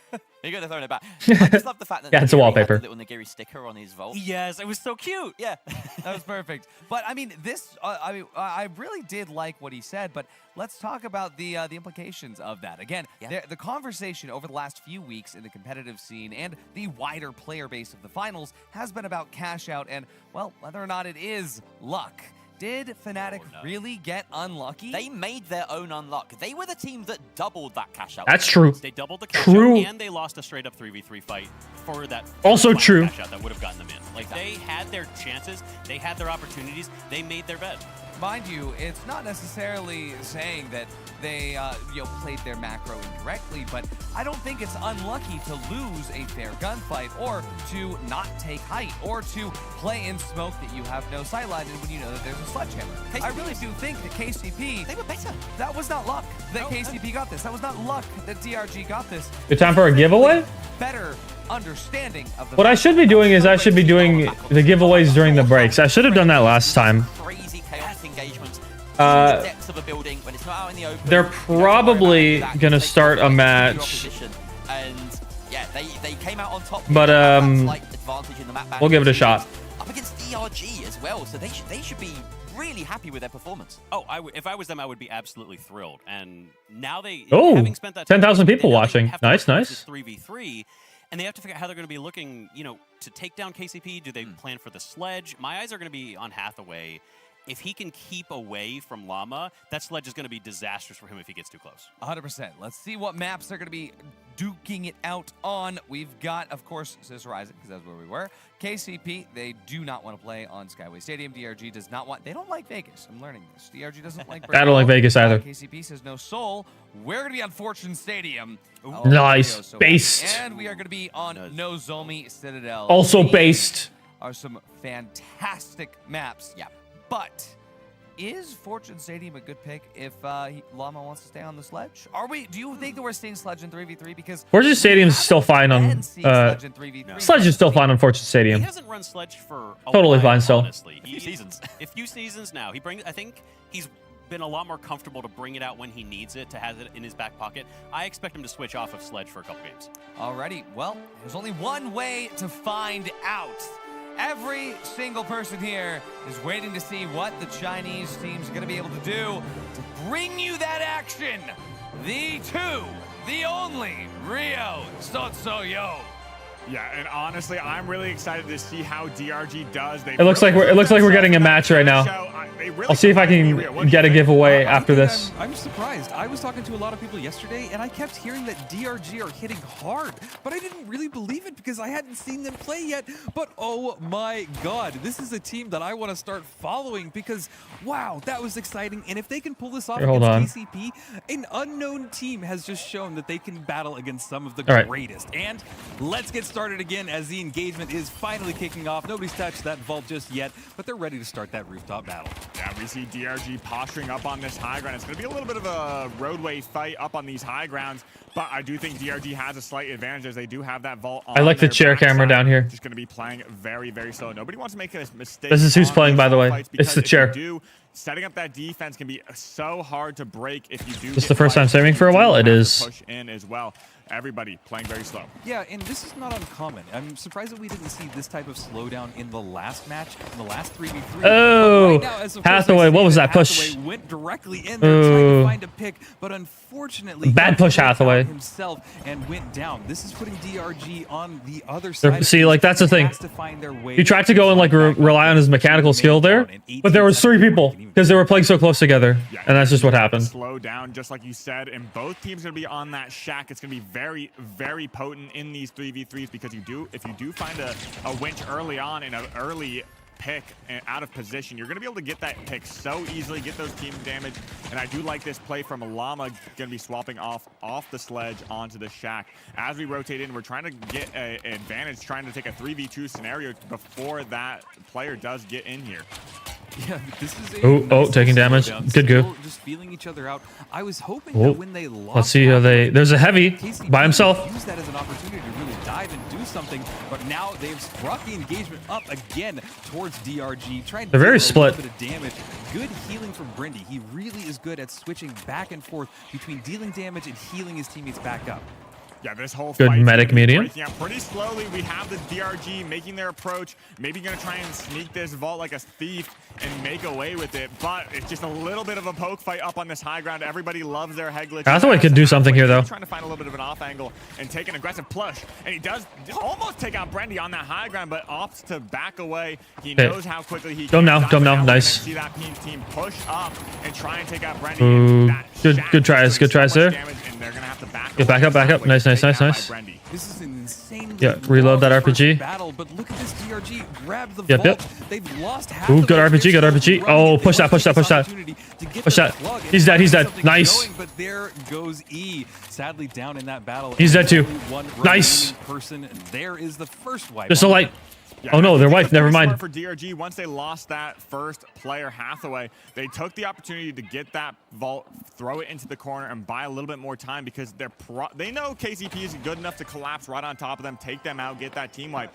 The amount of time every second counts for this rotation over, and they're going to be able to spawn in right before this gets plugged. Yeah, this will be good for them. They'll have enough time to go over there right after the plug is plugged in, and this won't give KCP a lot of time to set up for this next fight, and that's exactly what is happening right now. Oh, that's so unfortunate. Brendy got caught out. Looking for the next kill. Llama in the battle as well, but DRG has gone to the second ledge. Oh, this is bad. This is really bad for them. With that 93R, but not able to connect the shots just enough just yet, but they are still on the hunt. Yeah, they need to go force point right now as they have this advantage before they can reset. Hopefully, they need to force point and get on top of it. They're gonna find him, but they do. They end up finding him, and Llama had that RPG in hand. He does not pull that trigger, I don't think. And now E is on the top of this cash out, ready to write it down. No C4 in sight to drop this. Llama's just gonna back up because no C4. Interesting. They could potentially put this back into a 2v2. He just didn't. Absolutely. Did he just not have it? Grenade went off and didn't connect with anybody, so they didn't get any information from that. And DRG has enough time to set up. Oh, he's dead. He's dead. Hathaway's very good mechanically. Forcing him to run out of their RPG in the hands of 4 subs from Tweenies. Good morning. Good morning to you. Welcome. Joining at a good time. Oh, what the winch? See, that was a good push. Good push there. Good push. Stellar right now. 4 months from 2 weenies. Thank you, man. Initially, kind of rewinding a little bit. They found some great picks. That was a good play. Very good play. Struggling to get that point in, and now only 30 seconds left. We go back, look at a replay, and I mean, it's just struggling. They hit themselves in the RPG with that door and then fail to get that very close connection. A little close range for the RPG, in my opinion. I wouldn't have pulled the RPG out there. It's very tempting to, but like I don't think that was the right play. KCP rushing in very quickly. They have an opportunity. How much caffeine am I on? None. Not going to be very opportune because DRG is nothing right now. All up. We do lose one of them, and now we're going to be going in just last second. No opportunity to steal this. He gets on it. Yeah, you don't got that, unfortunately. Not enough time. He's still holding it, but look at this. They're getting the cleanup on DRG. That looked like my aim for a second. To show that they can hit back just as hard against a team like DRG, but wow, what an incredible showing by these two teams. I have a feeling that both of these teams are... I don't know why the face cams are empty. I commented on that earlier. It hasn't been an entire dominating force by one side or the other like we were seeing in the last battle. well. But this Chat, that's what happens when you use the looking glass. is ready to go. B tier scope. Well, they're ready to just move this vault and continue the action. Yeah, unfortunately for KCP, both vaults are split on both sides of them, so Just use the iron sights at that point, bro, Chacho. Their back. They might have a clean rotation right here, right now, but they do have DRG potentially right behind them. That gateway going to rotate them the opposite way, going to cross paths with them basically and get this plug in, get it started. Yeah, and I love this cash out. There's a lot of ways to manipulate it. And okay, yeah. You can just leave this is a llama cash out, I think. They want to stay in this room. Ringside's good too. Right on top of this cash out. They did not see the latest Ronin video. They did not. Come in and steal it for free. They're dipping out right now, going off to the side of this building. They can still get right back into that cash out. All right, CM. Notice if they need it, but right now they're just trying to create as much chaos and confusion for DRG as they're starting their approach. Yeah, DRG's just going to be looking for them up on this high ground. They do hear some footsteps. They are calling that out. But with this team, you don't necessarily know if it's going to be all of them. They do maybe catch them off guard, but they do. Good damage, good damage. Oh, yeah, oh. But Goga also going to be taken down. Oh, 2 defibs. That's funny. Oh my God, I love it. Is insane. They get both teammates back up. Yeah. Look at this. Brittany goes down almost immediately. Llama taking a lot of damage, and Spawns being the only remaining person. GG trying to find that, but he goes down in that battle. But Spawns finally goes down to halfway. The light player with 10 kills last game. I think like DRG is just mechanically diffing them right now. Of this cash out, but I feel they're just mechanically getting dipped. Yeah, I mean, which is unfortunate. Fantastic little play there. We're going to be looking back at that replay. It's just explosive. Both these teams with this current meta. Winch, I mean, it really comes down to who gets that first winch and gets that kill, but that counter winch coming down clutch and getting that pick. Well, and we are just about 25 seconds away from DRG taking this first map. If they can stop this approach by KCP. Yeah, I don't think KCP has this. Try to find any information that they can. I don't think so. Explosion going off as well. They are here. Yeah, ready to go for it. They've got a perfect setup. Bounce pad RPG, bringing the engagement all good DRG. Good tap. You're dead though. Yeah, this is bad. Llama needed to stay up there. Llama taking some damage as well. Bringing down. You need to go for the seal. One more kill. It is all on Hathaway.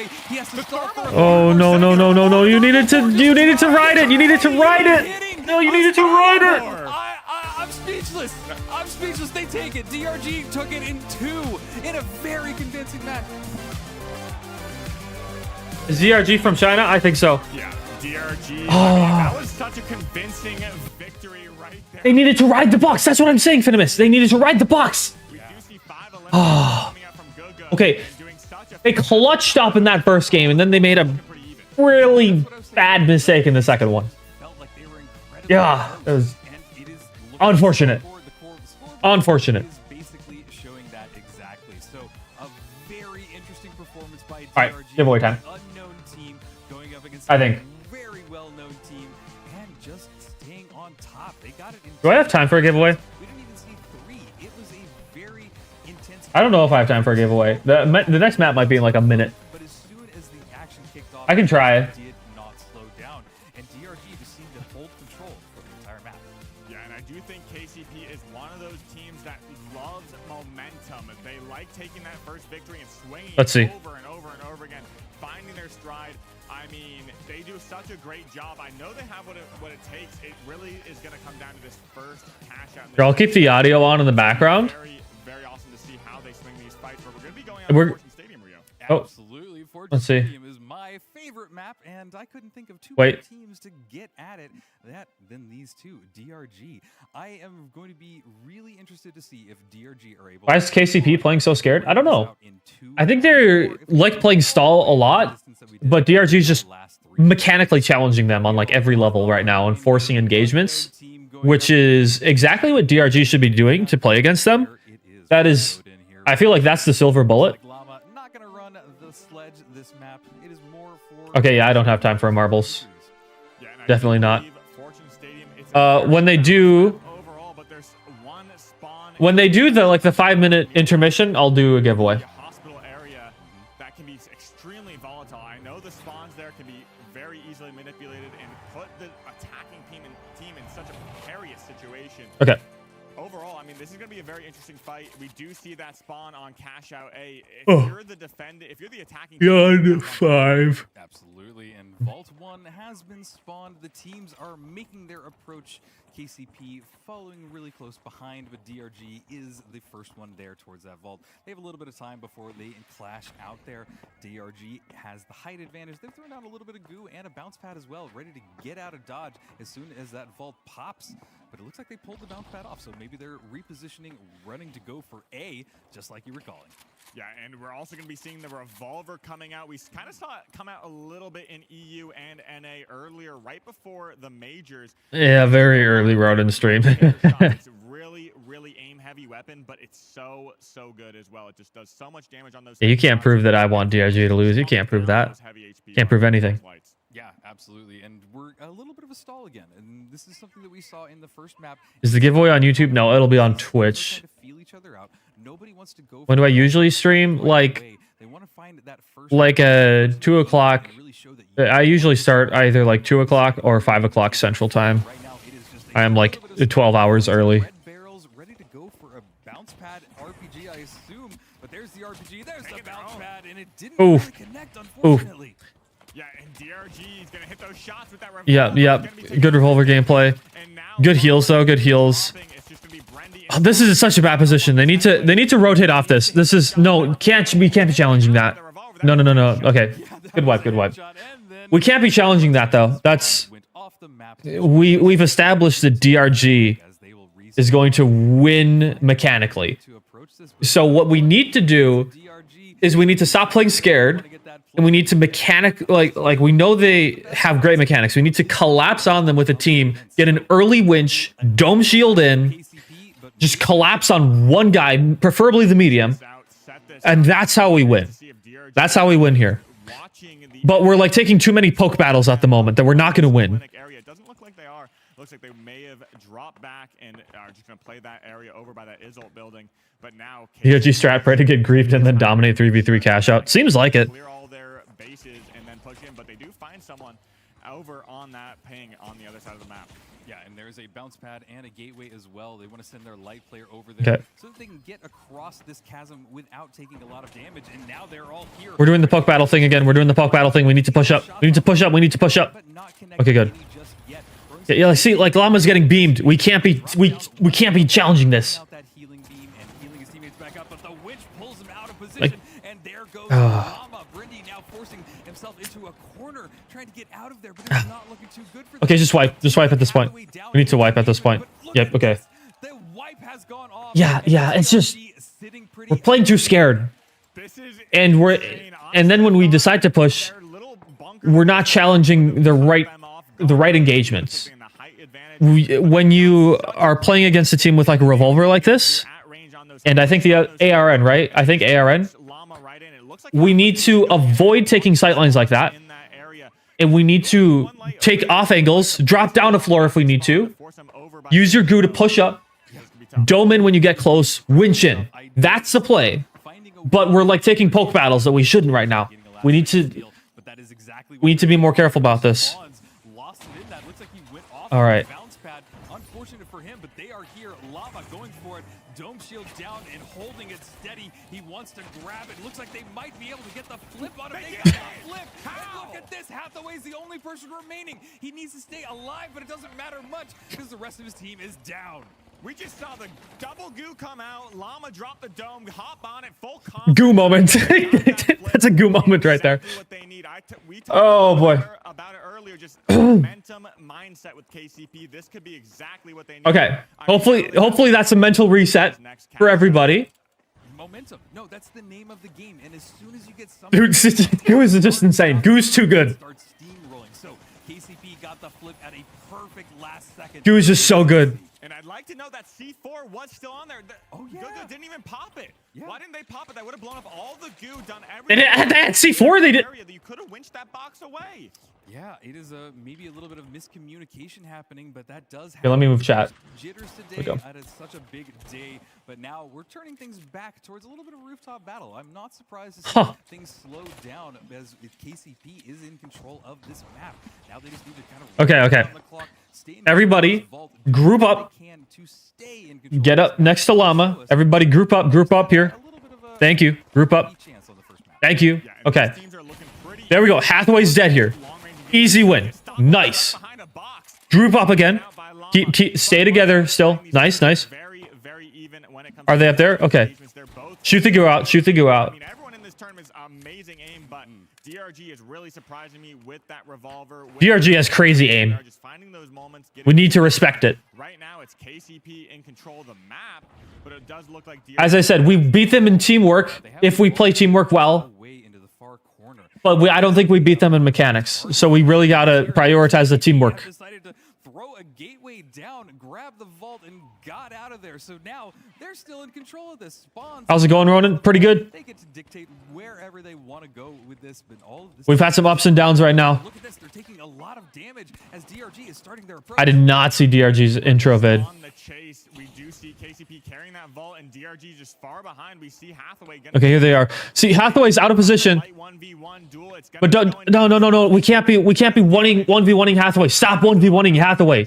This guy's got a crazy KD. Might find his regen. There it goes. And we're going to be stair climbing all the way up to this high ground as Hathaway just up on this head glitch. And this can be very tricky because lights on this railing in particular. I can't believe I had to wake up at 5 for this stuff. Yeah, me too. Yeah, and this sector is really interesting too because there's a lot. Okay, good disengage. Oh, but Llama got caught out. Oh, that's not good. That sucks. Okay. That glitch grenade as well, bringing that dome shield down almost immediately, trying to connect it with more shots there. And look at this, he's dealing a ton of damage. No, unable to bring somebody down. Just in unlucky. Fight. All of KCP are back in this battle, but Hathaway grabbed the vault, wants to go for the plug, decides to drop it again, maybe go for the next engagement. There was yeah, he's going to challenge for sure. There, but he's decided to run. Llama getting healed up. Yeah, I'm surprised he didn't grab it. Oh, wait, it's just Hathaway now. Oh, good stuff. Well done. Well played, well played. Jumping right on top of Hathaway. Hathaway may have gotten out. Yeah, get rid of that. It's going to be tough. He's going to have to wait for that coin as KCP does get this plug and get the advantage. They have time to set up. They have about 10 seconds before Gugu does spawn back in, and E as well. Yeah, all right, we need to set this up. We really need to set this up. Make sure that we play together, play off angles, and surprise Hathaway. Jump the fuck out of that guy. And they are ready to go with him on this engagement. Yeah, there we go. This is what I'm talking about. This right here. Good plan. Good play. Okay. Just staying very close to this cash out, and I'm starting to really appreciate this way of playing for KCP. We have a lot of time. This is. The cash out and then We jump Hathaway. And then come back towards it, win the cash. We jump Hathaway. KCP, no, they want to. Here we go. They're making noise. They want to stand there. Listen how much noise they're making. Right dead. Quiet. Quiet, chat. Yeah, and KCP is probably going to catch DRG off guard right here. They're going to go look for that double drop that cash out down, and blow up that C4. But is KCP still up on those vents? Are they looking down? Okay, they're looking to force. Drop right here and get some damage. But Llama. Oh, but they found Llama. Oh no. Right from that H1 infuser as we go for a full reset. Yeah, it is definitely a reset, but this cash out is still running down. Right now, KCP is in control. They just have to continue this kite game, and they will take this map. This is exciting as DRG has good push. Yes, there you go. Good play. We saw this. Yes. Yes. Okay. Perfectly. They're getting the positioning honestly perfect. Keep kiting. Drop. Go down another one. Go to another one. Another. Going straight for a steal, but here is you need to winch. You need to winch. Dude, you need to winch the box. If you don't see the guy in the first 2 seconds, winch the box. Need to hold on for a little bit longer. And now we're going to be going in for a flip. Wait, there's no way. There's no way. There's no way. There's no way. The smoke going to be. There's no way. I just can't speak. That the small line of sight to steal that. Another steal coming out, and it's just Gugu making a last-second attempt. Well played. Well played. Well played, boys. KCP steals that back. Fantastic play. I don't know where they were stealing. Well played. Well played. Right behind the goo. Where's the winch? And then Brandy found his own little nook. And we get a third map between these Audio's way too quiet. My bad, guys. I said it in the first map. These teams are close, and if I was going to expect anyone to go the distance, it's definitely good stuff. Good stuff. DRG has shown us that they are an incredibly strong team, but KCP has been around for an incredibly long time, so it is fun to see them. Did I do the giveaway yet? No. There's not enough time in between the matches for me to do it, so once we get the 5-minute break, I'm going to do one. Got a ton of or two. By just being there for his teammates, a ton of healing as well. Brittany's a great healer. Yeah, and honestly, if you look at the other side on DRG, we saw 0 kills come out from Hathaway. I mean, that's kind of mirroring what KCP had, but as a light, you really need to get that carry. You need to get those damage. You need to get those picks. I mean, to work it out in their favor, but like this was silly. This was silliness right here. Silliness, pure silliness. This is why Goo's so good. They're gonna win this, but they're swinging their fight in their favor. Winning that second map is gonna put things into perspective, especially how Fortune Stadium can play very similar to Nozomi Citadel. Yeah, well, and just on that note, I've chatted with a lot of teams. A lot of teams honestly feel that Fortune is one of their strongest maps. So it's interesting to see, and maybe just DRG doesn't have that same. You think KCP went to the Ronin School of Finals to prepare? Right on, right on. And that is the newest map in the game. You know, it's been around for a couple of seasons. Goo's fantastic to their playstyle. Very good. They like going for stupid steals that shouldn't work, but they do because Goo enables them. And then like just kite and stall. They need to just keep doing that. Keep kiting, keep stalling. Like Goo, Smoke, great choices for their playstyle. For these two teams. Yeah, it's definitely one of the more unknown maps, but it does play very similarly to Sis Horizon as well as Fortune Stadium. You do have some of those close-range fights, but you also have those setups that you can do. KCP needs to prolong the fights, yeah. They can't let Hathaway just get a pick and then the medium and the heavy are just gonna push it. We can't let that happen. So like we don't engage Hathaway in a 1v1 because he's fucking carrying, and then we throw Goo to block off entrances and escape, group up, and then when Hathaway overextends, we take out Hathaway, and then the other two are going to be like, oh no, Hathaway's dead. And then we push them as a 3-stack. And that's how we win. That's the secret sauce right there. These are two titans about to battle it out to see who takes the best of the three as we get started on Nozomi Citadel. Yeah, and we're going to be rocking Shaq. I think a lot of players earlier on would love to take SA-12 in these scenarios because you can force people in close, use that Goo, break line of sight. All right, this is it. All the schmeckles right here. Somewhat recently to that Shaq because you want to get that early pick. If you do hit a winch, it's basically a guaranteed kill. You get a lot of headshots when you're pulling them in. It can just be so volatile, so amazing, but there are certain times that can fail. Oh, no, spawns. Some big damage. Okay. And then backing away. Backing away, this is not unexpected, but I have a feeling these two teams want the engagement to start almost immediately. I don't think that we're going to see the same drawn-out engagement that we saw in the first two battles. But as I say that, the two teams are acting like they're teenagers at a school dance and really kind of staying away from each other. Not going for the engagement, not really going for the tap yet, just feeling each other out. Why are we playing on high settings? I think this is the spectator, not the actual teams themselves. Yeah, but yeah, just kind of feeling each other out. Yeah, I'm curious to see where KCP is holding up. They're up on that high ground over by Via, and that's going to be a great line of sight, especially sitting right on top of Vault 1 as DRG. Why are the health bars so long? I don't know. They don't have any line of sight, so that's a good question. Damage as they rotate, but I mean, KCP up on that high ground, it's going to be very difficult for them to get this tap rotate out, even if they do get control of that vault. Yeah, and this has been an incredibly long time, even before the tap has happened. The teams aren't even over there just yet, and they've finally made their way towards Vault number 1. Breaking that window, surely they're about to go for a tap, but look at this. KCP has the height advantage, and this is why they haven't tapped it just yet, because they know the second that they go out in the open, exposed air, they are just going to be dealt a ton of firepower from them from above. And, oh, looks like we're going to take a quick pause here. Not sure what happened. Boo. I'm not sure what happened, but like we were saying, this high ground. Third pause. Look at where this vault is over in that bus stops. And it's going to be very difficult for maybe a team to rotate out there. I think KCP has the right idea. Hold that high ground, basically force the fight to them. And it's going to be an uphill battle literally for DRG to make their approach onto KCP. We see Hathaway over on that. I thought it was the third. That's something to look out for, but Spawn's already looking over there. Could be wrong, though. Yeah, and what would you do in this situation? If you're Boss meta and you are at the bottom and you have to get to that vault, do you go for the engagement right away for KCP, or do you try and bait them out by getting the tap?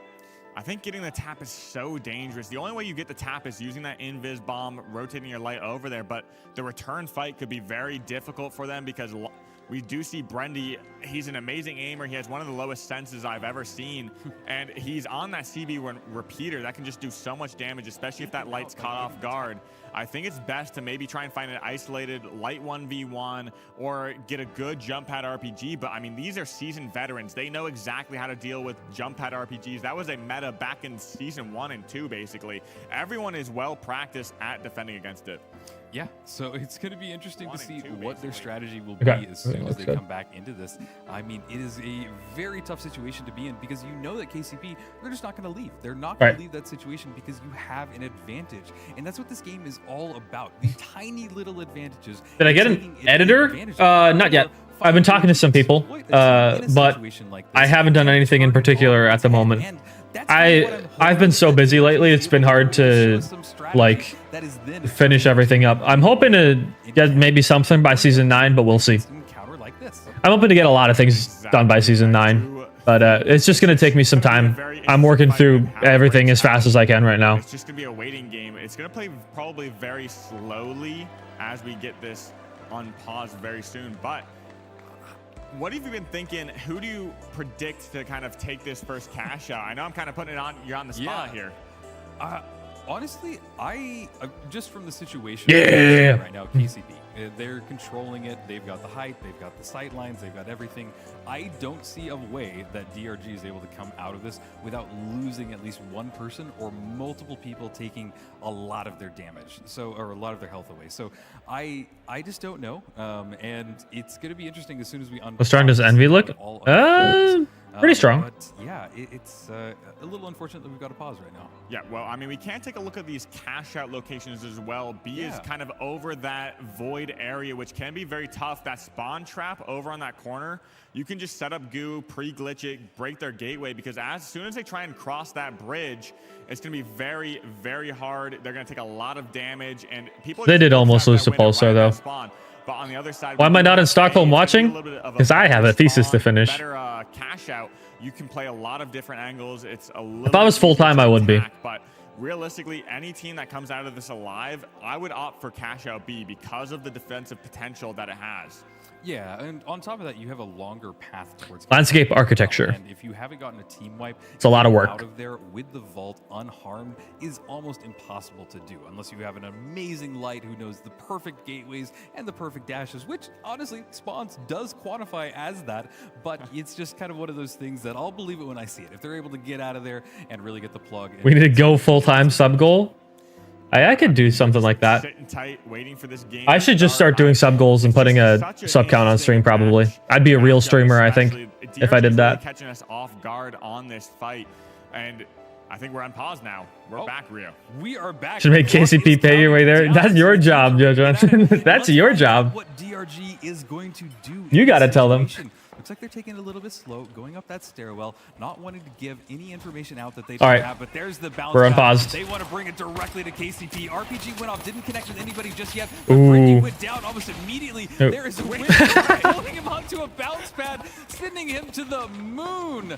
And sadly, it looks like only Hathaway, the remaining member on DRG. And this is exactly what we were talking about. Pushing up to the high ground could be that was hilarious. Difficult. Hathaway may have just made the escape that he needed. Looks very laggy on my end. Coin.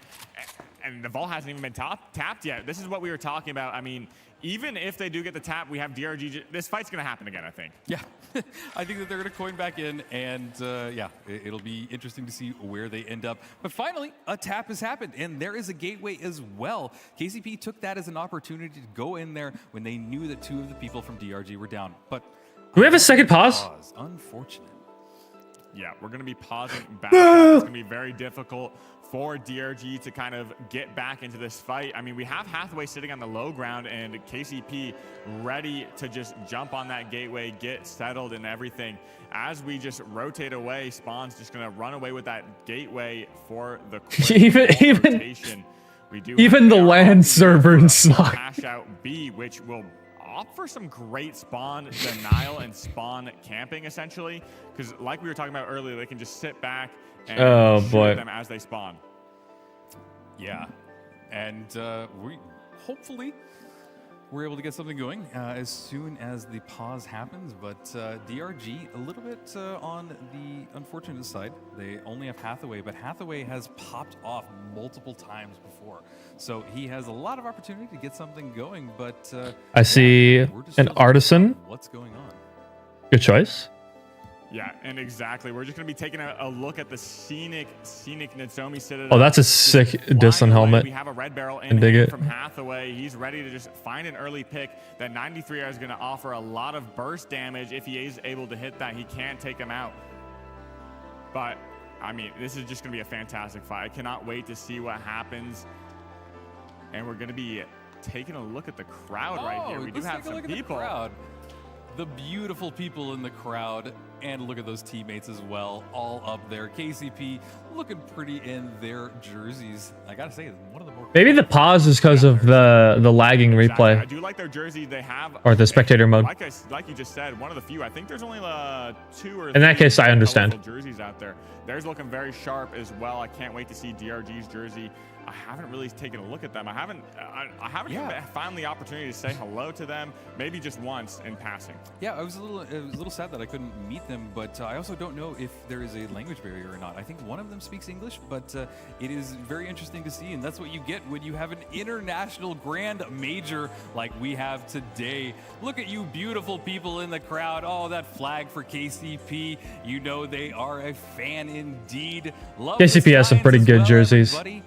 They should send me one. There's so many people out there. Look at that. I mean, this is such a great. You guys should send me one. Etc. But I think we're going to be taking them back to the desk right now as well.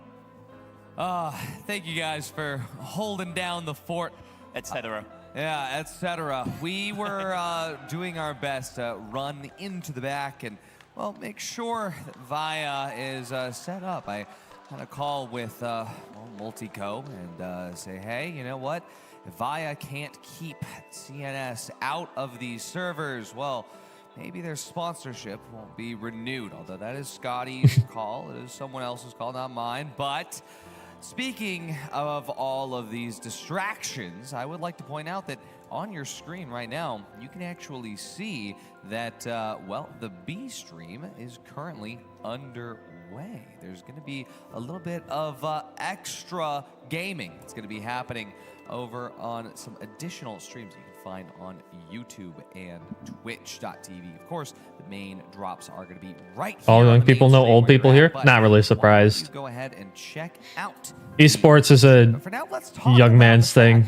That well, DRG has come out of nowhere. I mean, hey, not to talk about anything a little bit too soon, but I would say that Dragon is absolutely rising in the arena. You could say that. I feel like they're the real deal. They've already shown that they can sort of punch up in terms of cash out. They've taken out what, Fnatic and Secret, not taken them out exactly, but gone past them, and they're definitely showing that they can punch above above what we assumed was their weight class, and maybe we need to reassess that was. I think what's really neat is that they've been running some stuff that we don't normally. This is Halo Esports, right? Or like Quake or something, maybe. Of it and bringing in the unexpected. Both KCP and DRG were running off-meta weapons. DRG in that cash-out match. Yeah, like KS23. Halo's way older. Shout out KS. They found the hacks. KS23 mentioned, but no, I mean genuinely some really surprising. Why the pause? Especially I don't know. One of this best. They didn't tell me. Where not only on Sister Horizon did DRG show us that in cash out they could be good, they took it in 2 on Sister Horizon. Impressive. They were dominant. Yeah. They won so many fights as well. They're proper fraggers, these guys. Yeah. They're buff sword.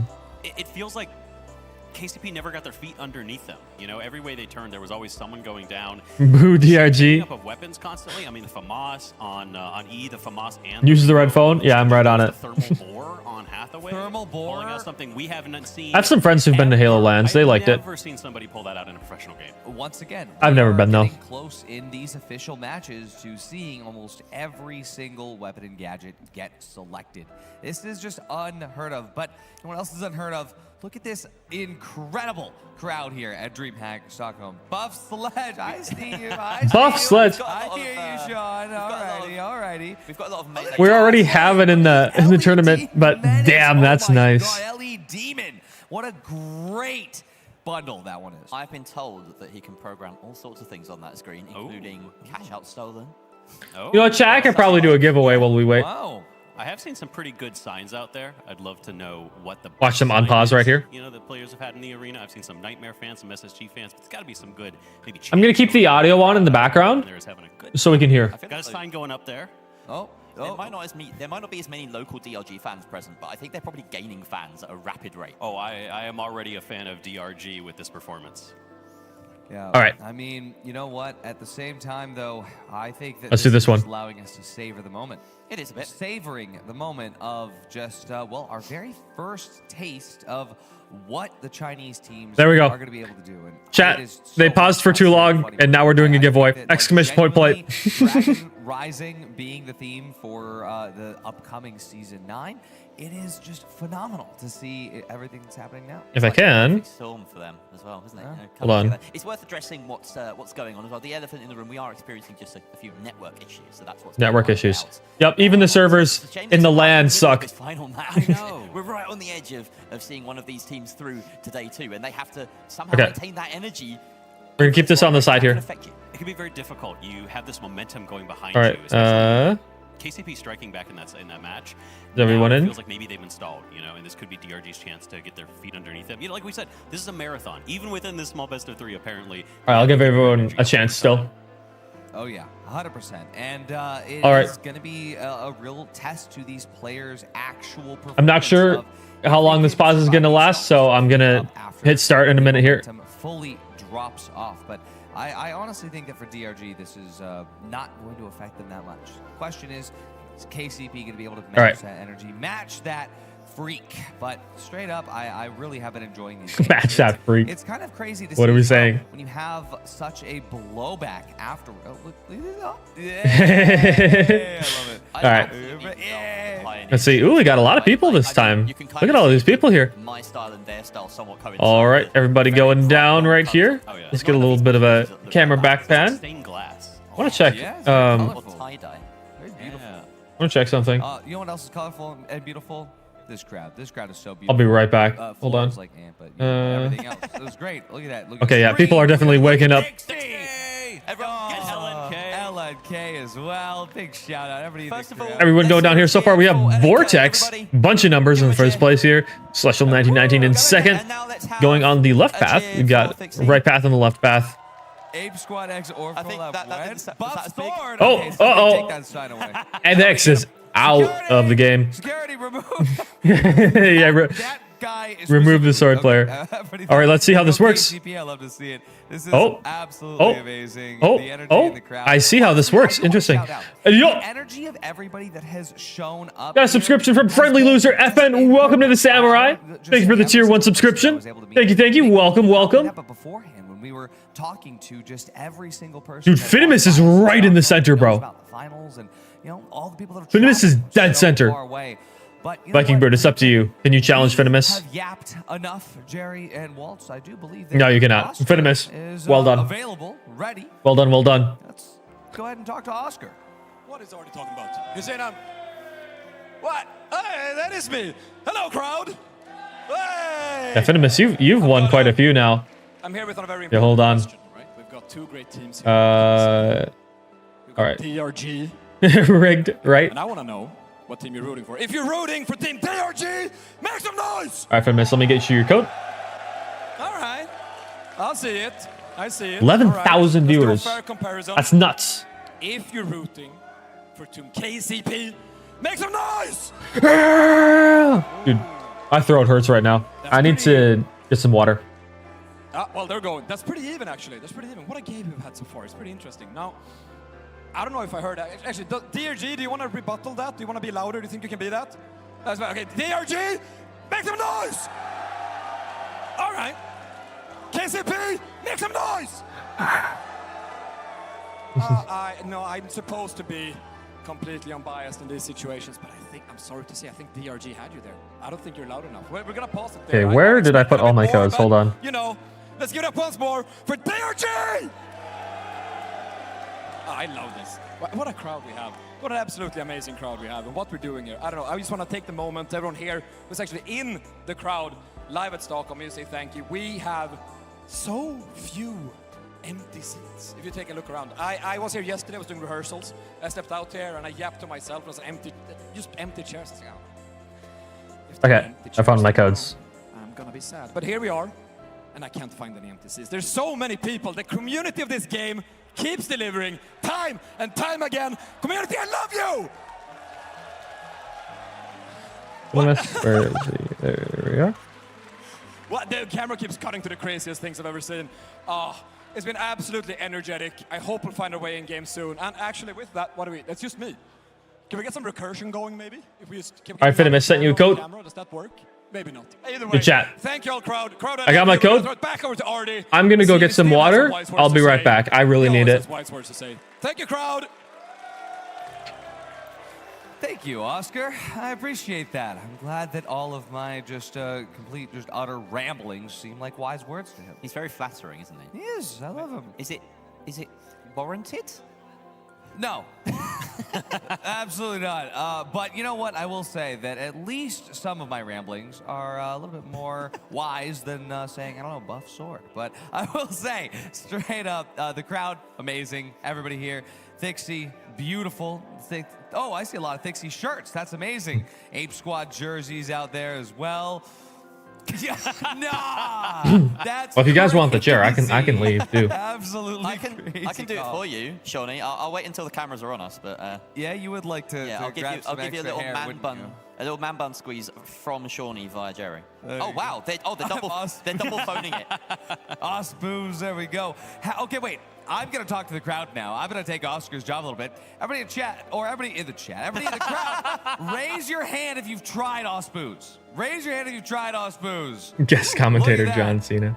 I'm raising my hand. That's actually a lot fewer than I thought. 9:31 p.m. in Australia. Damn. Yeah, it's 7:30 a.m. over here. I just made somebody's life at Embark very hard. But at the very least, though, Osboos, Sourcore, absolutely amazing. I got to say, though, I'm excited for the B stream to start up. It's going to be starting very soon. And chat, I want you to know that me, as Artie, as the host out here in the studio, perfect. I will tell you when that starts because I have a voice in my head via my Via chip. Interesting. That's an interesting homophone there as well. I love it, via the Via chip. And in case you're wondering how the B stream works, we're looking at the teams that are not doing so well, should we say. We're waiting eventually. Five Fears, Fnatic, FN Esports, and Team Secret will be thrown together into a cash-out game. And after that, it's really do or die. So, yeah, that's going to be a really cool lobby as well. I can't believe that Secret and Fnatic had to deal with that lobby. You know, they've lost to KCP, they've lost to DRG. That's being settled now. And now they're being thrown in, well, they will be being thrown into a goo heavy over on the B stream when that starts up. So, yeah, not envious of them at all, but looks as though we are maybe getting closer. Getting closer. We have, well, it's gotten to the point now that we've actually had to deploy the Devourers. And you know that, well, I mean, if you paid attention to the lore of Season 7, you would know that Via doesn't deploy the Devourers for any just small notions. So CNS is slowly being rooted out of the systems. And don't you worry, gamers, because Multico is aware and they have stepped in. I'm not as up with the lore on you, but those Devourers sound quite friendly. I know a couple Devourers myself. You know, they're some of my best friends, Devourers. I went to school with a Devourer, and they were very nice. There'll be other giveaways. Don't worry. They just have a crazy voice and no skin, and also are made out of well, digital roboticness, and there's nothing wrong with that. No, there's nothing wrong with that. Nothing wrong with that. I mean, I gotta say, at this point, though, I really do have to understand where DRG and KCP are going to come back from this. Because like I said at the beginning was, when DRG started this, they just 2-0 very quickly. KCP also, second map. Hey, we know how to come back with 2-0 very quickly. This is a full reset for both of these teams. They've been pulled out of the lobby. We're waiting now for the reset. And when they come back in, it is going to be a completely fresh, just everybody has cooled down a little bit, warmed back up together. It could go either way. I'm expecting it to go to Cash Out 3. I'm hoping it'll go to Cash Out 3. I think what's really neat, too, is that, I mean, these teams are one match away from going to day 2 and having a, that's something we haven't talked about a ton, but these 3v3 matches, this is qualification. If you win, you get to sit easy and you get to rest for the rest of the day. You don't have to do anything else. If you lose this, you're in for a lot more of the finals, and that's going to be a big test for these teams. So everything rests on this. You have to make sure that this is when you're performing, because at this point, that was kind of hopeless. That's a lot of money on the line to make it to day 2 right now. It is. My mom is kind of homeless. The skip that, we've experienced it through the close calls. The teams that did get to have that rest, Why are you smiling, bro? You know, whether it was jumping ahead a little bit or whether it was jumping straight into the major, like, you know, Envy did, for instance. It makes a massive difference. You know, you get to do more behind closed doors, you get to have prep, you get to be rested, and this is the main Scotty in June. Yeah, and teams like Secret and Fnatic would have been banking on early access to day 2, and they're going to have to slog it out, as, you know, Secret are quite used to doing, but this is maybe newer ground for Fnatic once they have to play that first game on B-Stream. And we may be in a situation where we have a Chinese team in day 2 after our second, second set. After our second group. Top 8, yeah. Like, and wake me up if something happens, okay? There were a lot of predictions. There was a lot of talk. I need sleep. People really discounted the Chinese teams. There was a lot of talk. It's like, oh, well, Korea has had more experience. They're probably going to do better. China is just still so new. We really don't know what they're going to do. They play quick cash, you know, like it's definitely turned around. There's also limited data, though, right? We were going off the back of, what, 2 cash outs? A couple streams, a couple tournaments. We'll see how this best of 3 pans out. If they manage to win here, then I'm going to say they're the real deal, particularly Dragon Ranger. Honestly, just off the bat, like the eye test, they seem really skilled. I'm just saying, I'm saying that they're really skilled and highly underrated after just seeing Hathaway get 10 kills with the ARN. I mean, just straight off of that, I was sold. And not only that, max level ARN. Do you know how impressive that is? It's a lot of time. It's a lot of time. That is a lot of bullets. That is a lot of quick, reloads on the mag. But straight up, there is an incredible amount of. Jordan has some insane redeem sound card. Both of these. I'm gonna try and do more sound things soon. I want to get like a text-to-speech donation thing set up too. Expect them to turn the way. So I'm gonna try and work on that. I do have a little bit of good news, Ardy. I don't know if you got that. I did. Soon is the word. Soon. TM on the game, so not much longer. I'm excited to get back in game. Honestly, it's also been. I feel like when we watched in the close qualifiers, there were a lot of stomps pretty early on. 3 games, both series. Exactly. Yeah, this has been really nice. It's that sort of bracket we were expecting earlier on in the grand scheme with the open qualifiers and the close qualifiers. I could have done another giveaway in this time. Disparity, some really big hitters up against some smaller teams. But here, how long is this set to go on? John, do you know how long this is going on? In a lot of these games, and you know, when we do, we pick them wrong, it seems. So yeah, Dragon Ranger really coming out and showing us that it's a more level playing field even at this stage than we thought, and that's kind of the design. Top 16 in the world doesn't mean anything. I mean, it means a lot, is what I meant to say. The exact opposite of what I said. Didn't even know this was today. All right, right on. Competition, right? Just so many disparate styles, ideas that would never have made it in a region because we get locked into our own mindsets. This is why we love international competition. This is why this major is so incredible. $100,000 is a lot of money, and for a lot of these teams, they're putting everything on the line to come out here and do their absolute best. And I have to say that the performance that we've seen today from every single team, even the teams that are losing, it's not just showing up and underperforming in an underwhelming way. They're showing up and they're getting beaten, but it's not. To allow us to gamble. I'm working on all that stuff. Very important. Working on it. The only team that hasn't been doing well today is my team when I play ranked. That's the only team that's been true. Well, that's because you've been casting and you're AFK in lobby right now. Ironically, they're playing 2v3. I need my challenge. Is your schedule right on? The challenge is done somehow. I'm up here. What am I supposed to do? Ironically, I feel like my usual ranked teammates are like genuinely having the best time right now because think about it this way: this is the best time to queue ranked in North America servers, and the worst time everybody's gone, and the worst time in EU to queue ranked.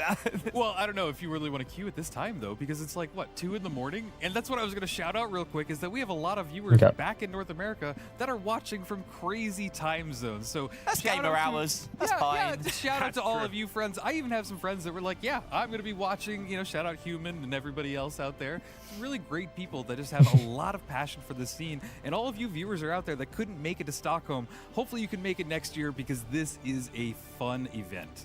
Yeah, there's a large, strong fan base around this game, and this is what kind of brought me into 6 hours from now. Everyone's so nice. There's tons of people out there helping, putting their hands in. 11 and it's just been amazing to work with them. Final stage. Wow. I mean, there's plenty of watch parties out there. I know a couple Discords hosting watch parties. It's amazing. Next finals major and an A? The scene is amazing, and it looks like we might be jumping back into the game momentarily. Well, finally.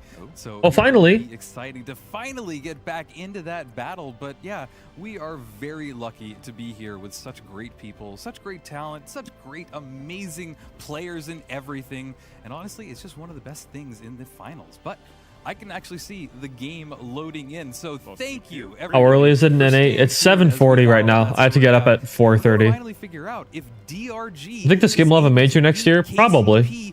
And take this best of 3. That rhymed for some reason, and it sounded pretty good.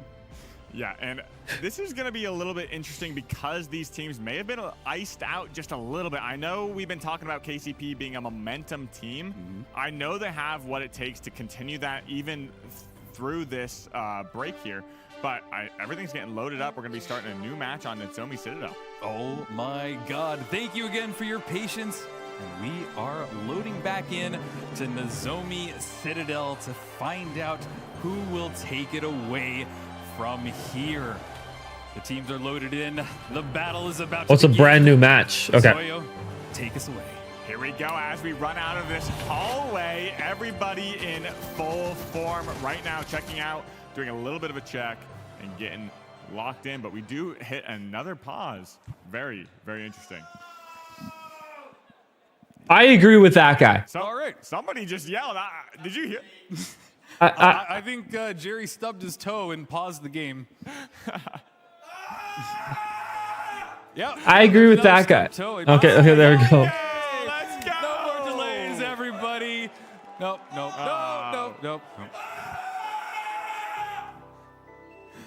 The screams, these are screams of joy coming from You'd them. hope. You right? You hope. No audio in game. That's a bug that actually has been around for a while. If you leave a game while it's paused, there can be some complications. But we're going to get this started very swiftly. Yes! Yo, is that Jerry? Is that what I see? Jerry, and Bald Artie. Harry, Jerry, and Bald Artie. Shout out to Rue for being awesome out there. Love the signs. We were talking about Jerry grabbing his man bun. He needs to actually turn into Harry Jerry. I saw it when we were doing karaoke the other night. I mean, Jerry and Artie just swapped hairs. It was great. And I hope everybody is spamming those emotes in the chat right now because they are truly wonderful. But yeah, we're going to have one more restart. Was no audio, but I have a feeling that most of the issues are behind us. And smooth sailing from here on. There's Harry Jerry emotes? Yes, there are. Really? Yeah. That's Harry amazing. Jerry and Bald Artie. Bald Artie and Harry Jerry emotes. Yo, we got to spam those. Yeah, absolutely. But I saw Sawyer. We've talked about a lot. What are your thoughts? Let's talk about Nozomi Citadel. You know, because we've been on this map. It is one of the newest maps in the entire game. I love this map. I agree. I was actually happy to I would chat with scream Marty too. about it as well. He said it was one of But the I already best feel maps my I've voice going ever out. played. Yeah, isn't that interesting? Yeah, I definitely think they've gotten their groove in terms of making these maps. They know exactly what the players like at this point. Chat. It's maps like Fortune Stadium, Little Cis Horizon. note for you. Citadel kind of fits Did you that see bill, and that he's it's just wearing a perfect map, perfect IEMs combination of some underneath his long-range headphones? line of sight and So close-range engagements that happen a lot of you guys might not know this, but in esports tournaments, a lot of the times the pro players are not actually using the headphones for in-game audio. A lot of the times they have IEMs in underneath the headphones, and the headphones are to block out the sound of the crowd. Little fun fact for you. Just sitting right in the middle, letting the waves ride over me, the sounds of whales flying in the sky. It's just immaculate. Absolutely. And it looks like the match is about to be loaded up, so we won't have to stall for too much longer. But look at those beautiful Yeah, and for the faces mic too, of yeah. DRG players. I need to go meet these people. I didn't get to meet them at the meet and greet yesterday, and I am really looking forward to it now. Oh my God. Yo, look at that KCP. That is clutch. That is sick. Okay, I gotta buy one of those because that is the coolest thing I've ever seen. Yeah, and look at that mustache. That is pure greatness right there. I also got to catch a glimpse of that DRG jersey. It's also looking very fresh as well. That green is just, I mean, it's clean. You can't, there's no other way to put it. It's very clean. Yeah, and I was having this conversation with somebody the other day. It's like, I got to figure out. I like that keyboard. You know, I can't look biased, so I wanted to buy them all, but I am going to have to decide on one at the end of the day. And John, when's my jersey coming? I mean, if you do buy them all, you might have a hole in your pocket. And you I might need be one. only wearing the jerseys. Yeah, and I might have an angry wife too, and you know, you don't want that happening. Why'd you spend all of our money? The finals, you know. I've had to explain that before, but hopefully not much more. The love of the I think IEMs provide better audio quality than headphones. We're here up here. We love the game and the Oh, what one do I want? Give me the colorful one. I like this one. Very soon. And whenever you say soon, I just feel it's honorary to say soon TM. I mean, soon TM indeed. I've been watching the game since the very beginning. Did they get to bring their gears? I think so. I'm seeing a lot of different keyboards and different mouse pads. I don't know if all the mice are the same though. But keyboard and mouse pads look about look pretty different from each other. So I am gonna stay hopeful. Their own keyboard, mouse, and controller. Nice. And IAMs. Right on. I like that. We are gonna finally see who takes it away on Nozomi Citadel. I couldn't be more excited because we've been yapping about nothing, and now we get to talk about the game and the action that Here we go. love Thank you, John. so much on Soyo. For the third time, we're running wow, look at this. We're getting a gateway, a pad, getting those rotations out, running straight in towards Vault 1. Yes, there it is. Nice gateway. Nice. There. The vault hasn't been tapped. We want to go for this right off the bat. Oh, someone got caught out. Nice. In that, one of them went down on DRG right away. There is the second one. Only remaining is E, and he is not surviving on a ton of health. Got about halfway there. Gonna run. Very good start. I think they got impatient and pushed in too much after the pause. And then the Pioneers showed him that you shouldn't be doing that. Makes that rotation away and trying to get a early rotation. Maybe trying to protect his team on the rotation, get them cleared out as they go. Color swap? Yep. This is going to be a great point. Kind of what we talked about earlier. The divide just offers such a great line of sight. It's very difficult. I half expected a DMAT to come out there. Drawbridges, but early shots coming out. Ready's taking a little bit of damage, but we're going to shoot back from spawns. Yeah, and I love this setup as well because you can see all trying to shoot through that little area. Up that bridge and just make it I like that. Or the bus shelter. To the left, if anywhere. But you can also blow up that area. But it looks like they've decided to bounce pad over. Good push. That Hathaway will drop Careful. Oh, bad push. Bad, horrible push. That was a horrible push. Spawn's got that first kill. Looking for the next of them. They have been pushed away to the nice. side. Okay, nice guys. He's dead. He's dead. Okay. He gets caught out by that Shack the heavy leading them down. On the heavy GG, I think that's how you say it. On the heavy on DRG jumped in by himself. Oh, that's unfortunate.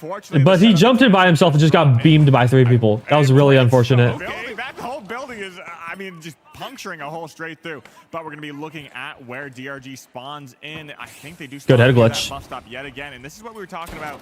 It can kind of manipulate and force them out towards that harsh rotation back in. But we're going to be sitting back. Oh. Play back. Nice. Yep. Disengage. Get in here. Yeah, and I said this good play. KCP seems to stay very close to their cash out. They don't want to let anybody come in there and get a free steal. But as I say that, they have moved away from the cash out to try and kite this down as long as possible. There are 2 drops on that cash out, sitting it almost to the bottom floor. Gonna make it way. Yep, Hathaway's by himself now. This is the time to jump him if you can. Is the dome shield in hand by Gaga. He wants to try and grab it. The winch pulling it off into the corner. They've got it. Waste of a dome. If they can get this, they'll get the flip and turn everything on its head. Oh man. Oh, good flank. But he's dead.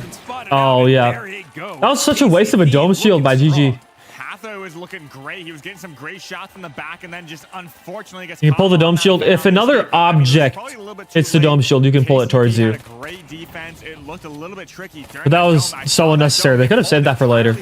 Works for me though. Otherwise, if it didn't, it would have been caught a little bit off guard. But Hathaway. Oh yeah, there's some crazy names in this game. Now KCP taking the advantage in this game, shooting that stoplight. Doesn't want to stop. What, does that stoplight turn on if you shoot it? I don't know. Maybe more than me.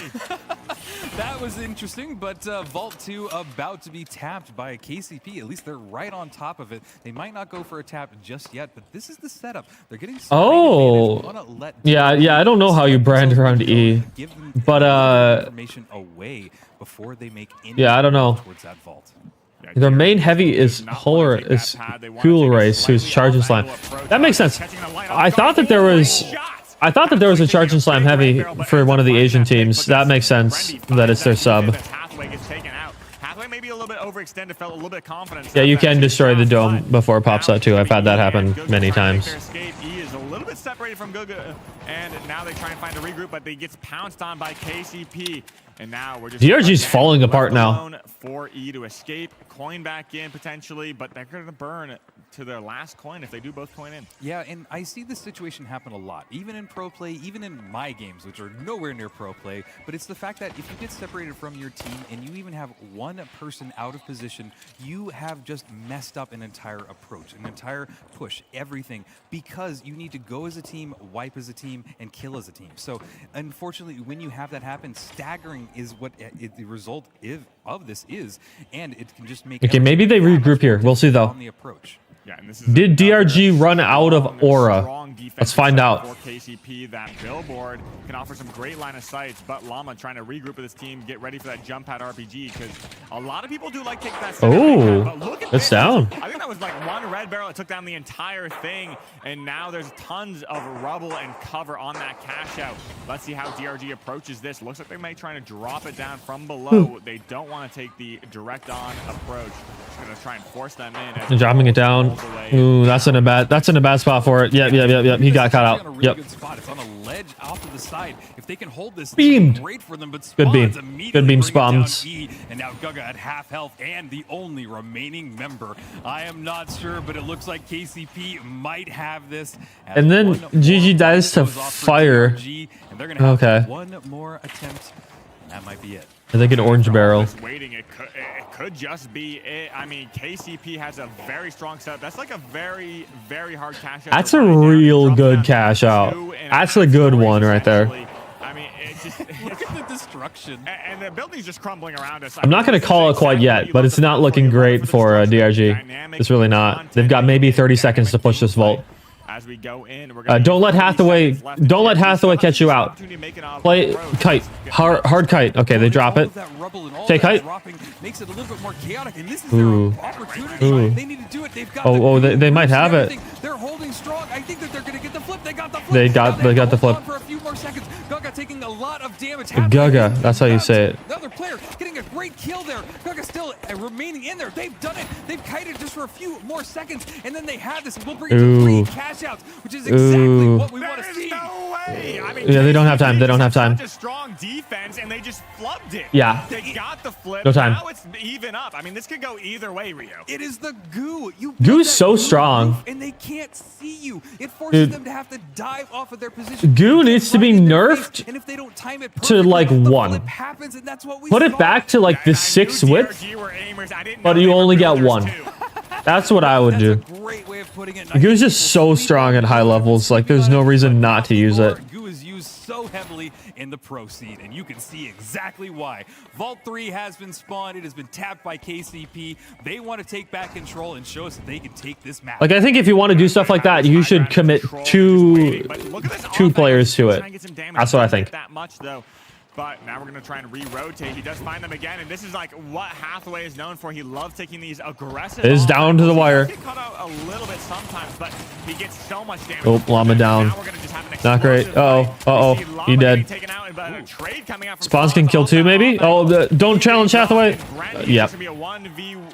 Unlucky. With the 2 lights, but clean up on the 2v1. My bad.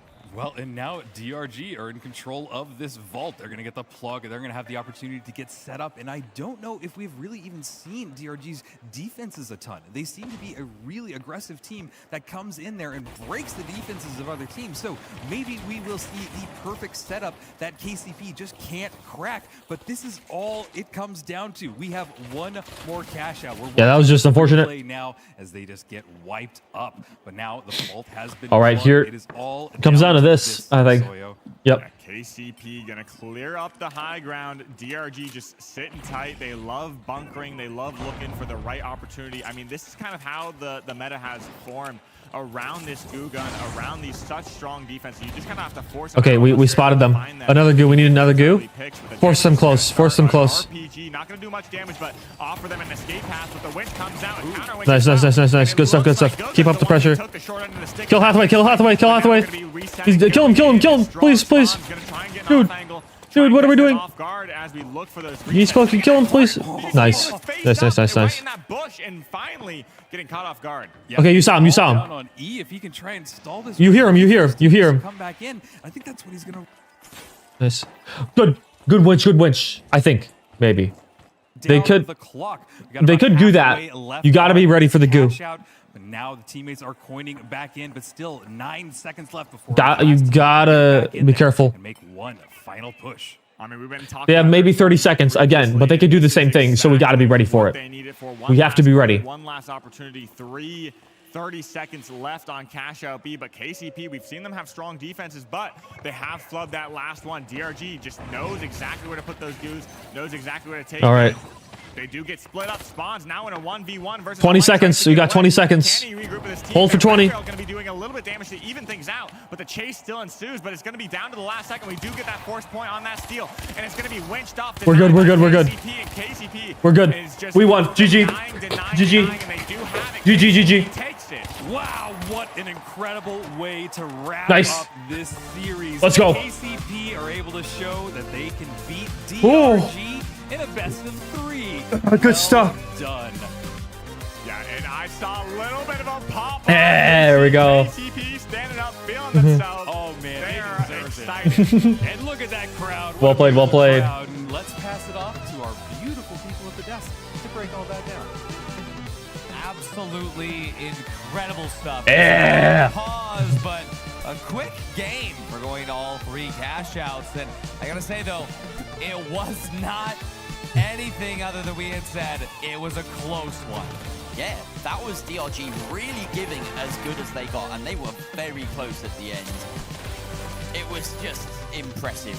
Like, I can't believe that we've witnessed this team so early on, and They are behind schedule. Yep. This steal was really strong, a really impressive steal, but you have to say Llama maybe dropped the ball a little bit here, of course. Yeah, you'll see there's a C4 on that cash out. At any point, he could have hit that. Yeah, he could have. This is the a set. lot of damage. He barely died in his fight No. against Gaga, and that could have been the difference. This is funny because at one point, DRG had a C4 that they could have used against KCP's goo, and then KCP had a C4 that they could have. Then KCP had a C4 they could have used against DRG's goo.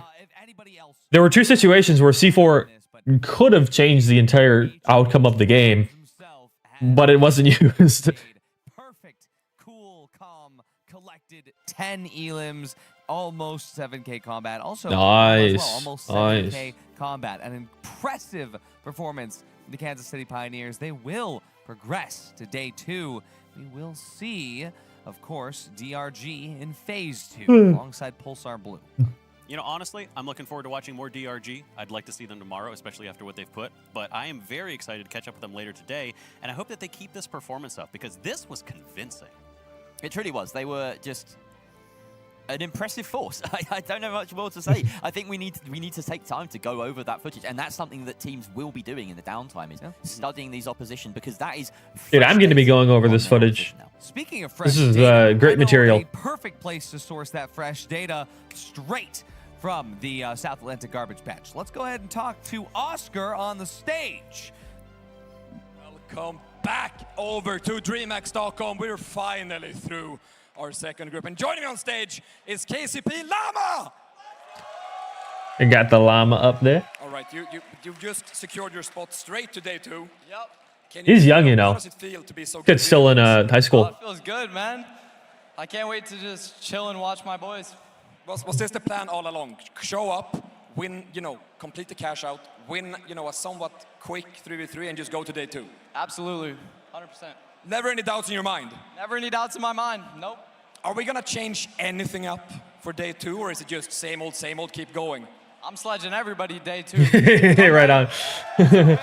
That's fine. He calls out Call busy at the end. Hey, thank you so much, Llama. Enjoy the victory. I love See you it. day 2. And hey, if you can't wait to see more of the finals, if you're thinking we're just getting started, you're correct. Because we will be right back with more of the finals after this break. All right.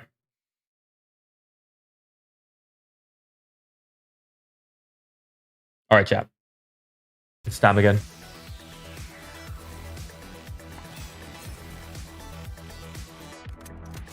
The KCP guy took the monitor with him? No, I think that's a glass pad carrying case. Here, I'll show you.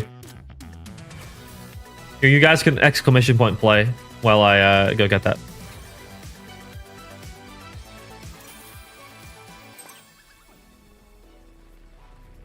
It's one of these. Here. See? Have you lived your life in filth and sin? You put your glass mouse pad in here, so it doesn't get scuffed up. Your eternal fate to chance. Secure your heavenly place with our divine coverage. Holto's Pearly Gates Insurance. Your absolution is our mission. Holto, your key to eternity.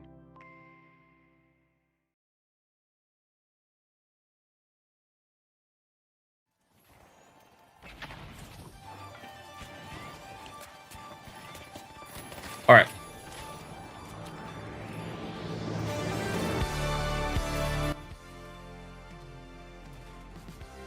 Let's let some more people get in here. Look at everybody. What's gonna happen here? Oh my. Oh my. Look at all of this random stuff over here. Let's see what happens. All right, here we go. Let's start it up.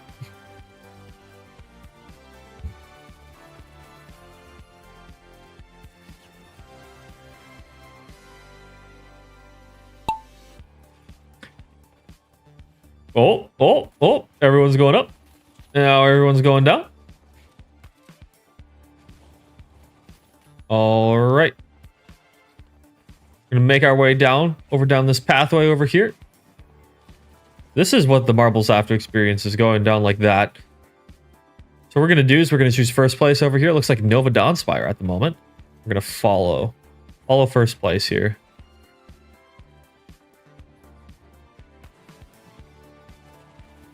Nova Dawnspire just cruising ahead of everybody else here. But anything could happen in this next phase of the marbles area. We've got some portals here. I think that's what those are. Let's find out. Oh, Nova Dawnspire is just cruising past everybody. 0 breaks. Let's see if this continues. Nice, nice. Oh, oh, oh, that could have been real bad. Could have been real bad. Oh, oh, oh, oh, well, this is going to be bad. Oh, Emma or something is going to take the lead right here. And I hear some portals. Oh, wait, wait, wait, wait. The hell? Scotty Lance, how did you get up here? The portal. The portal. Scotty Lance portals into a first place victory.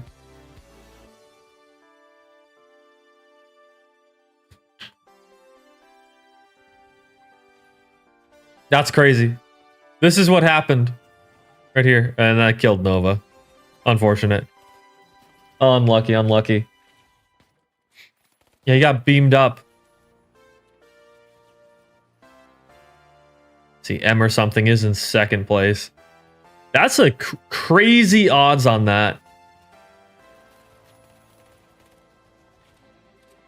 Bye-bye, Finimus. You're not getting it. You're not getting it. All right, Scotty, let me get you your code.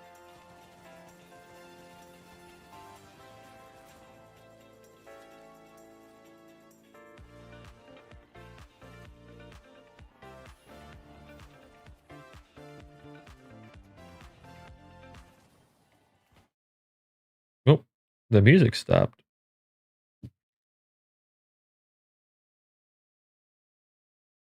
What happened? What's happening here? Oh, they're just doing this thing again. Here are your final results.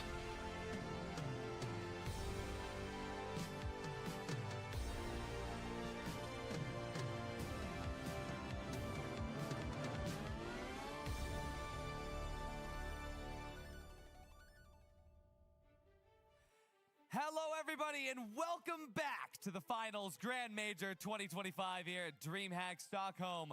My name is Artie, and I'm joined with a special guest. Of course, Scotty, of course. Kelly Milkies from Alliance.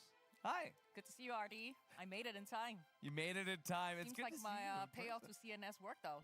Oh, okay. Alrighty. So we're paying out CNS to actually hijack the major. That's crazy. That's crazy work, and especially considering your team is up next. Super excited. Yeah. I was like kind of in between. Should I be at the studio or should I be there in the crowd? But, you know, I decided to come over. I'm happy that you did. Otherwise, I would have been up here alone. And you know, it's crazy. This actually isn't scripted at all. I genuinely have never been All right. There we go, Scotty. Right now, but we've known each other through the finals for quite a while. And I think that's like the best part about this community is that everybody in the finals just gets Carnifex is a girl, unexpected but not surprised. I mean, we have a couple of esports. That's crazy, man. Of course, but something that really drew us to the finals is how engaged the community is. I myself actually. Yeah. Hope you get some nice with it. And you know, I started streaming as well, which is crazy because I haven't streamed in like, I guess, 8 years. Everyone's always coming to help out in chat. Everyone's always being super friendly. So yeah, I think I would say that I'm the highest ranked team owner right now in ranked. Genuinely, I actually have the stats to confirm that as well, which is hilarious. So it's awesome to be up here on the stage with the actual owner, co-owner of Alliance. It's awesome. I mean, we should hate each other. Ah, she owns Alliance. Interesting. But genuinely, no, I'm looking forward to it. I'm also looking forward to Group C, which is where we're about to jump into. So let's take a look at the teams that are going to be participating. You know, Alliance is going to be there, but let's take a look at the others. That is, of course, going to be Vanguard Gaming, Nightmare, and King Zero. Now, this is going to be an absolute bloodbath because not only do we have the top-rated team from EU, Alliance, we have the top-rated team from NA, Nightmare, we have the top-rated team from China, King Zero, and we have Vanguard Gaming, a team that I rate very highly as well. I think it's pretty. This is going to be an interesting match. That, like, group D I don't have group, any. I saw our group and I'm like, how are we with? Like, I don't have any opinions either way on this one. So let's see. I've heard Nightmare is very good though. Like what, 8 weeks ago or something? But Alliance is also good, I've heard. I know their Alliance are ranked grinders, that's for sure. Let's see how they do. Mind you, King Zero beat DRG in the previous qualifier. And mind you, that DRG was playing with their coach as a sub. So the power rating here for King Zero is completely unknown. And well, genuinely, I'm so excited. DRG was playing with their coach as a sub? Another member of Alliance, that's Young, coach. Who decided this? I mean, honestly, when I look at our group, I was a little bit worried, but the boys said that's my boy Young up there, though. It's going to be quite, you know, exciting to see what metas are going to be in this server. Since I was surprised that they made Young a coach because Young's from NA and Alliance is Europe. One of the top teams in. I guess it doesn't matter as much if you're a coach, but like, it still surprised me a little bit. The coach there, Sugi, not to mention, obviously. At least I think Young is NA. Have I been playing with a European this whole time? This is going to be the group of coaches. I don't think so, right? And I'm excited as a coach myself to take a look at this and watch. How much multi-bucks are in the code? About 1,000, I think. It looks absolutely menacing. Is Young in EU? Absolutely. I mean, I really can't wait for this group. Have I been playing with a European this whole time? But, you know, Group A and Group B, it was really, really good games as well. Oh, no. Hope oh, no. to see some, you know, cool stuff going on in Group C. Oh, no. What's kind of like your prediction? My prediction? Chad, I have to go. Now that I know that I'm standing next to you, I feel like I probably should have had a different prediction. But genuinely, I gotta say, I think it's gonna. I gotta go. I have to say that Nightmare. I can't believe I played with a European. I can't believe. I'm giving away 5K total. The codes are 1K, so there's gonna be 5 codes given out today. But there's so many unknowns here, Kelly. Of course, anything can happen in 12-man. You know, watch some scrims this week when they were at boot camp, and it was really intense. Let's put it that way. Yeah. I'm actually curious to see what the maps are. So we have the map bans in. Let's go ahead and see if we can get that overlay thrown on here so we can learn what maps are going to go on. Here we are. King Zero going to be banning Monaco. Chinese teams don't like Monaco, I'm learning. How do you get the code? You win it. You win it in the marbles game. Alliance gets rid of Fortune Stadium. This has been happening a lot recently. Vanguard Gaming getting rid of Skyway. No way! We're on Sis Horizon again. Sis Horizon is a based map. Crazy. The odds of that happening are just as high as the odds of CNS hacking this broadcast. Very high, then. Apparently. Extremely high. No, I was reading that and I was like, thank you, Mr. Serious. Thank you. But what's interesting is that, you know, in NA, I would say. Wow, Mao Zedong thinks China's #1. And this is like, imagine that. The European teams. But I think a lot of European teams feel a bit threatened by American teams because they feel that, you know, NA has like a higher volume of good teams. They have got better practice coming to the major. And, you know, when you're very close to the major, you don't really want to scrim people in your group.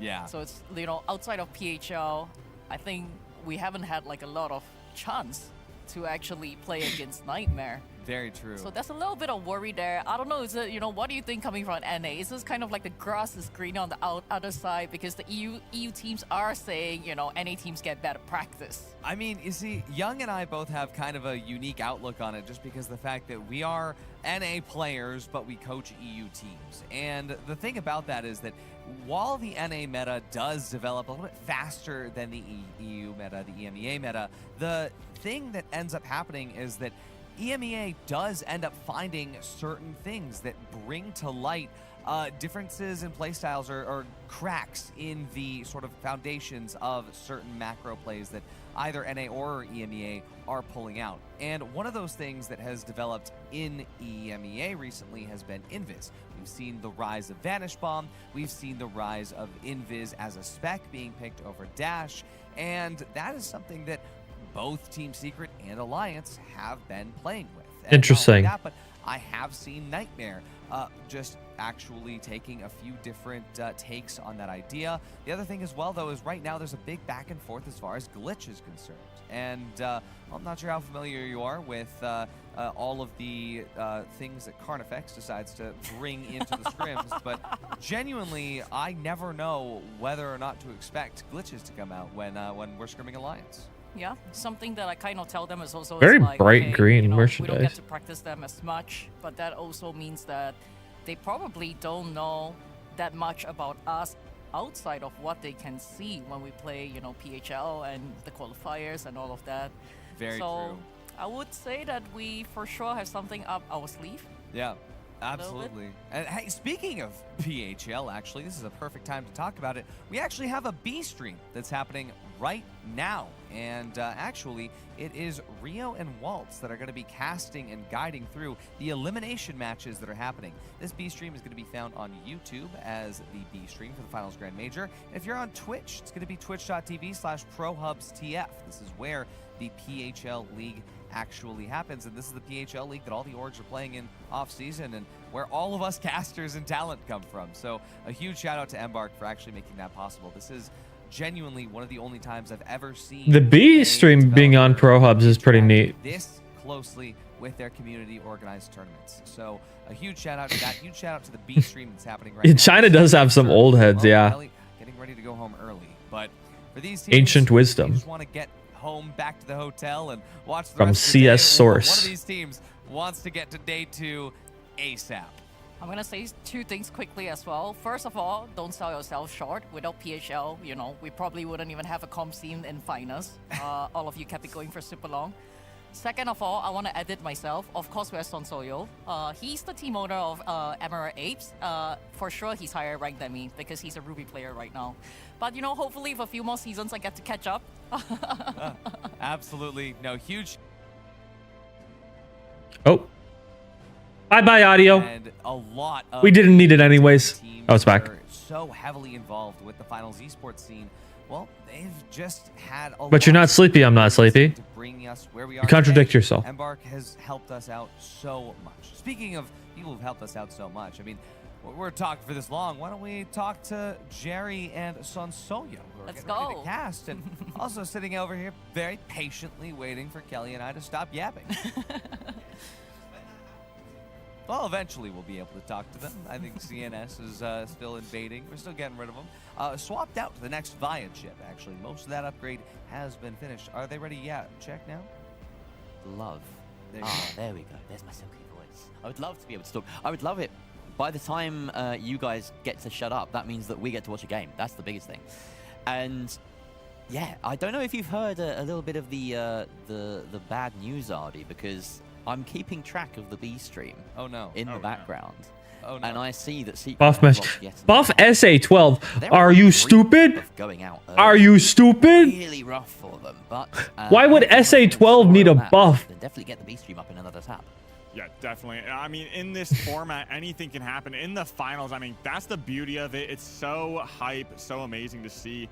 I mean, the B stream, watching everybody compete for their spot to continue on, especially over here on the A stream. It's been amazing to see these early wins, and we're going to be seeing in this game most likely a big battle between Nightmare and Alliance. And I think that's the big narrative and through line that we're going to be seeing coming up. But I do think the dark horses of King Zero, obviously with less experience from these EU and NA teams, not being able to scrim very often against them, that's going to be kind of a dark horse. But also Vanguard. I mean, conversely, we've seen just how interesting well Dragon mouse. Ranger can do, and they're coming from the same region. They could surprise us. Dragon Ranger managed to put down Fnatic and Team Secret into Very colorful setup. Peril, and maybe King Zero can do the same to Alliance and Nightmare. Need to hire me as a commentator? It would be fun. I don't have any commentating experience though, so like, I get why I wouldn't be selected first. The winners this season, best in EU, and then Nightmare. Dude, I think is going to come out on top here. I'm going to guess Nightmare. I've heard they're really good. During the regular league season, they were. And based off of the people that I've played against in Nightmare and ranked, they're really good. Shown that Nightmare are probably the best team here at the major, but it's it does still mean that there's the possibility for King Zero to break out. There's a possibility for Vanguard to break out. I've done a lot of talking to Sugi, their coach, and he's quietly confident about the way that they've been performing in scrims, the way that they've been conducting themselves, and like the preparation that they've put in. Of course, Nightmare and Alliance are no easy task, though. Yeah, no easy task at all. I mean, straight up, Nightmare is a force to be reckoned with. They are, for all intents and purposes, a nightmare. And yeah, again, like talking about. Oh, these guys have like the sun on their shirt. I dig it. That's cool. I like that. They got like the in-game sponsors on their jersey. That's fun. I like that. We have no idea what KZ is bringing up. So yeah. Yeah, and I do believe. What's this guy? What's this guy chuckling about? Talking about with Sugi being their coach. What's this guy plotting? Also, this day is like taking way too long with all the pauses and everything.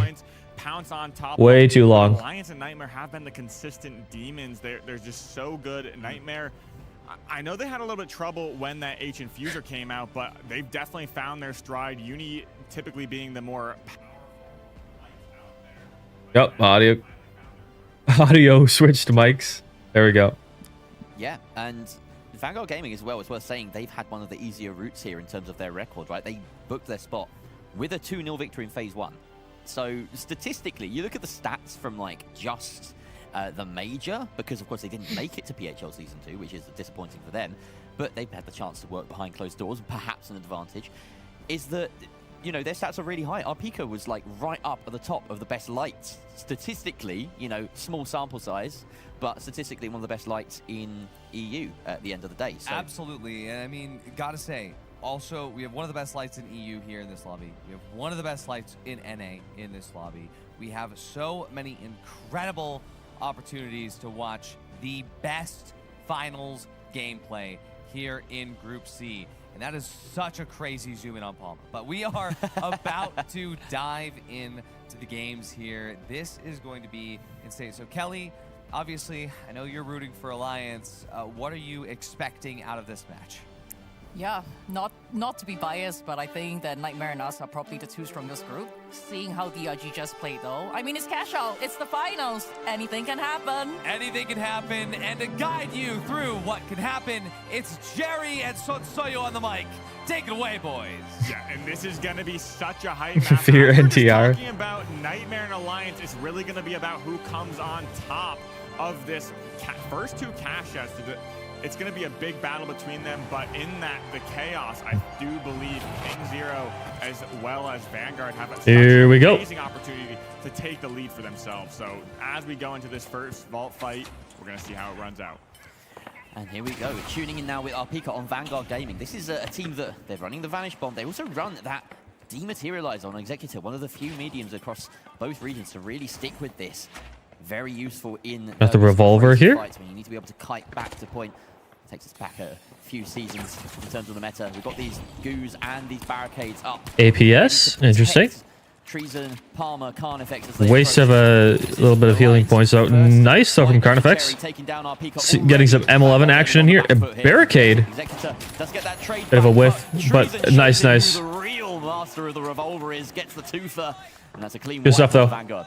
Yeah, I love the use of that revolver and kind of going back. We have another third party. And it was good not using the defib there because look, there's a third party now. Okay, he's still alive. Too late. Yeah, he's dead. That's unfortunate. Yeah,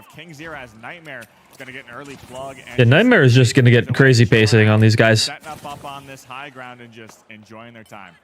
Absolutely. Nightmare having a whale of a time, not being bothered too much. King Zero getting that vault moving. They will be a little bit behind the pace, so you can expect plenty of third partying there later. And Vanguard Gaming look like they're scouting out A. They want to take a bit of aggression onto Nightmare, who have had plenty of time to set up. Look at the Goo Fortress in the sky. This is one of the best things you can do in Cis Horizon. Yeah, this is a really good strategy, just like sitting up here on Goo. Especially if you have a Goo gun heavy. You just create a giant fortress. Very, very good. But they are forcing. They might just get a steal.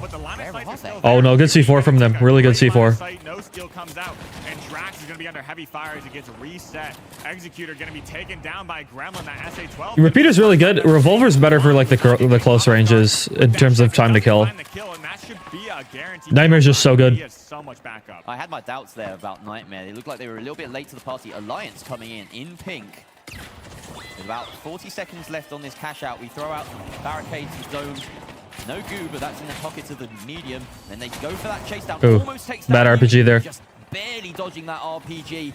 Palmer might be able to have a second go at this, but he has to get that red barrel out of the way. He does actually damage himself in the process. What was the point of that red barrel throw? Gremlin, but Gremlin is better, and Treason gets that refract. What was the point of that? No, Uni is there. Lasagna with the defib works out for him. Card effects coming in, but Lasagna snipes him out of midair at close range with that repeater, and that's a solid defense. Nightmare fending off two teams. It seemed kind of pointless to me. Another fight breaking out. We have King Zero gonna get the takeout. Nice. We got trades in the building, and RP gonna be the last one left. Good jump peaks. Is he getting healed? I couldn't tell. Oh, he's one shot. Oh. They're both low. He still has 30 seconds left, but he needs to 1v1 or get that reset. 1v1. Oh, good reset. This is a good reset. They're gonna coin in. They need to force point though. Force point right now. Go force point. Oh, it's too late now. So missed opportunity potentially there for Vanguard. Yep, see now Alliance is here. You wasted your time. It's GG's for you. Alliance are coming in as well. We have this third party as predicted. Nightmare have already finished off their box, but actually Nightmare has super pacing advantage. You needed to go and force right there. Second cash out will go successfully to King Zero. So Nightmare and King Zero on the right side of your screen ahead of the pack as we start the second wave of cash outs. Now Nightmare already having tapped theirs seem like they're in control. Yeah, this is a precarious situation. We have good kill on Uni. Basically set up on the Vault 3. We do see Vanguard Gaming trying to back up, gonna get the tap on 4. But I mean, so much damage is coming the way of Nightmare, and that wipe could be meaningful as they tie things up with King Zero because of that. Yeah, a few trades coming out here, and yeah, Nightmare being wiped out isn't ideal for their situation, to say the least. Yeah, that fourth Vault being tapped is our Pika and the rest of Vanguard Gaming watching over it as we stand. Let's see if Alliance can make a bit of a comeback here. King Zero is doing better than I thought they would. The early gateway. Oh, that's a devastating spawn. I don't know whether he spotted that, but Nightmare in the corner of your screen might be able to block that approach on C. Have we got another pause? Unfortunately, looks like we're hitting a bit of a technical issue, so we have a pause. Yeah, and we do have King Zero waiting the approach from Alliance as well. I mean, Alliance had control of this Vault 3. They came out on top even through all that. I'm tired, boss. But, I mean, they're still going to have to make the long journey across the road, across the map, and face King Zero. I mean, both of these fights at the same time, as they get plugged in, it's going to be a fight breaking out. I know that for sure. Oh, so man. Far we've seen a little bit to kind of understand the balance of teams here. We know that Nightmare's not having sound issues. They've managed to win a 3 versus 6 effectively already. Yep. Somewhat predicted. Alliance haven't stepped up though. It's actually King Zero. And we saw a fairly clear fight between themselves and Vanguard on the defense. And King Zero held off pretty decently. Now Vanguard's forte has always actually been the defense because of course they bring that dematerializer to be able to defend the box more effectively, to be able to kite as though it's season. So many issues though. Oh, are we maybe going back in? Really in its prevalence. No. And if they don't actually get the plug, if they aren't defending, then they can't have that advantage. Yeah, I definitely agree. I do believe that DMAT, when you're the only DMAT in the lobby, They should give us free skins for this. Yeah. Especially what Jerry just said about on defense specifically. Their play style is super, super defensive. They like getting that plug, playing it super bunker play style. They hold up. I'm not spoozing it. Good gift. Talking about Nightmare, I mean, Alliance did not want Nightmare to get the lead because of King Zero's third party on that box. They knew they had to take a fight against Nightmare because realistically, this is going to be the battle of the Goliaths in this map, and Nightmare and Alliance have the experience to, if they're ahead, they're going to grief out each other. They've certainly got the crowd behind them as well. Seeing so Eastream has no issues. Yeah, I don't know. I think we caught the tail end of a Nightmare chant as well going on. Lots of fans have turned up to see these guys. It was really great meeting everyone last night as well, putting some faces to names. And yeah, I know you're a little bit biased, and this is maybe a bit of an aside, but which is your favorite jersey that we've seen so far? I'm going to maybe have to put a hold on that question. I mean, I'm going to say KCP is going to be up there. I mean, it's a really standout jersey. The colors are just so amazing. Every jersey looks very a pretty good one. But as we were kind of touching on before, there's only maybe 1-2 jerseys that are really standout and colorful. That's for sure. Yeah. I'm a big fan of the SSGs. Oh yeah, the kind of Card adopt me. Like every single piece of gear that SSG puts out, I'm like, wow, that's actually I want to own that. You've seen my taste in jackets, and but they're bold and they're similar to the KCP jersey, I guess. Well, it seems as though we're almost there. Perhaps we will give you updates as and when we get them. This person with the spear, but the buff spear sign has been so like every time you're on camera. Every time. And like I said earlier, we've got so many teams in the audience really sticking their flag in the ground. Or the spear. Yeah, at least you're getting Twitch drops. At least, yeah. I think it's probably the worst melee weapon out there. Maybe the dual blades, but overall, I mean, I see already over there. He's like dual blades, dual blades, dual blades. Is this taking place in a larger convention? Overall, yeah, DreamHack. Those are the two least favored weapons. I mean, early on. We have seen some melee at the tournament today, but we've seen that sledge come out, which is really fun because it's been a while since we've seen Llama on the sledge. True. But there was, you know, if this is your first time watching the finals, watching the esport, you might be thinking, oh, where are all the cool weapons? But I mean, that's really not. Like I need a nap. Yeah, man. Basically, if that's the case, where are all the melee weapons? Make a guy. Fair criticism. Make an American wake up at 4:30 in the morning to stream. I got about 4 hours of sleep and woke up again. Or you had the sledge, and teams would build around that. It was so impressive to see these kind of. It was like a rock paper scissors effect but with playstyle. Oh, are we back? Anyway, it would appear we are back in the game right now, and we are tuning in with Palmer, who's moving box 3. We're in this second wave of cash outs. Alliance. Ooh, parkour failure. Movement problems there from Palmer. It looks like he's going to have to take the long way up to D. And there was some resistance as King Zero halts his advance. And they're actually on top of the cash out right now. They have to bring it down to get that plug. Okay, good plug though.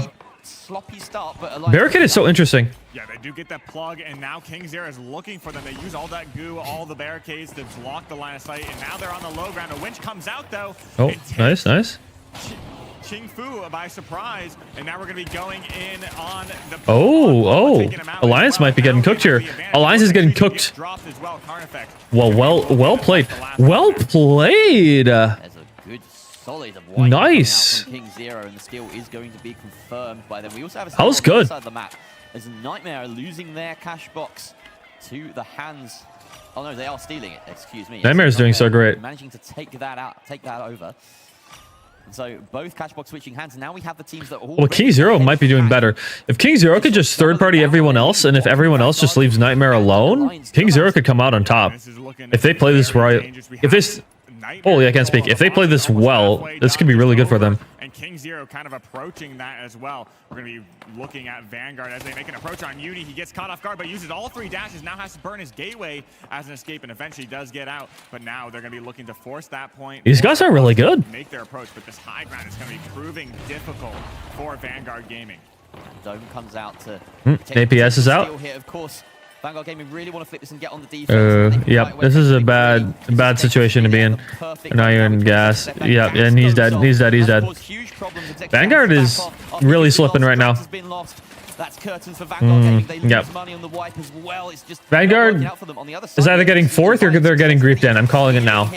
from King Zero, and Carnifex getting the kills to boot. Ooh. King Zero still 2 up, but where are Well they? played, Carnifex. Maybe there was a bit of a stagger going on there. Yes, there was. We can see the late coin back in as King Zero lost that fight, and now they're... I think Alliance and King Zero are pretty even right now, but I think Vanguard is really falling behind. Into the open, Sonsoyo. Yeah, and I mean, this is going to be cutting down to the wire. I mean, Nightmare already has a huge advantage, and this would just, like, put them so far and above beyond these other teams. This is exactly what we were talking about in the analyst desk, but Nightmare now has the ability to target Alliance and kick them out of this lobby if they want to. Yeah, Alliance do manage to claw their way back into the game somewhat with that defense. I predict either King Zero or Vanguard is going to get into the second round by being griefed in by Nightmare. Perfect juncture in the narrative. We have Vanguard now in a bit of a 3v3, a bit of a tussle against Alliance, and they are coming out with a bit of a bruise, a bit nice. of a Carnifex collects yet another, this fraggy light that we know and love. He's fantastic, isn't he? He just takes out both of those Vanguard gaming players, and now we have TTV Drax. I feel like I've just advertised his channel. Go give him a sub. Why not? And he's just finding a quick way to perish because he needs to get that spawn back in. They are chasing the game. They need to hope for a potential double here if they want any chance of coming back in. And really, their fate is in the hands of Nightmare and King Zero.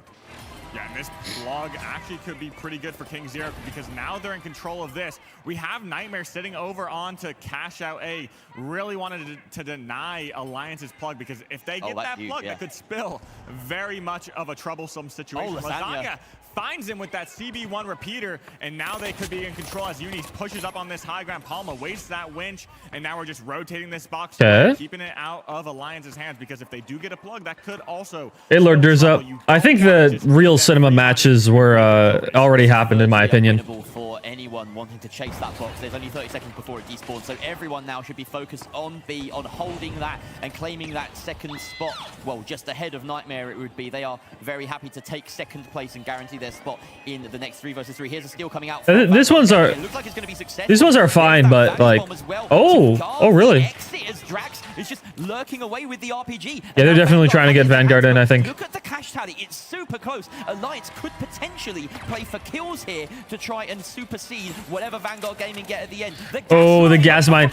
Ooh, gas mine. And Kickfu has to back away. Good gas. Have to wait for a fair while now before they can even attempt. Yeah, I don't know what Vanguard is doing just in general. Yeah. Now Alliance.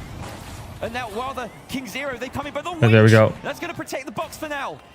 Yeah, and this is going in. Yeah, they're dead. He picks, Drax gonna be taken out, and this could spill some trouble. Just collapse. Just collapse onto this guy. Okay, bait the seal now, or go for it for real. They need to make an attempt because whoever wins this towards the end, the stall is coming out from Arpika, but the kill comes Why did he jump down there? And they got it. That's gonna be huge for Why did he jump down there? Tries to make the escape, get that. Are we stupid? 14 seconds left. It's gonna be Alliance's chance to make their approach, but Nightmare may try and stop this as well. King Zero's going in. I'm not sure they get the goose stall and stop it. No, I think he did. Okay. No way, the 1-footed. Nice, nice, nice. Incredible play from again the goose stall on the side of King Zero Esports puts them the spot ahead of Alliance, and they're going to go through to the best of 3 against Nightmare. Well played by King Zero. I mean, we've seen it with DRG. King Zero now showing up to play. I mean, I have no words. The scoreboard's impeccable, but we're going to be heading back to Artie at the desk and Kelly. So, what do you have to say? I was kind of hoping, okay, I was hoping for Alliance versus Nightmare, but I'm not surprised that it's King Zero versus Nightmare. Dragon Rising, we are seeing that right now. But what a game, Kelly. Absolutely. But really, like, the better question here is, what was Vanguard doing?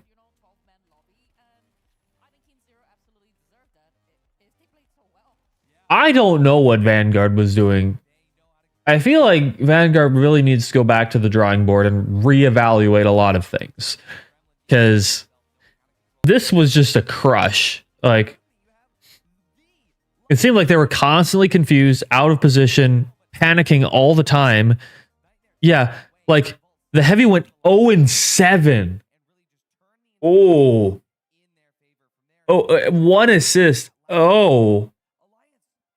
Oh. Oh, that's That's not good. That's not good. I hope that was a sub or something. I don't know. But wow, I mean, Jingfu as well. An incredible. Unlucky, I guess, but I don't have a lot of experience with. I mean, damn. really, this is I don't know much about the Vanguard team. That's the thing about playing But that comp, wasn't looking great. Playing rank, right? I think when you play War Tour in this casual mode, you kind of feel like, it's the 8K cash box, you know, we can live without it. But the thing about not having control, when you start getting like yeah, they're pros. So like for sure, they're definitely better than your average player, right? But like, there's tiers to this shit. You know what I'm saying? And like 0-7 is not a great look. Like even, and like, look, kills are not everything in this game, right? And so like if Vanguard even got 3rd place or 2nd place or something like that, I would have been like, okay, maybe he was still doing something. But the team got 4th place, which makes me think that some people were not pulling their weight and making stupid pushes and are just kind of all over the place. Because that's what I got from that.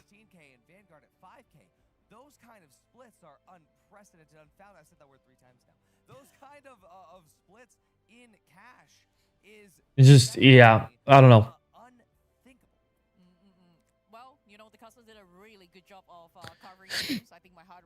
Yeah, and like, and then the light pushed in there with the 9-3R.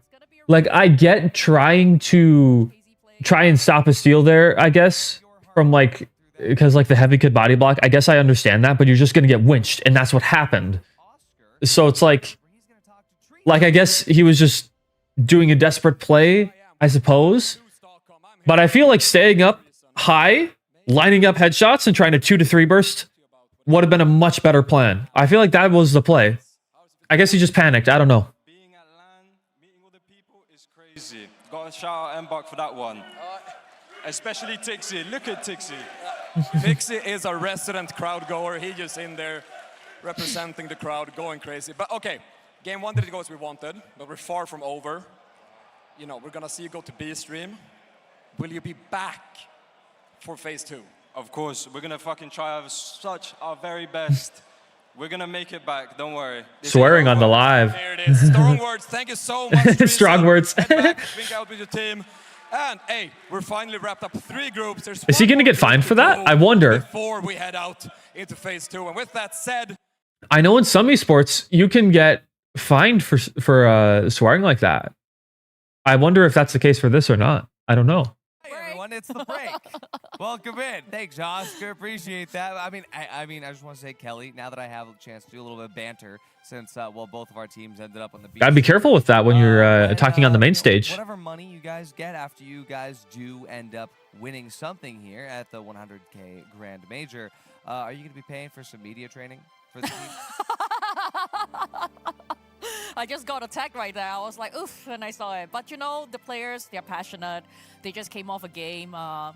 Quite an intense game, A very intense game. I mean, like, okay, to be fair, you know, recently I've been playing finals with some people in our company, and they've been, like, low-key crashing up it. They're like, oh, it's so sweaty, you know, blah, blah, blah. Like, when does it get better? And I'm like...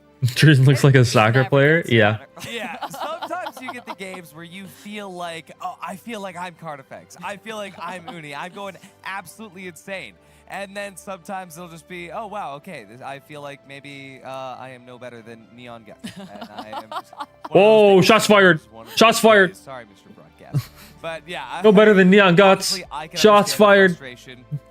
Genuinely, a lot of these teams that have ended up towards that B stream, they have a lot of self-reflection about cash out. Again, when we talk about cash out and understanding, is it macro? Is it winning one team fight? When's the next marble? Not sure. I gotta spread this all out throughout the entire stream, so probably next break. See what conversations come out of this, but we're about to jump into the best of 3. We do have Sisserise, of course, is our first map. We have Nozomi coming in at the second map, and Kelly, I'm so thankful to have had you on here, and I'm thankful to have Jerry and Sonsoyo as well to be joining us here for the best of 3.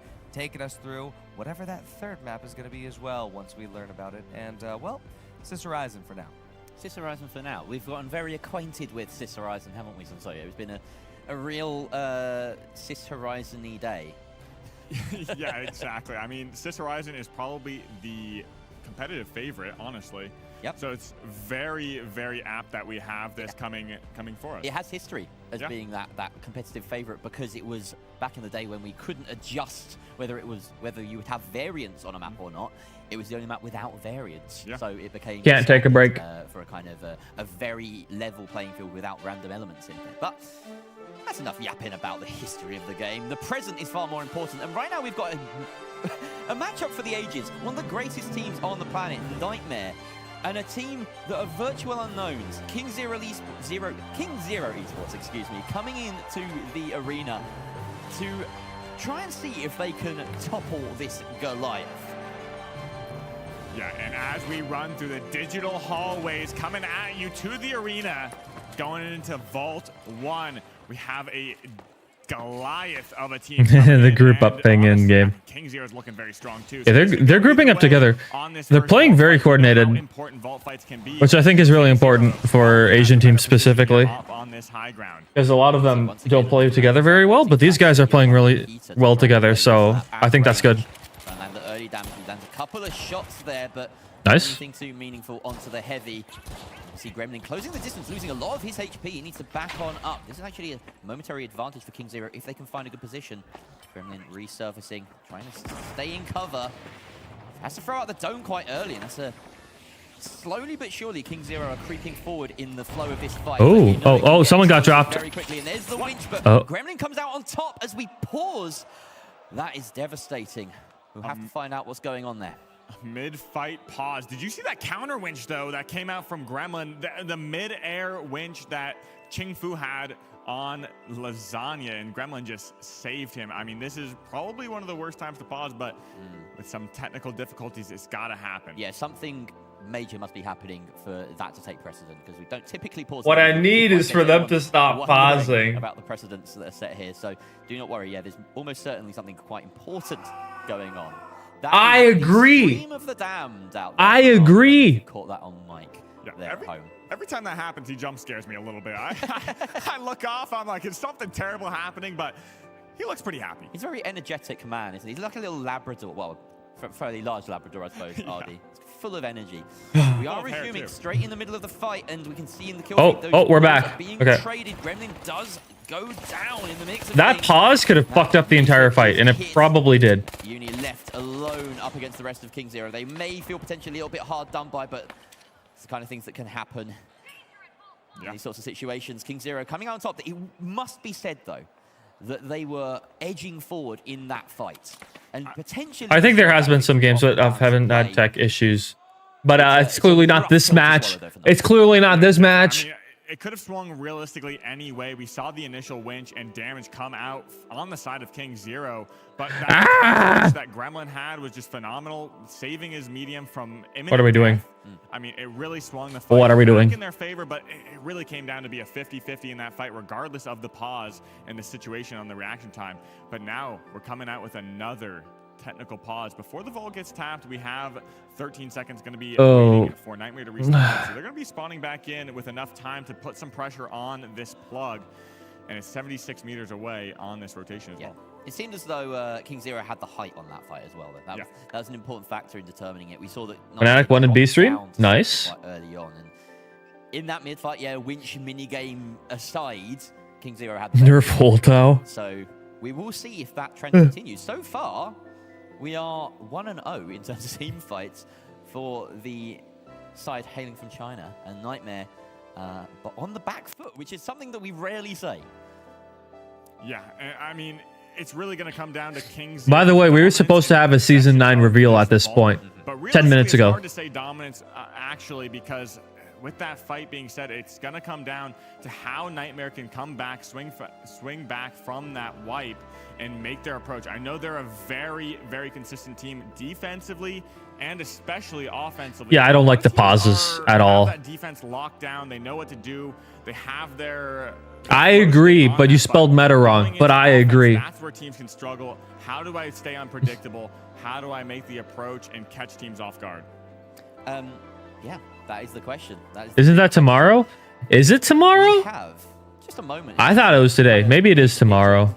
the reason that we're so dumbfounded here is that, you know, Nightmare, they come in and we expect them to do well. And the stats don't lie. The performances over time don't lie. Uni in particular has so many accolades when we crunched the numbers before this. So let me just rattle off a couple of interesting stats for you. He's the best support in the Grand Major statistically, and this is the player that we expect to be like the fragger, the biggest. You know, it would have been easy to pull out the fact that he also has the best KD in PH. Maybe it is tomorrow. But Let me he look. has the best support stat as well, like coming out with that H+ infuser in clutch moments, really enabling Gremlin in particular, the heavy on the side of Nightmare, who is just terrifying at the best of times. Well, I mean, that's amazing to say and amazing to hear, because initially when that H1 infuser, I said it a little bit earlier, Uni found a little bit of a struggle bus in terms of adapting to the heal meta. He really wanted to go get those kills like he's known for, but I mean, hearing that he's one of the top healers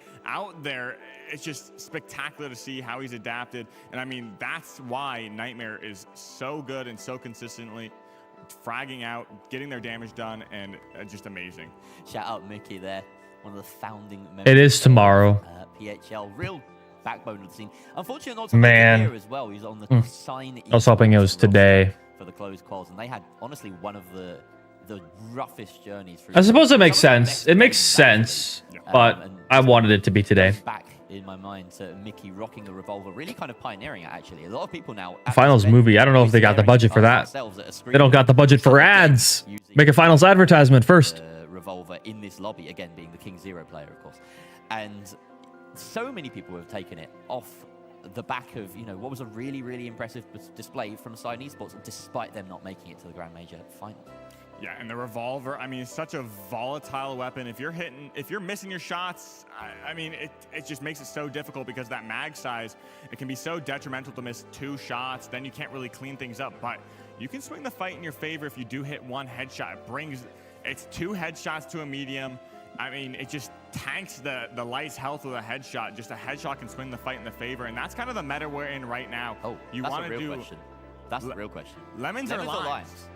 Lemons or limes, everybody? Could we get a show of hands in the arena? Hands up for lemons.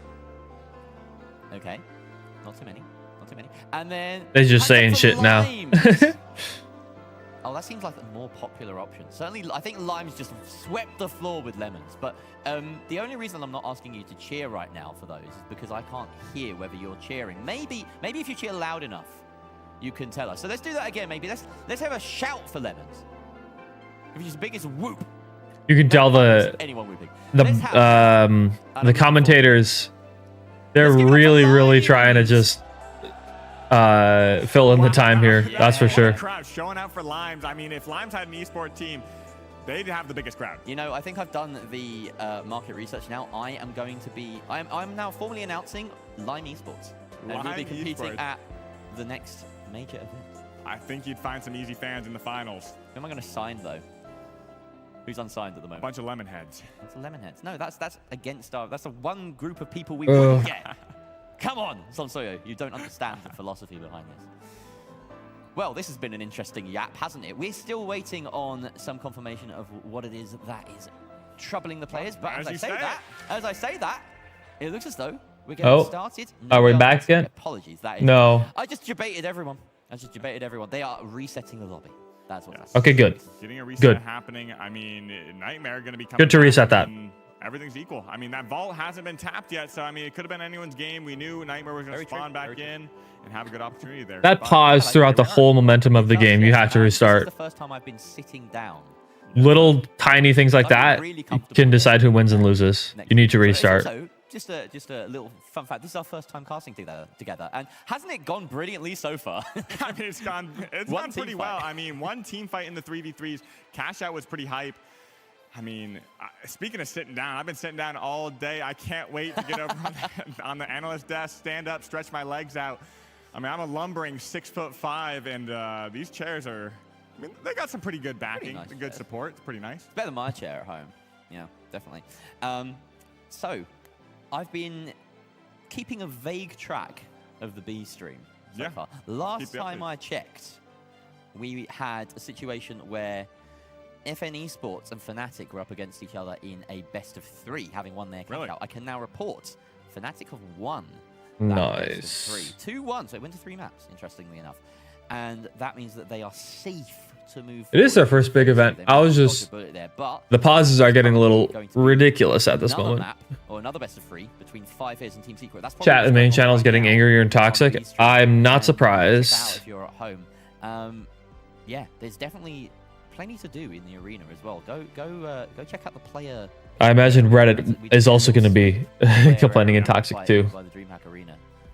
By the, oh yeah, I need to like well, I do think 5Fears loosen up my neck or something like that. Oh, matchup. A lot of players have been gatekeeping scrims from 5Fears. No I don't think to kind of give them practice with that goo gun, etc. So I don't think 5Fears is advancing. I don't know. See how they adapt to if they're going to be pulling out goo gun. I do definitely know that Ricardo has been practicing that winch as well, so he's quite well versed overall in that heavy meta.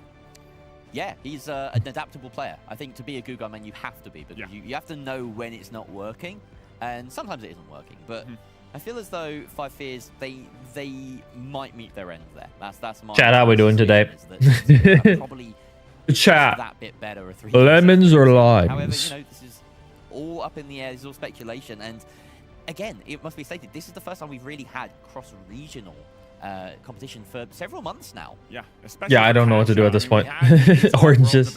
Oranges. So that was like probably the bigger event. Loosen up my neck. Well, it's like it's so tense back here. Kind of how testing these players, you know, like their regions, but I could just press down on this, like, oh, it's just so much muscle tension. And it will continue here now as we finally get back. Here we go. We're finally back. Nightmare versus King Zero Esports. Just as an aside, EU, we really need you to do a bit better right now. We've got so many EU teams in that lower bracket just on death's door, and right now I've been saying NA is what's popping right now. NA matchup. Although, oh, good, almost good movement here. Nice. King Zero also has a pretty good spawn again on this vault. They're going to have the opportunity to take this high ground. I do like this position. Going to be setting up that goo. Going to catch them off guard. Uni going to be dashing up. This could be very deadly if a headshot comes out, but he's only going to take one and get away as we see Nightmare rotate in. A completely different spawn for this time around. So see a very different set of... Not sure what the point of the goo was there. Advantageous spawn over the boxes. Once again, Nightmare's prerogative to try and find the opening. Now, there are options. King Zero could go left or right to try and plug this, but again, caught out. Just not doing his green cross code. He needs to look left, look right before he went across the road. Oh, this guy's dead. He's dead. Winston. Yeah, he's dead. Cooked. Absolutely cooked. Yep. Knows when a fight is swinging. Okay, and it's just the light left. What's he gonna do? Yeah, he's gonna wipe. Good play. Quick route out back to the respawn screen. Yeah, Bao knows exactly what to do. You don't want to get staggered too heavily, wasting those coins. We've seen it kind of go down the wire in some of the earlier games, using that last coin on that last vault. You don't want to be in a situation. Team Secret versus 5Fears. I say Team Secret wins. Just taking the easy way out may offer a great reset as Nightmare probably sets up their defenses. And I mean, look at that CB1. Pro players are allergic to ladders. I don't even think you need to use a ladder to climb up that wall. The goo is just completely unnecessary, I think. Managed to find quite a number of orange barrels here to guard against. Lasagna is out doing recon and he might get caught short here. Uh-oh. Thrown a gateway. No, in fact, that's the... Where's Lasagna out there, not Uni? I'm confused. Here. The rest of Nightmare need to close down, and they've done that just about successfully. Oh, a big whiff. Of the engagement. Big whiff from Dambao. Back, but Uni gets it again. Dambao last alive. Only the light. He's dead. Really have He's dead. Hope here. Uni just needs to find him. Oh, he's standing still, invisible. Holy whiff! Holy whiff! Uni! You're not allowed to do that. Yeah, I mean, just sitting still invis. It's still such a great strategy. Using that invis bomb, we've spoke about it time and time again, how it's kind of snuck into the meta, squeaked out that glitch grenade, but now he's going to be using those... Vanish bomb is definitely snuck into the meta. Not many pro players used it before this tournament. Strategize and push again on top of Nightmare, but I'm surprised they didn't take out Lasagna. The fact that we had to deal with a player called Someone back in the close qualifiers, and now we've been thrown a player called Again. All right, this is the caster's nightmare. Here we are. Wild names. 40 seconds left to defend on this cash out. KZ have really one more chance at this first box. This is a very kind of tech issues. They keep pausing like every match, like 1 to 3 times a match, and it's getting a little silly now. They're going to be rotating around only. And so we're really behind schedule. Regroup on this high ground, using that Vanish Bomb to maybe make their approach. A big C4 on that defense. Again, going to be taken out. And now we're going to be approaching this heavy Ching. That Vanish approach was really good. Yeah, he's dead. Nice, nice.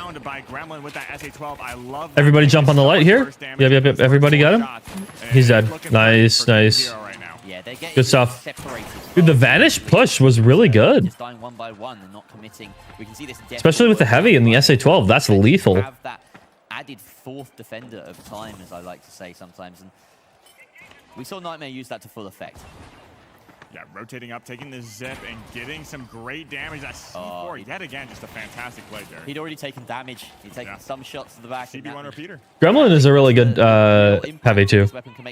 I've played him in some team death matches. We were having a heavy off. It was quite fun.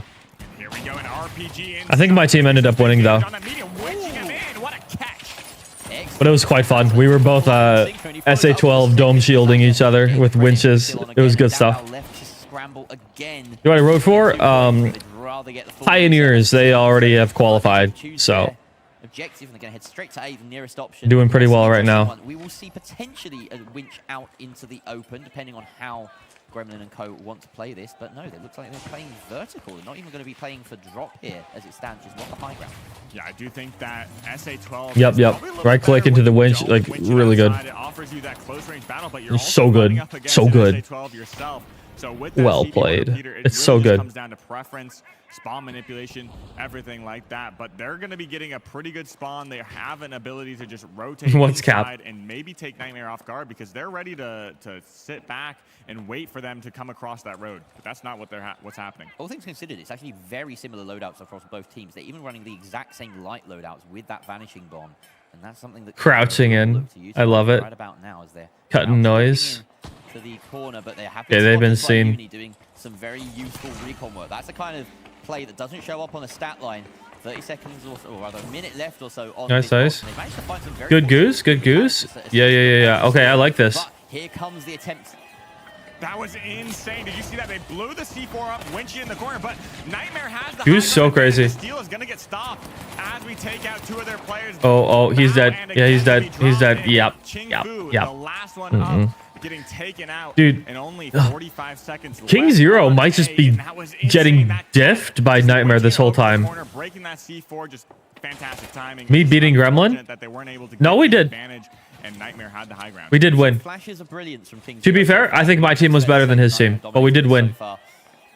This is a decent attempt. In terms of like 1v1s against him, I think he was actually really equal. I think we went 1 for 1 in most situations. I got a couple good ones on him. He got a couple good ones on me. But it's a death match too. That's not a good. Gremlin doesn't even need to move. He knows that Sis Horizon is theirs. Nightmare do it in A deathmatch is not a proper like demonstration of the entirety of skill in this game either. Not the same thing. Yeah, I mean, Nightmare's looking very, very strong. Yeah, Gremlin is playing heavy exactly correctly. Like he's doing everything he should be, and it's just destroying King Zero right now.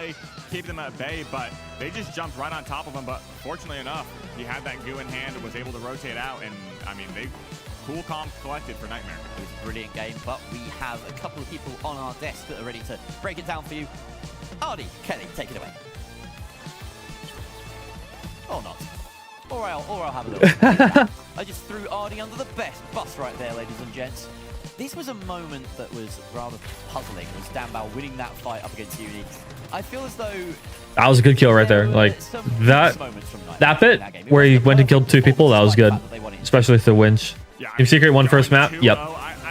Like you said, we saw moments. Is there a bracket posted somewhere? I think there might be. I'm not sure where though. I'm just kind of watching the game. I mean, when you're fighting Nightmare, you have to be prepared for anything. Their advantage, they find any sort of mistake that you make and just really snowball it. I mean, we need to see something come out of King Zero. I mean, there's been small 4.5 hours. Wow, nice. One I've seen realistically. Yeah, they've looked really, really solid. Yeah, you can link. Yeah, It's go for it. remembering now that because King If Zero links are allowed, I think. themselves in first place. Yeah, I'm also surprised at the amount of Shacks as well. I expected it to be all SA12, but I guess not. Perhaps we'll see something. Oh yeah, links I suppose are disabled. Yeah, I'm excited to see what strats they can bring to the table, whether they have any You surprises. can just tell them where. When it comes to the 3 versus 3. Looks as though loadout-wise... Is Lasagna on controller? I don't know. That looks like a CB1 repeater. Oh, that's a repeater. It's a little bit dark on my screen. So yeah, it looks like they're sticking it to the established meta here, and that's something that we were unsure about when it came to the Chinese teams coming into this major. Yeah, exactly. I mean, a lot of talk was around that turret, and I Did I just ban him? No. because of the adaptability of these teams. They've had a 6-week boot camp as well. I mean, they've been practicing. It's been amazing to see that as well. But as we go in Vault 1... Oh, Liquipedia. Okay. Uni switching on to his favorite. That makes sense, actually.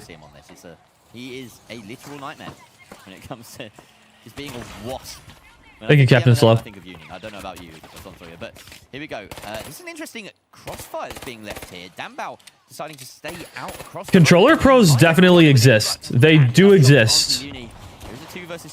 I just don't know which ones they are off the top of my head, but there are lots of controller Ruby players out there. Takes out Chingfu, 2 versus 2.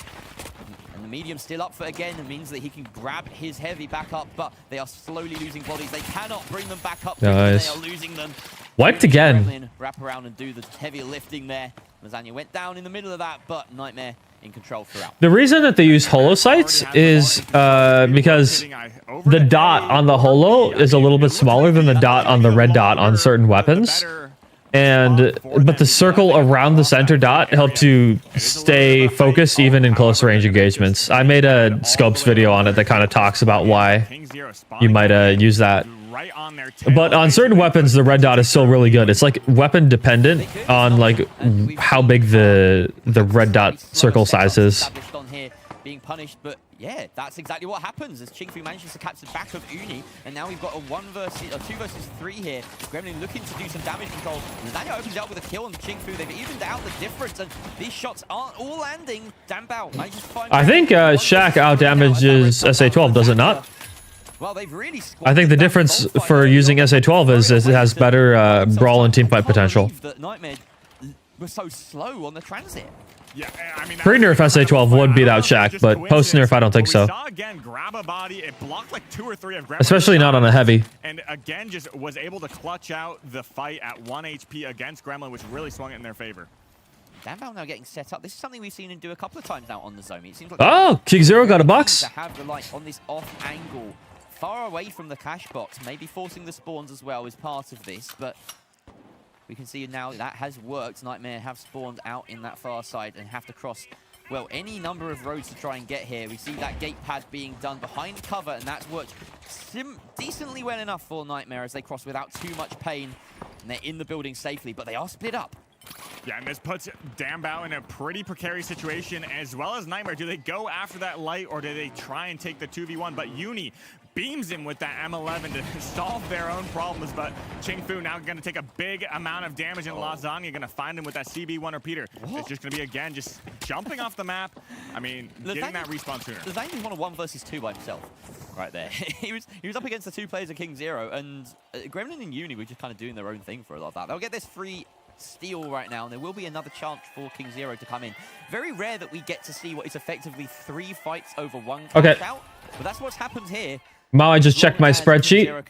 SA12 only beats Shaq if a Shaq hits only body shots on a medium. If Shaq does anything else, body shot or headshot on anybody else, Shaq wins the time to kill war. Actually pretty far away. They're going to have the same approach, but can he make it? Bao does get RPG taken out by Gremlin, and another RPG getting answered, but no damage coming out from King Zero. They're kind of scrapping in the crumbling building. Yeah, King Zero, yep, they're done. Getting that, and then they got plenty of time. Gremlin just dishing out too much damage. Another very convincing fight for Nightmare. And, I think that puts King Zero at, what, 2-1 team fights across these 2 maps. So yeah, I don't know. King Zero is kind of like they're gonna need to go back to the drawing board against Nightmare, because Nightmare is just like exploiting every single weakness of theirs, and they're just getting. I think King Zero is getting heavy diffed. I think that's what's happening. Gremlin did a great job at following up on that entry damage, getting that RPG down, taking out Bao as well. I mean, that just swung the fight in their favor. But yet again, now they have to cross this void and make their approach as they may. Nightmare may take advantage of. Do I also have melee in that spreadsheet? I don't think so. I think it's just a weapons spreadsheet. You can see from those pings. It has some melee stuff on it, but it's not super in depth. Not nearly as much as the weapons of like guns and stuff. It doesn't have good information on like launchers like CL40 and MGL, but all the shotguns, like the hit scan weapons, it has good data on. Feels like Plats versus Rubies. It kind of does, or not even like Plats versus Rubies. It feels like Diamonds versus Rubies is what it feels like.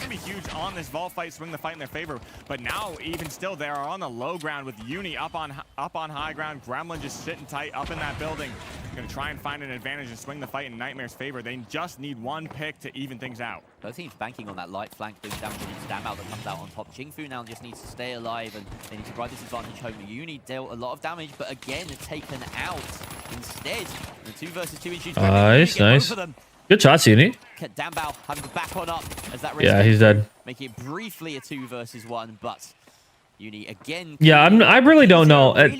They aren't playing well as a team. They're not. I thought they were originally, but like after the pause, like they're just falling apart. Follow it up with either moving the vault or just collapsing on the 2 members of Nightmare left back up. I'm going to A site here.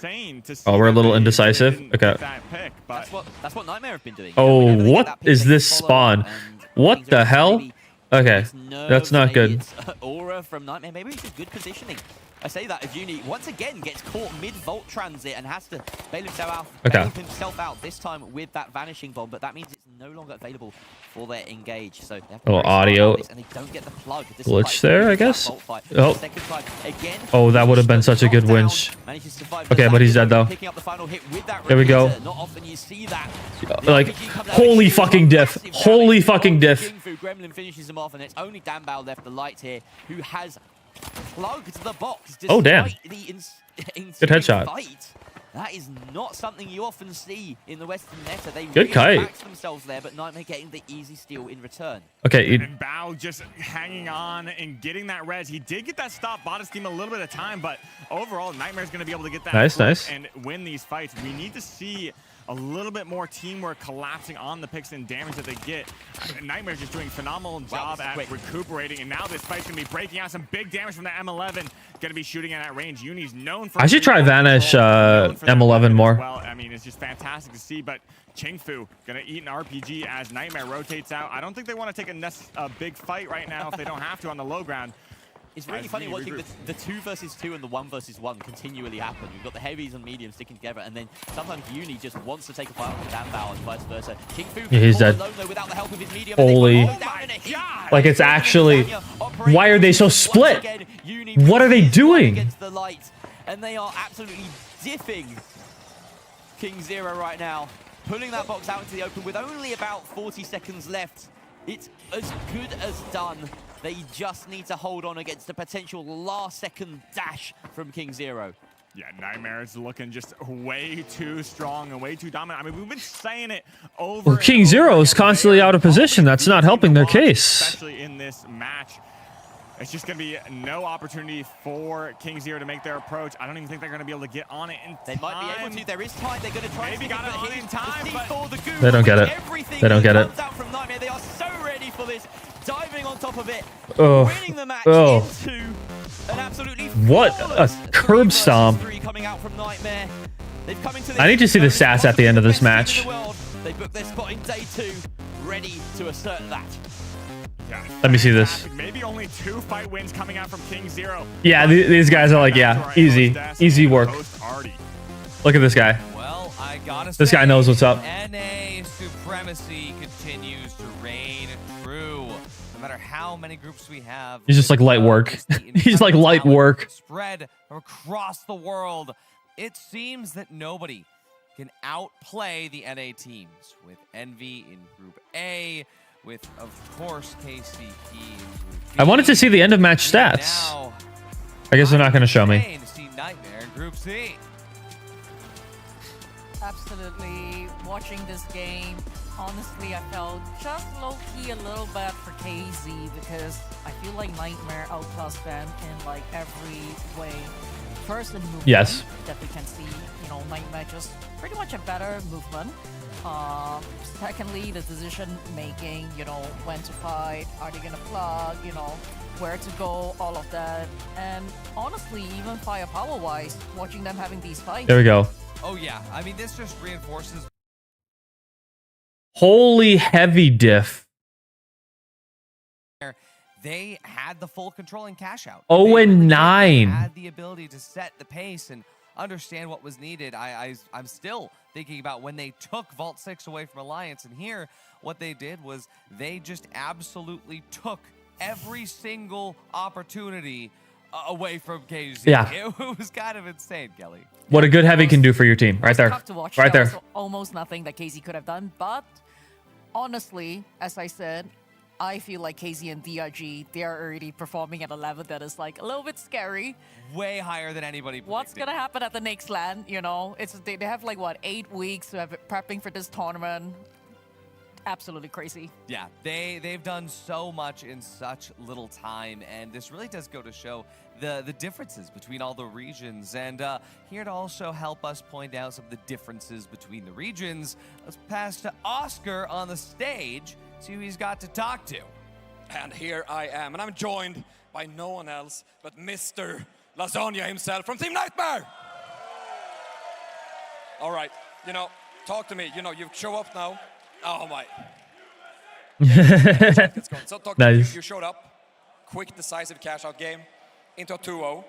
Is it a controller differential or what's the secret sauce? Yeah, it's a controller. It's kind of expected. Low key. Love it. So, okay, confirmed Nightmare's not winning on skill, it's a tech thing. But beyond that, you know, I talked to you before you had it on stage. I said, hey, just so you know, we're a little bit crunched on time, you know. I'm like, we're slightly behind on schedule. Did you clutch up and win the 2-0 just for me? Is that what's going on here? Of course, Oscar, I'll do anything for you. Quick play that, we can quick play it any day.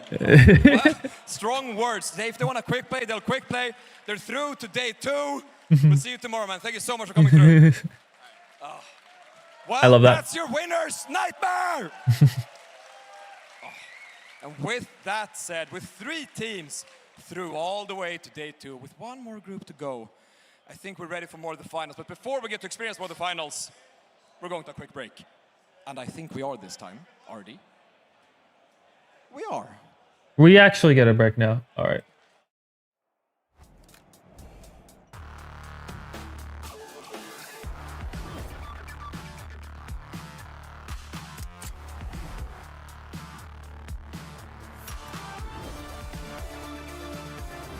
Stupid Windows news thing. I hate that Windows news thing so much.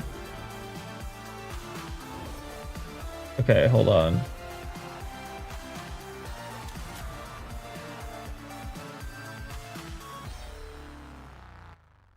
There we go.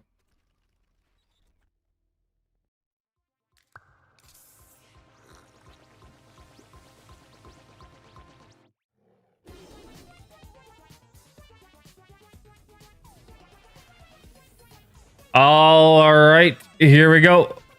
What is this? What is this thing? Ooh, long track. Long track for this one. Well, look at all of this right here.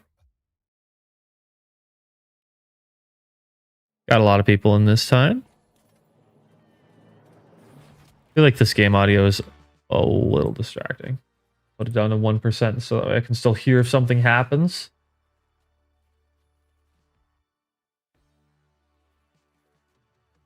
And I'm gonna give everybody some time to exclamation point play.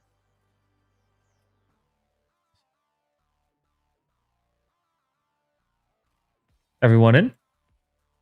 Team Secret 1-2-0. Not even surprised. Not surprised at all.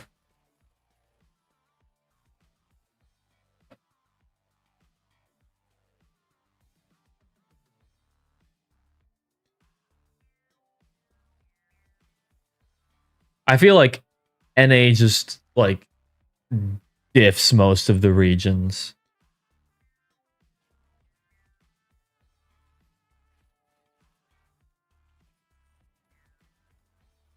All right, let's start this up.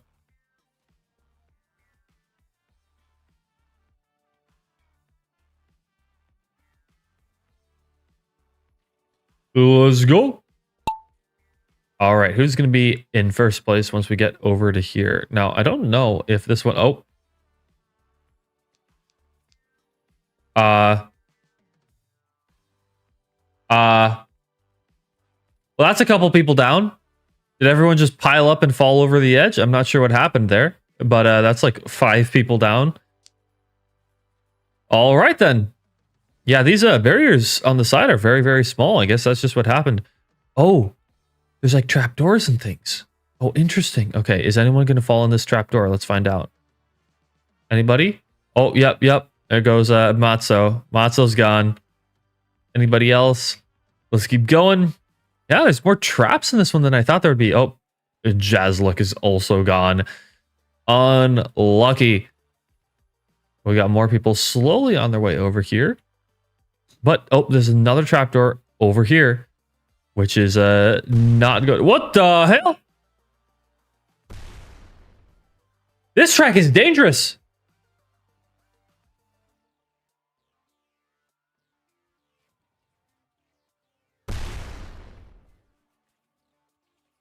There's bombs. Oh, good to know. Oh, goodbye. All right, I think this is this the win right here? I think this is the win. All right, it looks like Nova Dawnspire is probably in first place. And if they don't fall into a small trapdoor here, I think they have it. There we go. Looks like Nova Dawnspire is the winner of our codes. Let's see who can survive, though. Any more deaths here coming up? Nothing yet. Oh, goodbye. Goodbye, Ace. Now, it looks like Mao's going to be our last place contestant, but will he even make it to the end? Let's find out.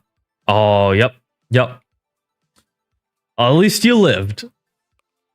All right, so it looks like Nova Dawnspire is the winner for our next code. Let me get that sent to you.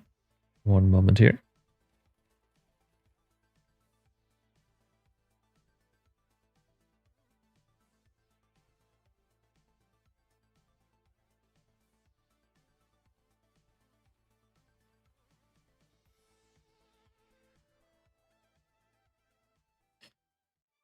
There we go. Should be sent now.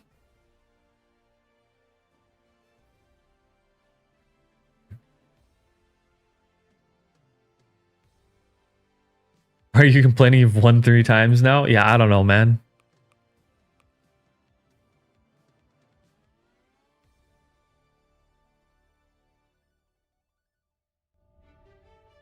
How many more matches do we have? Oh, right on time. Major 2025 here at DreamHack Stockholm. I'm your host, Artie. I'm here with Kelly from Alliance, and we have just seen NA dominate group after group after group, Kelly. You sound way too glad right now, seriously. I mean, we gotta step up. Come on, Asia and Euro, we need to step up, man. I'm kind of representing both region, you know, coming from the fact that like I grew up in Singapore and now, you know, I've been working in Europe for the past 10 years. What's going on? It's a bit like what I talked about before Group C. The competition in NA, even before this major, you know, watching PHL and all of that, it has always been a bit higher.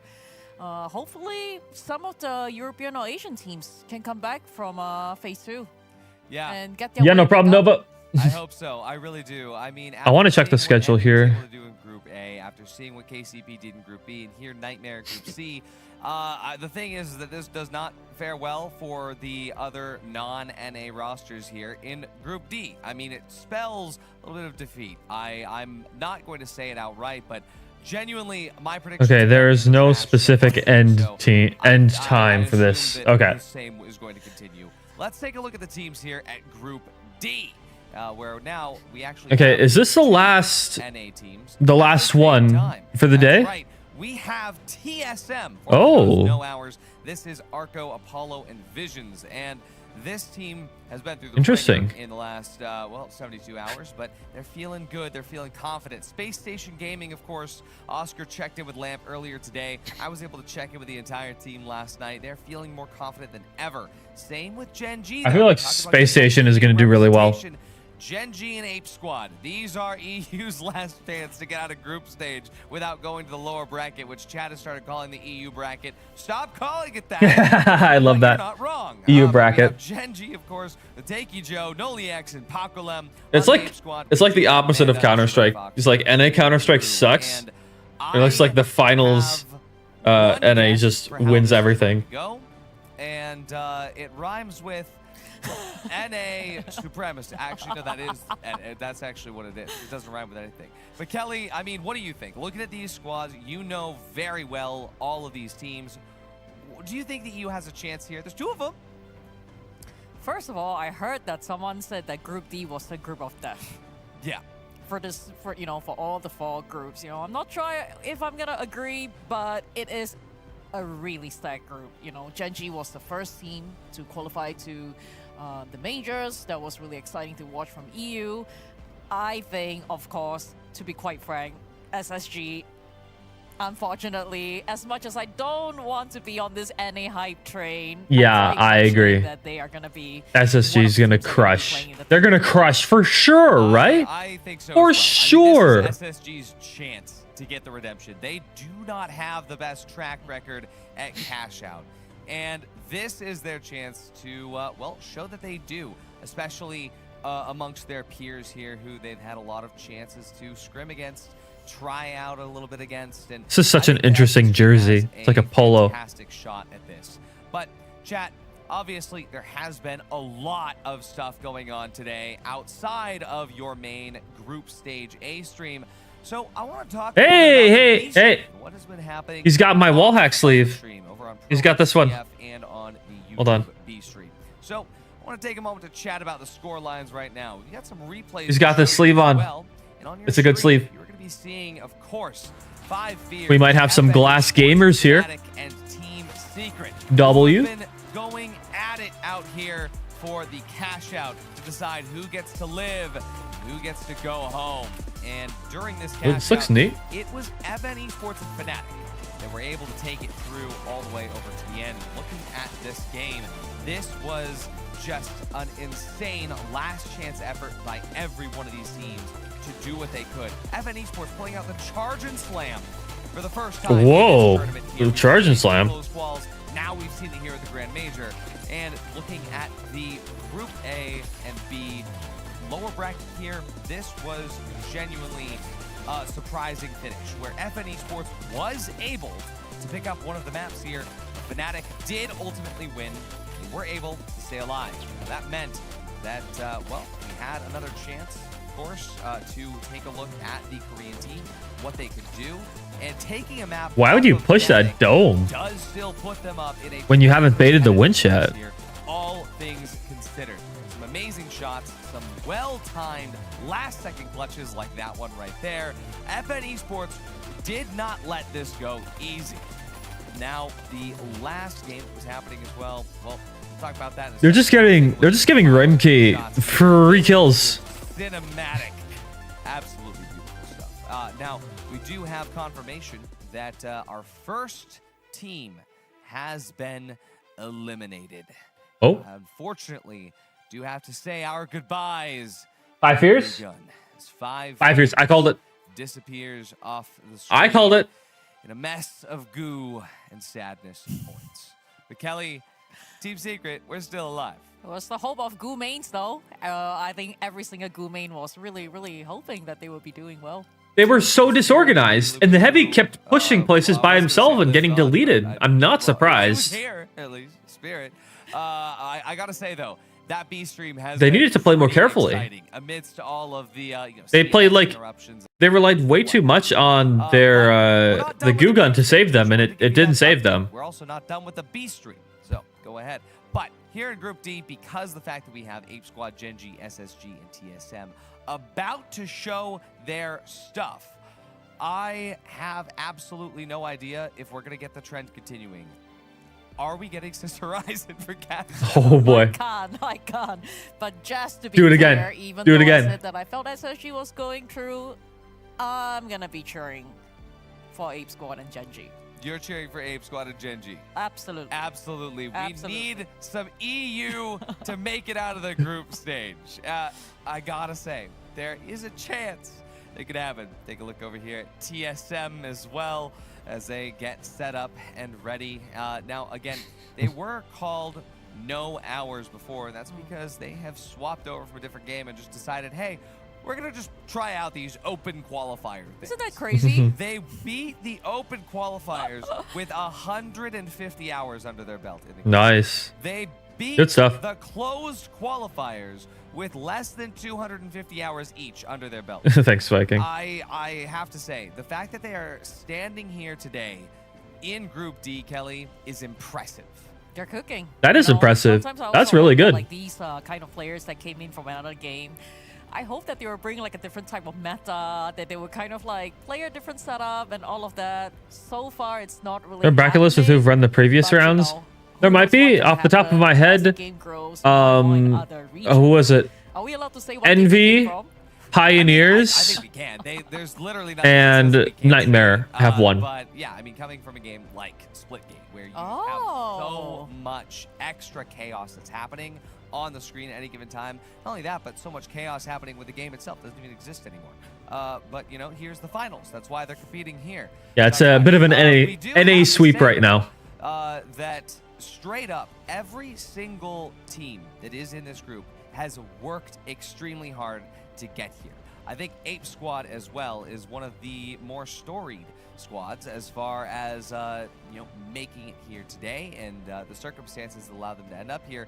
But over the last few weeks, especially throughout PHL Season 2, they've absolutely proven themselves amongst their peers in EU. I mean, going as many times as they did into the final round, I know that they're going to be feeling very ready for those 3v3s once they get there. I don't know if we're allowed to talk about PHL champs that just happened recently. We can. Yeah, because it was a long night, let's put it that way. And they were in every single finals. That's good practice. It was. That's what I said also. So coming into this, they, you know, hopefully they make it past the 12-man cash out. They would be super ready for 3v3. Yeah. Like already practicing against EU best. Speaking a bit about practice though, I have to say, you know, we have a couple of divisions in our organization, and I would say that the finals players, they are probably close to one of the most hardworking ones out there. Their training schedule is absolutely brutal. I think every day they average anywhere between 8 to 10 hours, you know, per day. What I kind of actually had to do when they Good chat, I'll be right back. We had to ask them to like take it a little bit easy. they at the start when they just joined us, they were probably practicing like 7 days a week. And that also means that other teams were playing 7 days a week because we're scrimming against them.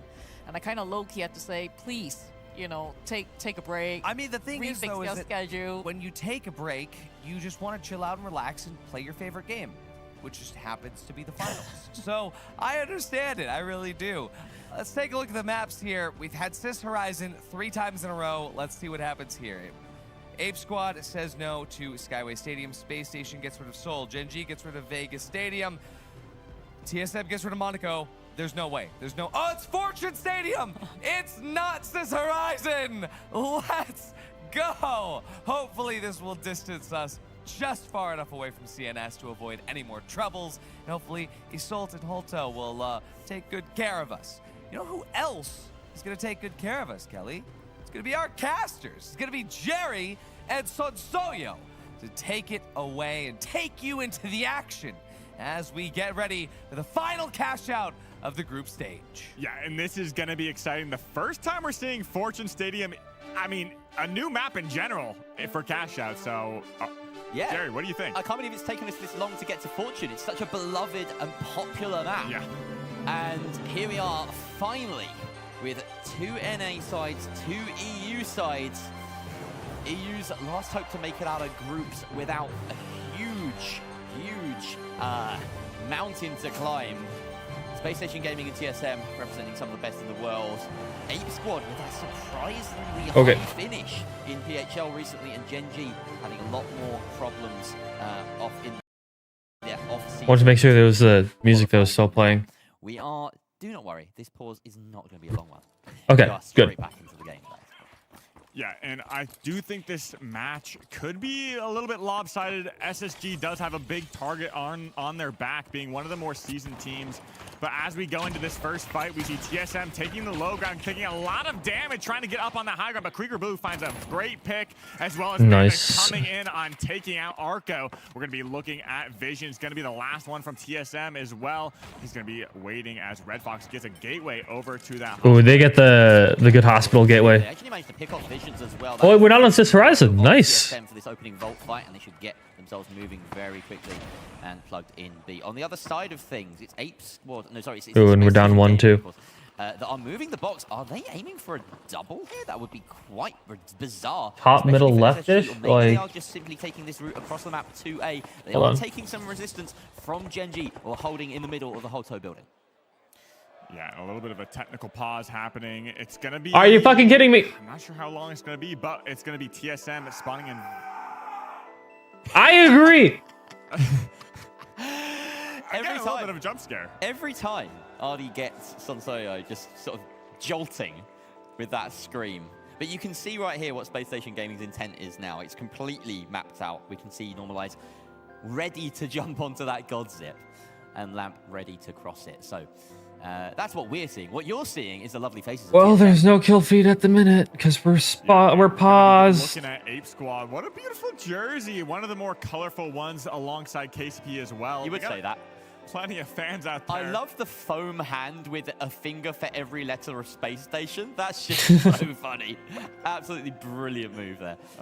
This is impeccable. X-Dyson plays. All these players. It's fantastic to see TSM come all this way. I mean, they look a little bit tired, but I know they're locked in. I wasn't going to say it. I wasn't going to say it. Happening in the game, aren't they using a local server via LAN? I would assume, but I don't know. Not off to the best start, though, already having lost that. I'm not sure. Maybe they will tell us what was wrong with this later. I'm not sure. They're feeling good despite their lack of sleep and difficult way to get here. They're feeling very, very good. But as we wait, it's going to be a very intense match coming in.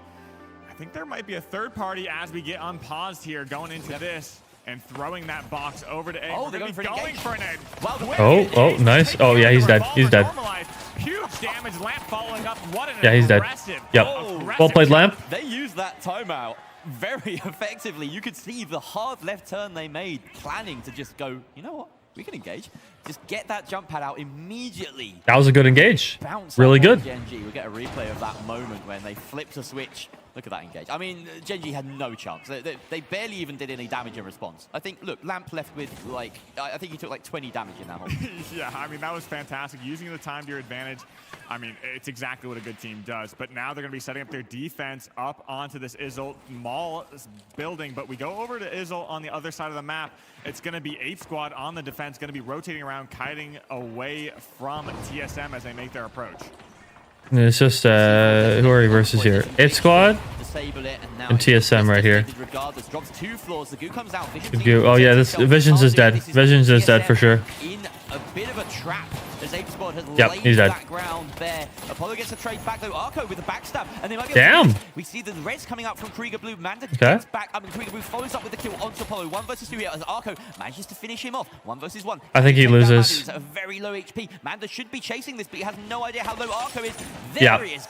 Winch moment. Seal the deal for Ape Squad, who now only have about 20 I mean, he would have killed him anyways with just a bullet. But winch moment. Space Station in the meantime managed to wipe Gen.G yet again.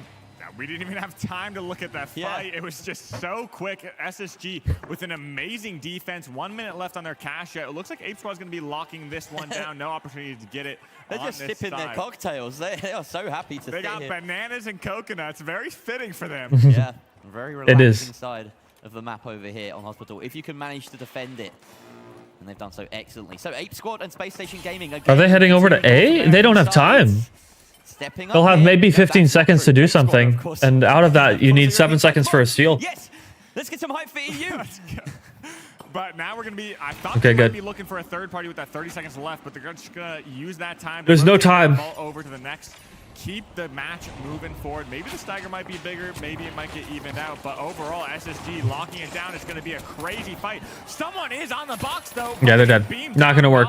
Not going to work. Not in this tournament against Space Station.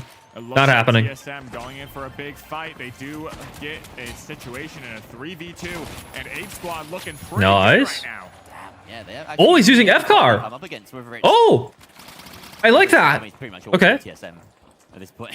They're winning a lot of fights against TSM. Let's see how they stack up against the rest of the lobby.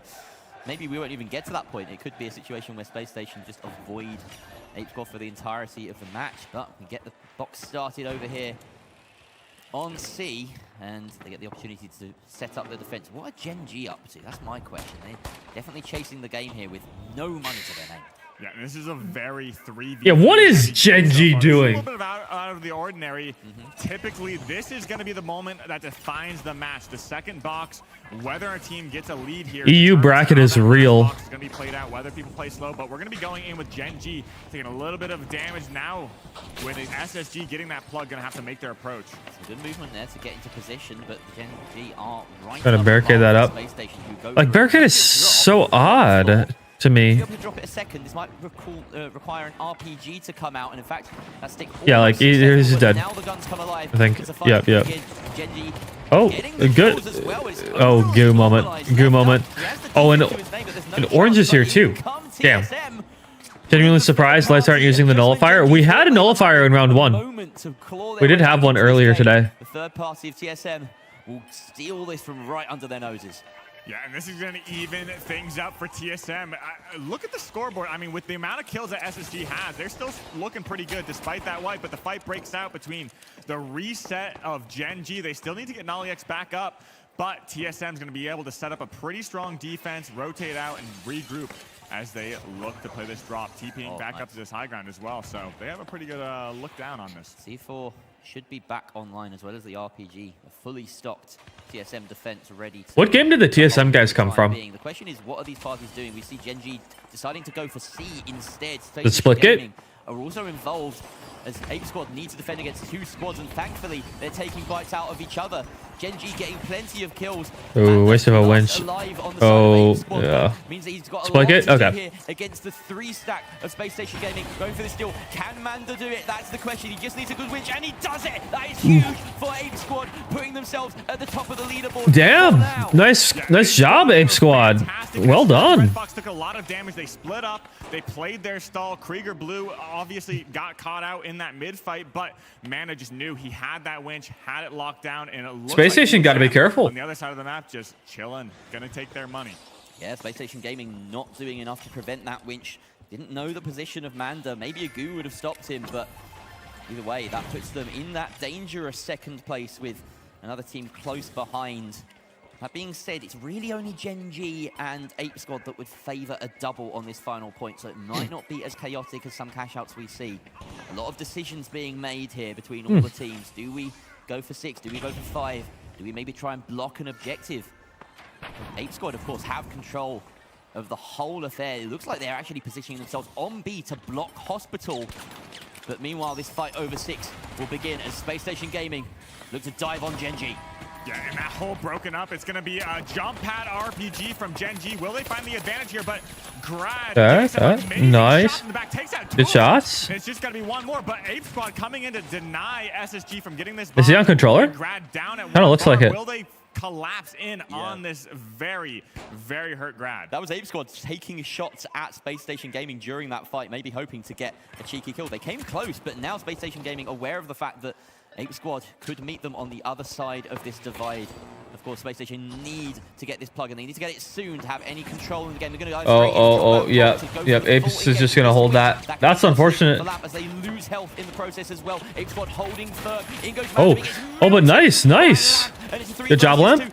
You got W key that. W key that. He's one. Fight against Grad, 2 versus 2, and he gets his no, he doesn't get his teammate up. Where is that defib from Krieger Blue? There it is, back to a 3 versus 3 Sensoya. And there goes Red Fox. He's stolen that Oh, box good away. stuff. Will it respawn? It's gonna be coming back to this hospital area on Izzle, but man, Good stuff. Normalized. Good stuff. By an elbow, and Normalized gonna be the last one left. He knows he has to get the plug. His teammates calling out, we just need to make sure this goes in, because that's exactly what they're looking for. Over on the other side of the map, it looks like Good stuff. Okay. It could be anyone's game except for Genji's. They're gonna have to spawn back in, maybe find a third party, but the steal's going out.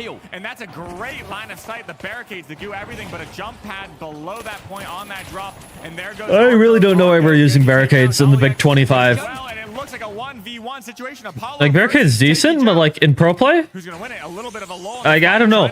I don't know. Apollo, I mean, he doesn't have to push. Like you said, he has an extra man on the team. That's called defense. Light versus light, and it does look as though Genji have managed to find a situation where they get a player up, but TSM have all coined back in afar. We have a 2 versus 3. I feel like Goo is just better for stall these days, if that's what you're trying to get out of it. And the attempt is still coming out from Pakalib. Everyone on Genji up. He hasn't stuck the steel through the drop, and there's plenty of resistance now. The kills come out for TSM on the defense. They look like they're securing themselves that secure second place. However, right now on the far side, Space Station Gaming have about 45 seconds. Yeah, 45. Let's see. Once people get there, it'll be about maybe 25 seconds. So they're going to have to stall for roughly 13 to 14 seconds.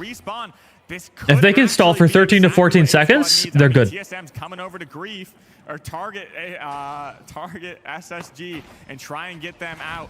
But we see Red Fox's team, Ape Squad, gonna be making their approach. This could be a beautiful third party. TSM do not want to face Space Station in that final three versus 3 if they can avoid it. If they steal here, then it goes to Ape Squad. We don't know whether Space Station will have an eye on this steal close enough. They have to do with so okay, they win. They win. Good job, Space Station. 7 seconds. It's Krieger Blue stealing, but he's denied by Lamp. Good stuff. Space Station Gaming denying the steal and booking themselves a spot in the 3 versus 3. Once again, the North American supremacy rises as 2 American squads square up in a 3 versus 3. Wow, that game was just insane.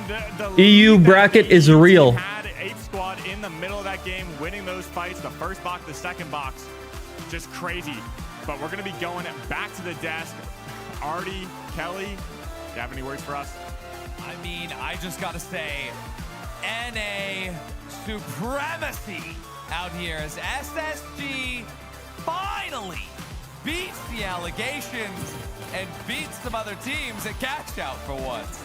And also, TSM, out of nowhere, I mean, Ape Squad was in control all the way up until ball 5 and 6. And TSM, they genuinely surprised me with the way they were able to come into control towards the very end of that match. And this fight here, absolute cinema. The SSG versus Ape Squad in the hospital, of course, all culminating to this giant fight. This right here, this reminds me of Apex Final Circles. Gaming's favor for the first time in a long time. 10 kills on Grad. You can Okay, Genji got kills, just nothing else. Have been waiting for this moment. I'm in, I can't speak right now. I'm in shambles on behalf of EU. Seriously. I think we need to, you know, it's a strategy. You don't understand, RD. We're trying to get more games in, you know. We're saving strategies. Home field advantage, by the way. And TSM, mind you, the team that has had the absolute worst misfortunes on their way over here. Genuinely, it was an insane story where their first plane had an issue. Their second plane completely delayed, turning around in the air. They didn't arrive until last night. Literally less than 18 hours ago for some of the players. And they're Well played to them then. With the absolute minimum prep time, minimum rest time. TSM on the absolute top right now. Again, well played. The team with the least amount of hours. What a story that we're seeing here. And genuinely, though, I have to say, it's all about SSG. SSG dominated every single fight that they were part of, but it was scary. This moment here was pivotal. When they won that fight in the hospital, that was the moment that they had secured. As long as they could hold on and prove that, hey, maybe they learned a little bit about cash out between, well, PHL and now, Kelly. Yeah, I mean, I have no excuses for EU right now. We just have to see what happens on day 2. It is really rough to see all the other regions doing so poorly, but NA, they're really bringing the heat.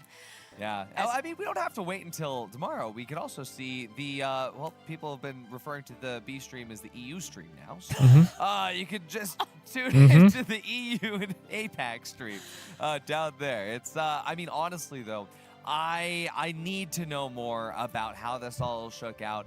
And we have Oscar actually ready to chat with some EU folks and see what happened. You are Artie. Thank you for throwing back over here to DreamHack Stockholm. I'm joined right now by Gen.G. Pakolem, everybody!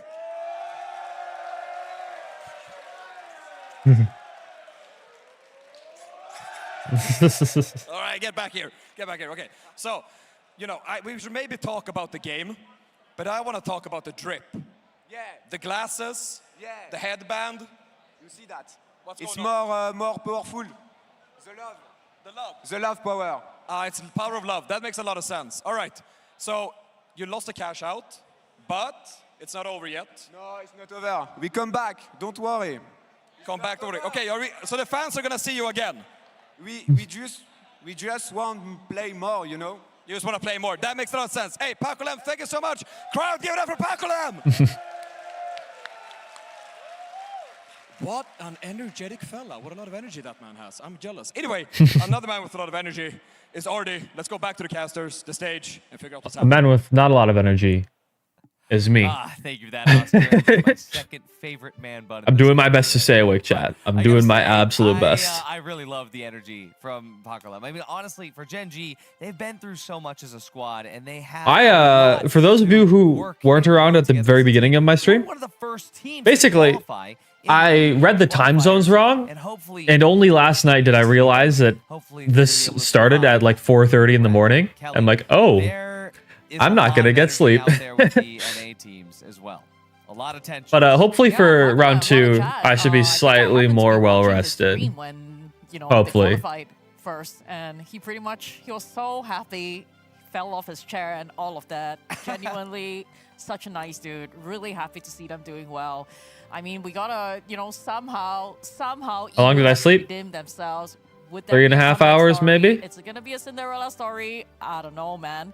But SSG in this last game, showing why they're one of the fans. Yeah, I need one of those 24 monster packs. I need one of those. What do you think is gonna, you know, happen in the 3v3 with TSM versus SSG? I mean, it's actually really funny that we get to see these two teams go at it in the final round, because the fact that I actually got to watch their scrims a couple of weeks ago. I watched SSG versus TSM. Now, of course, these players have VODs turned off for scrims, but I'm always watching. So I watched TSM take a few maps off of SSG. Now, SSG, of course, with Coach Hogs at their side, they're going to be able to review those and understand, okay, this is how TSM was winning. And it is always going to be an intellectual back and forth when it comes to scrims, trying to understand how did we lose, what do we gain. The question is, though, is if TSM is going to be able to come to this power level after literally less than 400 hours in the game to beat Envy in some scrims, take a couple maps off of them, beat SSG in scrims, take a couple maps off of them. Can they do it on stage where it matters most, Kelly? I think they probably could. I mean, in many different games, right? Obviously, SSG is a really solid team, but sometimes coming in a little bit later, number one, your opponent has a little bit less info on you. There's a lot of info on SSG. You know, maybe they have something in their pocket. I think they need that. If they pretty much just play standard against SSG, it's probably going to be a little bit of struggle. So I'm interested to see if they're going to pull something out of their pocket. Yeah, and I mean, Jerry actually alluded to that earlier, that a lot of teams are saving strats for not only for being here on the main stage today, but some teams are even saving strats for day 2 and phase 2 and wherever they might end up. I can't imagine teams saving strats for the EU bracket, but it is what it is.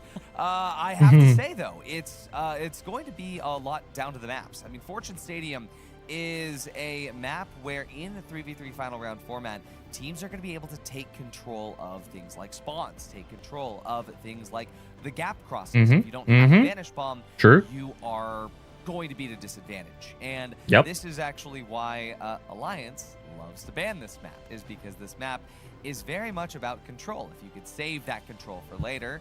But right now, I mean, SSG, because of the fact that they're going to be playing on this map, we're going to see their control here. Do you think TSM has those levels of strats down? I think with the amount of games that we've been able to see lately since the qualifier, I think to see if how good TSM is, we're gonna have to see a 3v3. I think. mean, the fact that they can make it to a 3v3 versus SSG in such a stacked lobby, right? Very true. For sure, it's gonna be a close game. Very true. Although, to argue a slight counterpoint, one could argue that it's not that hard to, you know, get a higher score than SSG in cash out. But I will say, I do think that when it comes down to the 3v3, this is where, like Grad had said in our interview, the fact that this is where individual skill expression comes down. This is individual timing. This is where you could just see who knows how to control a vault fight, who knows how to control a rotation. And again, when we start on Fortune Stadium, I don't know what the other two maps are going to be just yet. We'll find out for you. We're going to be able to see how well SSG can control spawns, control the area around them. I mean, at this level in the finals, you kind of need a little bit of everything, right? Number one, you need to have the movement. If you can out-movement someone, even if you might not have better aim than another team, that might help you, you know, win a lot of fights. Number two, decision making. You know, that's really, really important, obviously, in the finals. Number three, I would say sometimes you need a little bit of luck. Yeah. A little bit of luck, a little bit of skill, a little bit of individualistic expression. And that is something that SSG has. So, gonna give you the maps right here. It's gonna be Fortune Stadium, of course, for the first map. It's gonna be Bernal for map 2. Fortune Stadium. Horizon, map 3. Bernal. You just can't. It's gonna be out there. Okay. Game's gonna be coming to you soon. Chat, I want to hear your predictions. Did we just play Put this Fortune? in here. Now we know it's gonna be NA team here. There's no other choices. But chat, we have had an NA team qualify out of every single group. Remember that there are only 8 slots to qualify for day 2. So chat, is there a chance that every single NA team makes it out to day 2? What are your predictions? But as far as Could predictions happen. for Fortune Stadium, we won't have to wait very long to get those because Kelly, Jerry, and Sonsoyo are actually going to take us in to that match right now. Well, thank you very much, Ardy. That was rather dramatic of you. Here we are, Team Solo Mid at Space Station Gaming up against each other. Finally, That's a fun transition. North American. I'm just taking note of that. We finally got one on the mainstream. Another looking glass on the repeater. Get a chance to put out my predictions for this group, but I actually had TSM ahead of the pack. That might have been dependent on SSG losing the cash out though, so this was like a really even battle that we might have ahead. I mean, we saw SSG. If all of you get snubbed, someone will cry foul play, right? Separate plug, but even though Embark is European. TSM just going to be up on this high ground, getting ready to posture up, and look at this. I mean, SSG is playing the quiet game, going to maybe little up rats. on this high ground, but this invis bomb going to be the sound cue that TSM needs as well. Lamp just popping into existence there, and Apollo. Well played from them. Number of guns trained in his direction. He's met an early. Well played again. Lamp finds visions as well, and now Arco. It's only a matter Oh, of time. nice.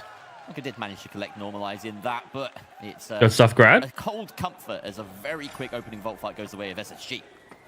Yeah, and already setting up that gateway to rotate that box. I don't even think SSG took that much damage in that fight. Just taking out Apollo so quickly. Visions getting beamed by Grad as well. I mean, Grad just dishing out so much damage. Unfortunately, though, Normalize does get taken out in that replay. It was just perfect focus fire and target priority from Space Station Gaming that took them through that fight. They get started on A. Is this the last fight of the day? We see the beginnings of a bit of a spawn trap as they try to force a spawn out into the open. Now they can defend from Sector 5 instead of Sector 6. Watching these crosses. Now TSM, have they done their homework? Do they have enough tools, enough ways to cross this divide? Yeah, exactly. That goo gonna be. I was like, are they trying to make a one-way? Before they're gonna have to take out all the defense. Another goo goes down. It's gonna be a little bit tricky, wasting a lot of time, almost 30 seconds down, and using that invis bomb. The glitch comes out, and they're gonna be found. Apollo gonna be taken out by Grad, and we're dropping down in divisions. Also gonna be taken down. It's gonna be Arco just jumping off the map, trying to get as much damage as possible. You know. Wow, that was almost very good from TSM. almost very good. A lot of damage dealt by Arco during the course of that, but SSG's dive down onto the core of TSM, just far too effective, and we'll get to see now the second attempt here. Of course, you want to have. I think it's interesting how, as the finals has like slowly progressed over time, map-specific picks are becoming much more of a thing. I think it's interesting to see. They managed it. So this is now one of the hardest spawns to try and get through in the game. TSM have their work cut out for them. They only have about 50 seconds to solve this puzzle. Yeah, and this is going to be very difficult. Like you said, there's only a few ways. A lot of teams try and just gate pad all the way across. But now Lamp's going to be dropping down, maybe putting a little bit too much pressure on them, and he's going to be taken very, yeah, Lamp went a little bit too aggro there, I think. But it worked out for him. Wow. Nice. Okay. As well. Wow, the individual skill really bailing them out of that. Normalize just taking a moment. Exactly. That's what I'm thinking. Chat to his teammates after that. That was a very close to a misstep from Space Station Gaming. Yeah, it was. But they did recover well, like I said, due to that individual star power, mainly from Grad. Yeah, if that winch grabbed the Lamp, that could have been very deadly if everyone focused fire on him during that winch. Getting that early pick would have been amazing for TSM, but unfortunately, Grad just like popping off on that high ground. 1v2. 1v2. And he also got some damage off on the heavy in the middle of that. So very impressed by Grad holding the high ground. It works out for them. Visions is a bit separated from his team. Nope, they do regroup, and the tap is actually available to Space Station Gaming, but they're not going to make it as it would give away the position. Instead decide to surface to the top of this tower. This is still a good position, though, for TSM to hold from, and I think Space Station Gaming, they're just sort of wondering how they're going to approach this defense of the vault from TSM. Yeah, and look at Grad just getting caught out, so separated from his team, but he loves taking those off angles. He loves normalizing Lamp, kind of controlling the map, controlling the damage output for their team, kind of eating it all up, while just Grad it just does so much damage, dishing it out in the back. Grad looking for maybe a solo play here with that invis bomb in his hands. Normalize, and Lamp now decide the time has come. Uh-oh, Apollo's out of position. Way out of position. It's fantastic. And it does manage nice. Oh, clean kills. What a wipe. Pincer maneuver from Space Station Gaming. I'd love to see a replay of that one if we have it, because boy, oh boy, did they do that quickly. Yeah, these fights are explosive in SSG's favor. There was a little bit of a hiccup, like we said, on that first cash out fight, but they seem to have cleaned things up after Normalize kind of took a rest. And looking back at this, look at this explosive winch. He's going to be using that melee to finish things off and just taking out Visions and Arco. Grad just always there, always there. I think that's one thing that I have an issue with, is that like I always try to entry with Dome Shield even when I don't need to. Shot miss, not a single gadget misplaced. That's how you win team fights soundly, especially with TSM holding a good defensive ground there. I like this cash out position. By SSG there. Deciding to scout out, work out how they're going to defend this. I feel like this cash box doesn't appear that often, and they will have their strat for it. Fortuna, very, very well practiced map amongst the pros. TSM wondering how they're going to approach this. Big jump pad in the middle of this building, of course, is an option. It looks as though they're starting with a crouch walk up the stairs, and of course that does cost you a lot of time. Yeah, it's going to cost them a lot of time. The benefit is the footstep audio is taken to a minimum, but now they're just like full sprinting up here, maybe trying to find. You think it'll be SSG versus Envy at the end? Really? You think that's going to be the final two? Those are like the two quiet things. They did catch them, but no winch in sight. We saw the medium kind of peak first, and now SSG is just gone. Yeah, and this is some good kiting from SSG. They've already bought themselves about half the timer on that cash out just by good movement alone. And of course, this being a fantastic cash out that you can delay so many layers of. A few of those layers. I think Nightmare diffs both of them, honestly. Force out that C4. And then I'm hopeful for Pioneers, of course. But like Nightmare seems really strong. I think Nightmare does better than Envy.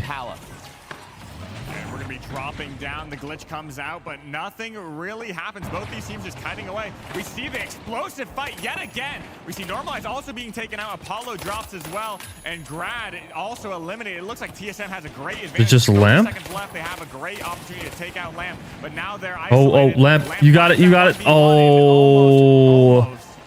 That could have been really good. We know that Lamp has that clutch potential in him, but Arco as well.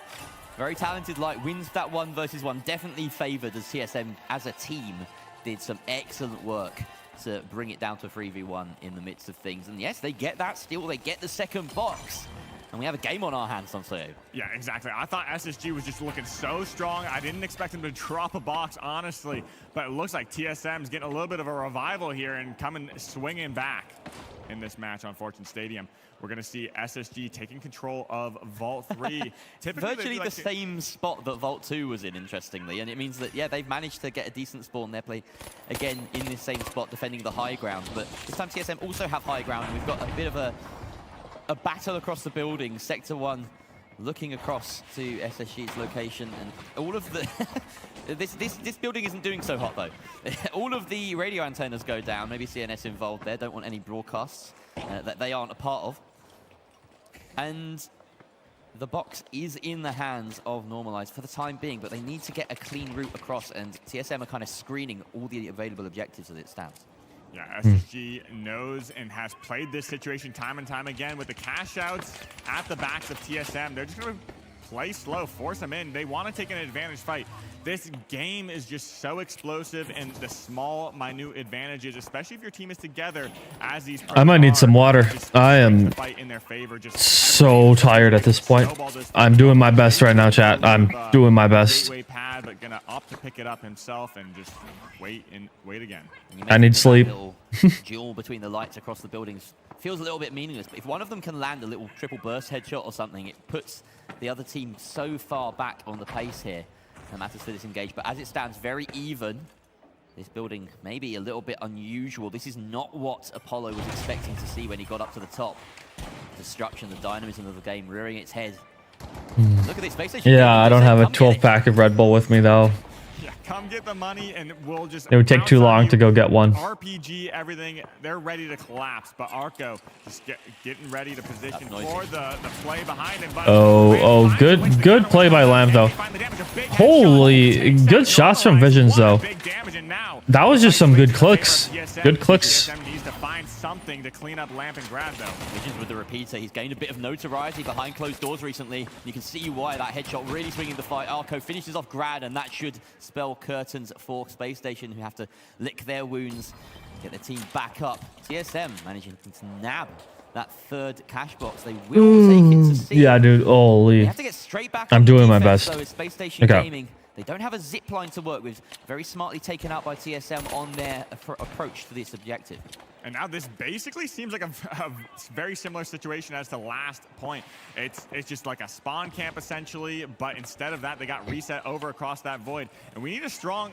There's no defense. They're not defending it. They're allowing it. They wanted to play. They wanted to fall back, it seemed. That was a conscious decision by TSM. Yeah. Maybe they're what are they doing? Those kinds of engagements are typically going Space Station Gaming's way. Oh, they're not fighting. I see. I see. You know, that's a good choice. I think it's a good choice for them. I think that's a smart call. This building rather than try and play the long-range poke game. Yeah, just sitting up on this high ground. Oh my. Can he find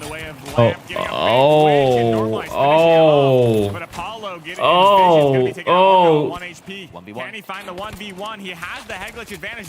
And just melee him, bro. Just melee him. And that is the downside of having the revolver. Arco is only on 1 HP. And 3 bullets, too. He was melee range. Missing shots, reloading. What a clutch. Wow, Arco coming up huge there. Space Station Gaming looked like a steamroller from... I'm half asleep. But we see the clutch potential, particularly in Arco. He's really impressed us in the few games we've seen of him. For someone to have only played 3 matches in the closed qualifiers and already made an impression, didn't even make it to PHL Season 2. He's making a name for himself. That was free. That was free, in my opinion. You just melee. Good for TSM. Only 30 seconds left. This is a clinical situation. Oh, well. They've practiced this time and time again. They basically only need to get one. No, he didn't melee. He should have meleeed. He was in melee range, and he didn't melee. They will have that C4 above them to drop down, maybe try and get a win here. They have a great line of sight on it, but SSG's on it, holding it, and riding it. Fall off. It looks like TSM's going to secure this. Lance on it. I don't think there's any time. He has to hop off. There's no time. And No. TSM gets it. No time. Last one alive. TSM insurgent. That was... Station shaken. That was a bit of a throw. Isn't going to be going straight to the moon because TSM have already gone one map up in this best of 3. Yeah, that is not what we expected, especially at the start of that round. SSG was looking undefeatable, and they made a crazy adaptation, crazy runbacks. And look, Arco, 10 kills. Like they had everything going for them there. It's exactly what we sensed. You know, that doesn't surprise me based on the game that they just had. TSM really being put on the back of their life. But I mean, that's not to say that the rest of the team were bad. Like, they were operating so well as a unit. Yeah, I think they realized what they needed to do. They made those adaptations. This was basically the turning point right here on this box. They needed to clutch this one out because it was so close, and then the momentum just kind of swung in their favor. They did a great job at recuperating in this fight right here, really clutching out Arco. I mean, we've been talking about it. It's amazing. Now, look at he's in melee range. You see that? We know that they are a team that can aim, and our only question is, can they get the macro? Can they? He was touching him. They absolutely worked. You tap the melee button and you win. Some big scalps. And Space Station Gaming would have won if you tapped the melee button. We're going into Bernal, and You just click. kind of predicted this kind of run back with TSM. He did say they My mouse is charging right now. You click your mouse button for melee. I mean, if you haven't set to that, and you win the game. If Space Station loses because of that, if they lose all of this because of that, from this screen, and Space Station Gaming, what do they do here on Bernal to adjust? Did I miss something? Oh, I have. Arco. Yeah. Not just on the 93R, but on the 93R Invis, the cloak coming out in the light for the second map of this best of 3. And I do think that's a pretty good pick because lights have fantastic head glitches. If you can just basically run across these railways and just sneak your way around, you have a pretty good head glitch prep for you. There's no better map for gargoyling than one with a cathedral. I suppose Monaco also has a cathedral. So yeah. That might be a good. In fact, that is a really good map for gargoyling as well. Yeah. There's a theme there. Here we go. Space Station Gaming, they've managed to find themselves a glitch barrel, which is quite nice for the early engagement. They don't know where TSM is just yet. We've got a vague notion looking out in that direction. Apollo closing the gap quite quickly. He wants to get an early winch hit. Yeah, and we're going to be going and dropping down to the low ground, but we see Grad getting a pretty good off angle, but that Dome just denying that space. RPG, C4. That was not a good RPG. Way too close. Way too close to yourself. What just happened? That was a massive explosion. They're riding the high of the last map. That felt more like momentum than anything else I've seen today. Holy. Yeah, Space Station Gaming. They need to recover quickly. They can't let it continue like this. So we see now TSM moving towards B. They've got that vault tapped, and we can expect the gateway to come up to ferry this over very soon. Visions and Apollo getting set up as soon as possible. They want to get some goo out. They want to get some power position. Yeah, it was such a throw. It was such a throw. Very near. No time to set up properly. They have to improvise. I would be pissed. Gonna try and find an if I was a Space Station fan, I'd be pissed. May come out. Lamp is looking for something. I'm slightly upset because it was like right there. No goo in sight. The goo finally comes out and saves them just a little bit and slowing them down. But the light is out of position. Look at those headshots. Nice. Come at full force. That winch perfectly lines up for those headshots. I think Arco wasn't banking on his teammates throwing that goo. He wanted to pincer on the heavy on Lamp, but instead we saw the turn. Okay, that's two dead. Goo from Apollo and Visions, and yeah, forced to steal. A little bit of disconnect between the three players of TSM has cost them that fight, and an early steal here for Space Station Gaming as Apollo looks to. Why are you not stealing? Okay. Yeah, Normalize finally getting that steal going as Grad and Normalize probably will regroup with their team, but they may hear some footsteps off in the distance because they're rotating back in. TSM looking to. Why they make RPG do more damage to you when you hardly get 100 damage hit? That's how explosives always are in this game, because they'll do that damage and then they have a self-damage multiplier as well. So there's two separate damage instances that you get hit with. It's always been like that to stop people from just W-keying explosives into it, because it's like silly gameplay. With about 40 seconds left on that timer, the Invis engage is not as fruitful as TSM might have hoped, but they do spy an RPG opportunity. Doesn't quite do the damage, unfortunately. Down comes the Dome, and in return, there's the Witch. Wins that game. The heavy 1v1, not going either way, but Lamp takes out Visions in the process. I thought Lamp was going to win that. Down, the medium loss okay, Lamp's dead. Yep. Apollo spent. Now Arco left. Arco versus Normalized Grad. Yep. He dies. Station settle somewhat after a ropey end to that last map, and they get themselves started on Bernal with the first cash out. Yeah, that was a little bit of a scrappy fight. That RPG came out right at the moment, right when SSG just padded up, found that early pick. But now, I mean, this is the same way last game started. SSG taking that first point. I think TSM definitely has the energy in the tank to kind of pull things back as we move into this next vault. Energy in the tank is something that's worth talking about, because ideally TSM really do just want to win here and now and get to bed, because they've had such a rough time and they need as much recovery time as possible. Me too. Gaming will want to drag this out. They'll want it to be a long, drawn-out fight. They'll want the fatigue to start to set in. They'll want to take it to a third map, obviously. That's their only route through at this point. Well, the easiest route through at this point to day 2. Are there more matches after this? Or is this the last one? The last set of matches, I should say. It's not going to be enough to spell his demise. We see a clean recovery on a 3 versus 3. Vision should be able to hit his regen fairly soon. They're trying to move this box. They actually abandon it. PlayStation Gaming have height and TSM are known, but they are safe in cover for now. Yeah, SSG just sitting up on this high ground, and maybe a little bit of a pad RPG might be coming out, but Lamp finds that dome just in time to block the RPG, but some big damage comes out, but Grad also... I think this is definitely a glitch map. I mean, this guy is crazy. His aim is insane, but it looks like things even up as Normalize gets the res, and both teams look for a reset. Full reset as both reses come through, and now the question is, can they get another pick? Good flank. Good flank. Oh, good stuff. From Grad around that goo, but Arco does exactly the Let's just same Lamp. on the other side. Please don't throw this. Left scrambling, and Arco with the 3-piece again. What could this man not do? Another clutch. I mean, put this guy's back against the wall, and he will claw his way out. He is insane. You do not want to back him into a corner. That is what we're learning. He's stepped up. He's improved. What I'm learning is that no one knows how to fight this guy. It felt like back at the closed qualifiers. Now he knows the game. Yeah. There is something to be feared about this man. My prediction, for once, is looking somewhat safe. Somewhat safe. You and Artie, I guess, have a pretty good prediction here. I mean, now okay. On the defense, it's fine. Grad and SSG making their approach over, and they get spotted. They spot Grad out in the open. As that gateway comes out, he knows exactly where they're coming from. Their secret is going to be caught out. Waiting for the light. It was a good call right there. That was good. And some warning shots from Arco. We know he's hot. That wasn't even a 9-3R nerf thing. That was just like... We could have RPG'd the cover. We could have, like there was a bunch of different things that we could have done there. Or could have disengaged entirely. Don't challenge the light on a head glitch when you have the SA-12. PlayStation are relying on here, but they know that TSM are ready to counter right back on top of them. There's the RPG. Grad and Normalize. Because of course you're going to lose. And that's a very quick team fight. Nice. Oh, good wipe though. Good wipe.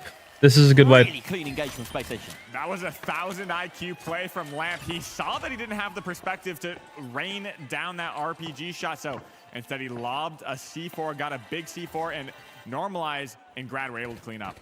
Really well spotted there. Let's have a look at that C4 in the moment. Excellent. I didn't actually, even in the replay, I didn't catch it. But either way, there's just incredible engage from Space Station Gaming. And now it was a really good engage. 40 seconds to defend this. TSM need to turn it around, otherwise we are going to a map 3, but Normalize off by his own. Are they going to catch anyone off guard here? Arco looking to get that gateway engaged with 30 seconds left on the timer. They go all the way up to the top. Everyone's fully committed here. Everyone's playing in a different part. I see there's a gateway stall probably. One at a time. Glitch that. Being tasked with the first wave of delaying. Can he do enough? He's taken down. No, he's dead. Now it's Normalizing Grad's turn. Can they get in here? Where's that goo? Is the still going to go through? No. Great shots. Visions though takes out Lamp. Arco with the kill. Grad's going down. He's the last one alive. They do have time to stick this kill. Can Grad get it? No, he can't. Apollo on the defense. There is no way. The third cash out on Bernal. TSM are not done yet. Why are we... This is the team of clutch right now. I mean, you have Arco clutching 1v3s. You have getting last-second steals to maybe, even in this match, run it back just like they did on Fortune Stadium. Really holding on. Wow. Space Station Gaming gambling on a style of defense that can be risky, where you flood bodies one at a time, but the timer... Why are we throwing one person in at a time to a team of 3 that's aim diffing you? Died a little too quickly. We've seen... And I love how as soon as they got glitched... Every single time that Space Station has won, it's because they collapse on everybody at one point and just wipe people. Why are we switching to a 1v1 fight at the end? Comes out, Lamp is on the off angle this time instead of Grad. He does find a pick, but gets taken out himself, and Apollo 1v1ing versus Grad, and Grad, I mean, just See, like there, everyone fights at once. Space Station wins. Okay? You fight people one at a time, Space Station loses.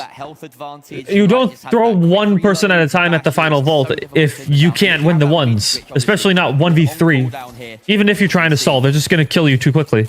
Then you're going to have a rough time. Grad coming out there, putting the team to bed there. But Lamp with a couple of kills in that engagement as well. So really nice team effort from Space Station Gaming. Okay. They get Cash Out C started.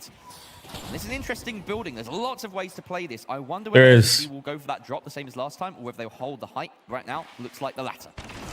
Yeah, and it looks like this is a pretty good point to hold the height, rotate around. You have the ability to drop off. This position right here, you better not be caught out, because that jump pad RPG, great decision to just drop down. The scouting didn't work out. They didn't really find much, so dropping down, great choice from SSG here.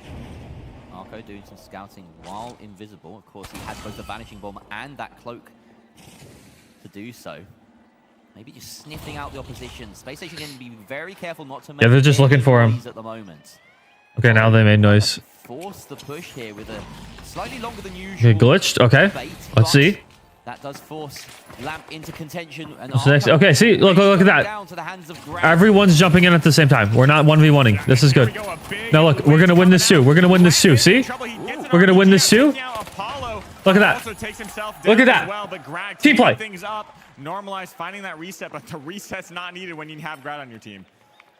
You play this game like Apex, not like Counter-Strike. Seconds left. We've seen TSM clutch up so many Where you like throw one person at a bomb site at a time. Being winched out into the open now. And look at this. Grad, this is a very wide kite again from SSG. What are they doing? They're forcing the spawns. Forcing the spawns. spawns. Oh. So they're going to spawn very, very far away because they're blocking basically all three spawns. That's good. That incredible. 120, 140 meters away. That's exactly the type of stuff I've been talking about, seeing, etc. I mean, just to a T. That spawn. Wow. That's 200 IQ. In particular is amazing. Incredible. That wins them the game for sure. Taking a gunfight at the end there. Just working with the forcing a spawn. Dude, that's 200 IQ. And TSM simply I should start doing that. to come in and get the steal. We will go to a You need a competent team to do that with, but that's good. That's good I keep stuff. saying about both these teams, but SSG are not done yet. Yeah. I mean, TSM, SSG, they're going back and forth. We've seen the clutch coming out from TSM. It's been amazing, but the stability that SSG has to hold things down in those situations is just clinical. TSM not looking too rattled by that. Calm, collected, having their discussions. They bring with them that wisdom, that LAN experience. They may have been here before. They know how I mean, forcing a spawn... Forcing spawns is a thing in like pretty much every single game. It's their first time doing something Like you can do it in Halo, you can do it in Call of Duty, Battlefield to an extent. Like there's so many games that you can do this in. It's just I haven't seen anyone really do it in the finals yet. I talked to him earlier. He's like, whatever 25k viewers at A World Cup. Yep. Anything can Yep. happen. And right now, they're looking pretty strong. Yeah. Those final Yeah, it's way worse than COD. just looked that little bit better as well. Some really nice engages. Grad really came out. Lamp hit some huge winches. And look at that, Grad saying, you know, anything you can do, I can do, well, not better, but just as well as he breaks double digits in this map. Instead of Arco on Fortune Stadium, but we have a final map. And guess what it is? Our favorite. Our favorite. It's Sis Horizon Day, baby. We wouldn't have a group stage without Sis Horizon involved in some capacity, it seems. Exactly. This will be our final map of this best of 3. Again, another series that goes the distance. Is that 3 out of 4 now? That should be 3 out of 4. I mean, everything is going down to the wire. Nightmare, the only team to take it 2. Yeah, if you were to bet on any team to take it into at the beginning of the day, they probably would have been the ones. But yeah, this is a proper back and forth. Possibly the closest 3v3 we've had today, just on paper. My viewers doubled? I don't think they did they? Space Station Gaming. Let's see who can settle it. And we're off. Going straight into Vault 1. Going to be taking this zip line all the way over. And it looks like SSG already gets the advantageous spawn, prepping their defense up on this high ground. A glitch, early glitch comes out, taking out that gateway, trying to stop it. But TSM going to be rotating directly towards that vault. See the vanish bomb again. Full invis bomb for TSM here as they look to just maneuver and not get as caught off guard as they might do if PlayStation were looking. Some attempts at shots there from Visions now on the revolver. The R.357 and Bit unfortunate there.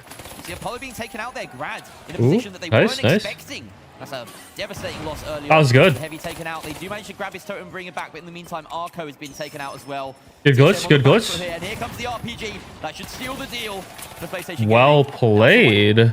No utility with those glitches. Well done, well done. Flank from Grad, the positioning just sitting on that corner was just so unexpected. It's kind of like hiding in plain sight, essentially. And just caught them off guard. Lamp came in, followed it up. Gateway's so good. RPG on their reset. They were all just huddled up, trying to make a plan, but couldn't escape the RPG from Lamp. It was a good position from PlayStation Gaming. They got into the power locations a little bit earlier than TSM, who were forced to explore. And you never want to go wandering about in a building like that. You never know what might be lurking around the corner. So SSG getting started on their objective here in the museum side of the map. And C4 prepped in an interesting location there by Space Station, maybe preempting a certain type of engagement, and they do actually find Apollo on that approach and already burn through a lot of their HP. Lamp going in quite deep, misses that winch, but follows up with some good shots onto Arco, who needs to take cover, dashes out with a lot of damage, but he's finally met with Normalize's revolver. Vision's the last one alive. I don't think he has the space or time. No, he doesn't. Maybe he does, in fact. The body he tried to body block. But now... It's a free kill, though. Apollo, rather, back in an unenviable position. He really wishes he hadn't been brought back up because Space Station Gaming are just toying with him. Wait, he might, if he throws his dome down, he might be able to find a reset. But it looks like Lamp is also going to be looking for that res, I guess. Not going to drop down on that low HP. They should have just killed him at that point. Interesting stagger. I mean, that's not what you want, but now they're put on the back foot potentially. This is really unfortunate. Oh, not good. They played with the food too much. Trying to catch out on their positioning, some reconnaissance perhaps. This could have been a good strategy, but they needed to stop it earlier. Deliberately let Apollo survive to try and long out that spawn timer for his team, and then he actually turns around and almost brings it back to an even footing. At least TSM, they don't have to worry about that long respawn timer as well. They get more time to come back and push A. About 30 seconds left on it as they come up these stairs. That zipline is in no position anymore. They've got to use that jump pad. What are we doing? But luckily for them, the box drops down to the bottom floor with them. Yeah, and SSG just going to be playing one by one on a stall. They have that winch in hand, but looks like Lamp's going to be using earlier to kill Visions, and no stall in sight. The C4 is going to be knocked off. They do take out Lamp. And now we're in a 2v2, but they have the high ground. We're going to be seeing that almost the pick coming out from on to Grab, but Normalize just going to lock things down with that reload, get that reset. And it's going to be SSG right here. I've never seen that jump pad before. That's never been something I've ever seen anyone do. It seems silly. Maybe give a little bit of respect to these players. Just go up the stairs at that point. They were right there. Over the course of their run through the majors so far, but as it stands, Space Station Gaming ahead by that one cash out. They only need another. Them's the rules of the game. Yeah, and here comes the stagger on the replay. The really swinging things back. They hit the emote on him even still, and almost allowed him to reset. Right here. They need to capitalize on that damage. Deciding not to tap. They know that TSM are quite close by. They don't want to give away any of their locations right now, it would seem. They're really playing an information game. Red barrel, I was about to say RPG. That red barrel opens up the sight line. Oh, good RPG. That's what being patient does. Nice, nice, nice. Okay, see? Look. We stopped doing 1v1s. Look how much there we go. The Lamb just soaked up. Grad just playing the off angle. You know, I'll just shoot you in the side. You're looking at my big, heavy, very strong, very scary with that winch, but Grad always there. There have been 2 or 3 fights in this series where Space Stations do look like the world beaters that they arguably once were. I would say, you know, it's no, I don't think they had a zipline at all. North American sides over the they have a goo. Year or so. No zipline. Those are flashes of you cannot play any better than that. Yeah, exactly. It's been a big cycle. Plus, where would you even zip up to? There's only a wall up there. And they're not running DMAT. They still got a long road ahead of them. But no, it was just a jump pad, and it was a weird pad at that. I wouldn't have done that. Really bizarre pad. Key movements here from TSM. They've been really good at managing their directionality, but some of these drops, some of these jumps have been a little bit beyond their reach. You could zip to the wall and jump off to where? Nowhere. There's nothing to jump off to. on that back wall. There's no way in. You would need a D-mat. Crouch walk very far away from the point versus right here when you're up close. But honestly, with Grad looming, he could be playing almost any off angle, just hiding, playing your time.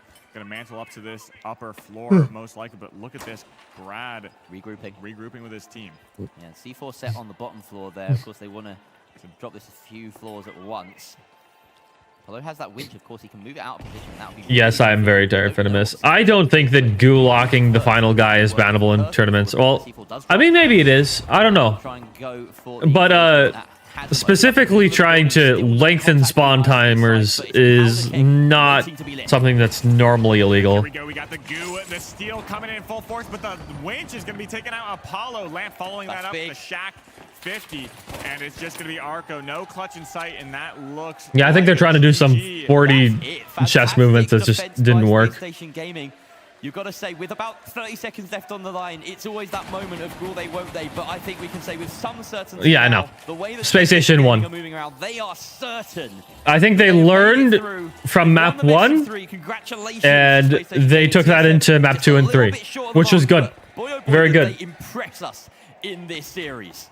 Stop doing that silly 1v1 business and team fight instead. And there we go, the cash out ending up in Space Station Gaming's victory.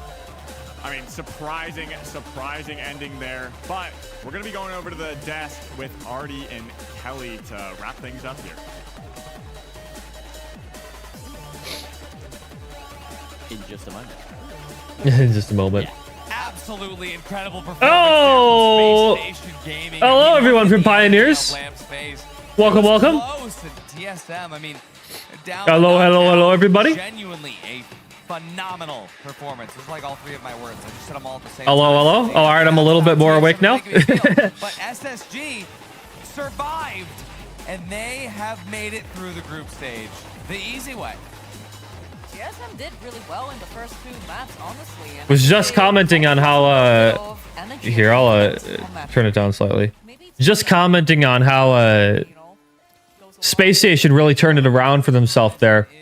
They were taking way too many 1v1s in map 1, and I think they realized that in map 2 and 3 that their power's in the team fight. And I think that's what really turned it around for them. TSM is great 1v1, but I don't think they have the team power that a lot of these other teams do. You're about to go to sleep? Yeah, dudes, I'm just waiting until I can go to sleep too, man. I am on 3 hours right now. Is that the final match of the day? I'm not sure yet. See ya. See ya, Jar. Most hours in the game. TSM has some of the least hours in the game. But the disparity between two is not that crazy, Kelly. It was, I mean, when I watched the first 2 maps, I was honestly really shocked at how close it was. But then we got to map 3. Either TSM lost a little bit of energy, maybe it's not their map, maybe it's SSG's best map, but they didn't show up map 3 as much as map 1 and map 2. So, however, let's talk about the stream for just a second. Yeah, I'll do another giveaway while we're waiting here. 3v3 final round that we've had so far. Chat, We're gonna do one more, I think. I think we're hit like over 25,000 now for the Grad Asia. We do another one. Another one. Another one. Yeah, by the way, the Twitch viewership right now, take a look at this. 26K is pretty good for the finals. So, like, that's a good sign. I've never seen the finals get that high since, like, season 1. That's a good sign. That makes me happy.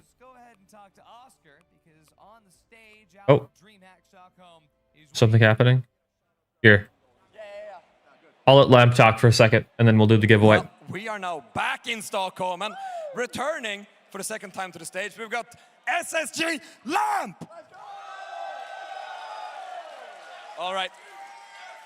There they go. There's the crowd. Now, we talked before this game, and I said, Lamp, I need you to clutch up here because we're slightly behind on time. You didn't deliver a 2-0. It turned to a 2-1. How does that game feel overall? honestly, the games feel great. I think it was a little bit of adjustment, like right at the start, but That's what I'm saying. Came together. Yep. And bro, that was so much fun, bro. That was so much fun. Were you sweating at any point? Because it wasn't a clean sweep maybe you would have hoped for. You know, SSG known for the 3v3, but it wasn't a clean sweep. No, I mean TSM's a good team. They're very capable in their fighting. I mean, I think they're new to the game, and their inexperience can show in terms of making the Twitch numbers. Well, they're right here. In your P's and Q's, that team will blow you up. They have 26,000 viewers. That's what we like to hear. Now, I think there's only one thing left for us to do, and is there a shout out you want to do? Yeah, absolutely. Shout out Grad's mom! Shout out Grad's mom, baby, let's go! Well, shout out Grad's mom, and with that, I think we're heading to a quick break before we'll be back for phase 2.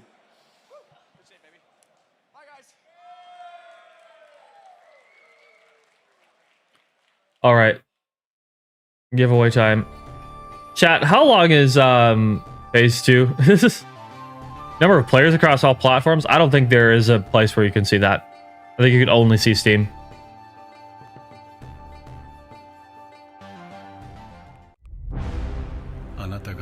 We know you feel alone, but trust us. Phase 2 is very long. 3v3v3v3, then 3v3 cash outs. Holy, oh, bro. I was debating whether I should try to get some sleep or not. Only have 4 out of 8 teams qualified. Oh man, dude. I don't know if I have the energy to keep this up, man.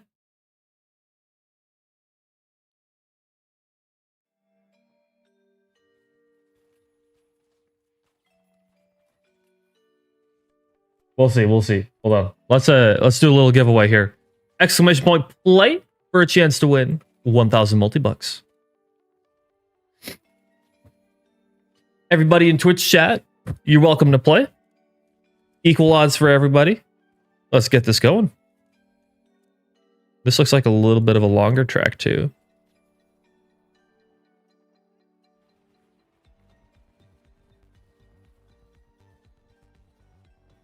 You are blue because you are a Twitch sub.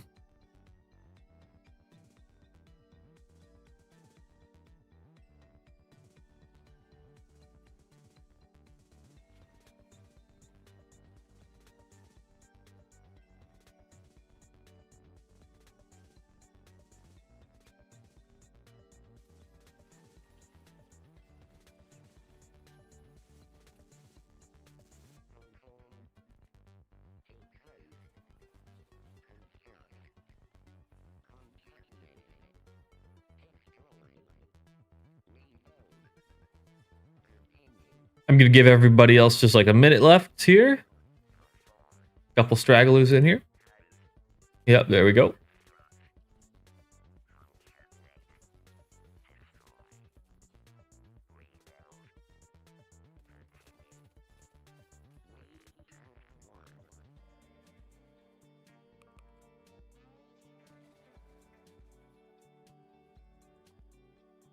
All right, let's get this started.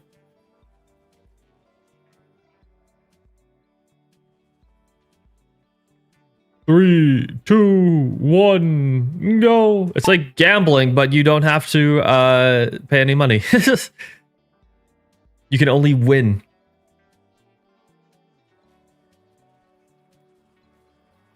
So far, we got Raven in the lead right now. Raven, have you won anything yet?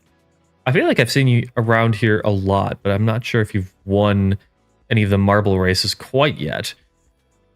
But down here, oh, we got right behind Raven, we've got the Real Jar, Javon, and Nitro right behind. You haven't won yet? Gotcha. So this might be your chance as long as you keep this up, but it looks like maybe not because Javon 21st and Nitro 333 are kind of pulling ahead over here in first place. But we've got a couple more loops to go before we reach the bottom here. So there is some time for everyone to catch up here. So far, it's still Nitro in the lead, it looks like. And it looks like maybe Nitro is slowing everyone down. No, it's the spikes. And here, X-Ross is actually going to take our first place. Oh, never mind. It looks like it is AN114 at the moment. But once again, anything could change because there are more obstacles over here. And AN1 could get stuck, but it looks like they're probably not going to. Oh, but Schizophrenia took the lead right here. We've got some more obstacles right over here. And then Schizophrenia completely ignores them. Looks like Avid Enjoyer is kind of maybe going to be in second place here. Schizophrenia easily going through this next obstacle course. But oh, Javon21 goes through it easier. It looks like I'm not going to call it yet because, oh, look at that. Yep, I'm glad I didn't call it yet. These really send you flying a little bit. It might be Snowspace. Snowspace might be the winner of the snow map and the $1,000 multi-bucks code. And that's what it looks like. Congratulations to Snowspace for first place win and your 10 or sorry, not 10,000, 1,000 multi-bucks. Let me get my code first, and I will be sending it to you in just a moment over Twitch Whispers.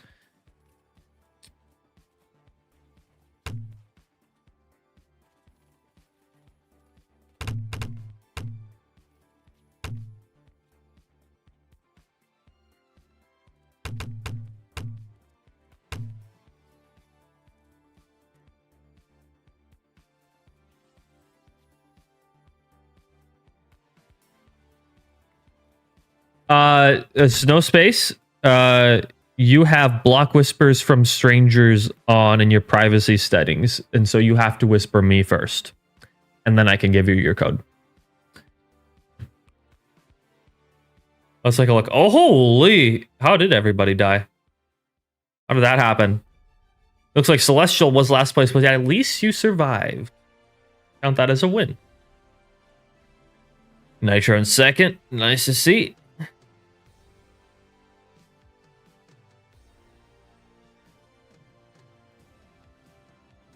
Oh, you missed the finish line. Damn.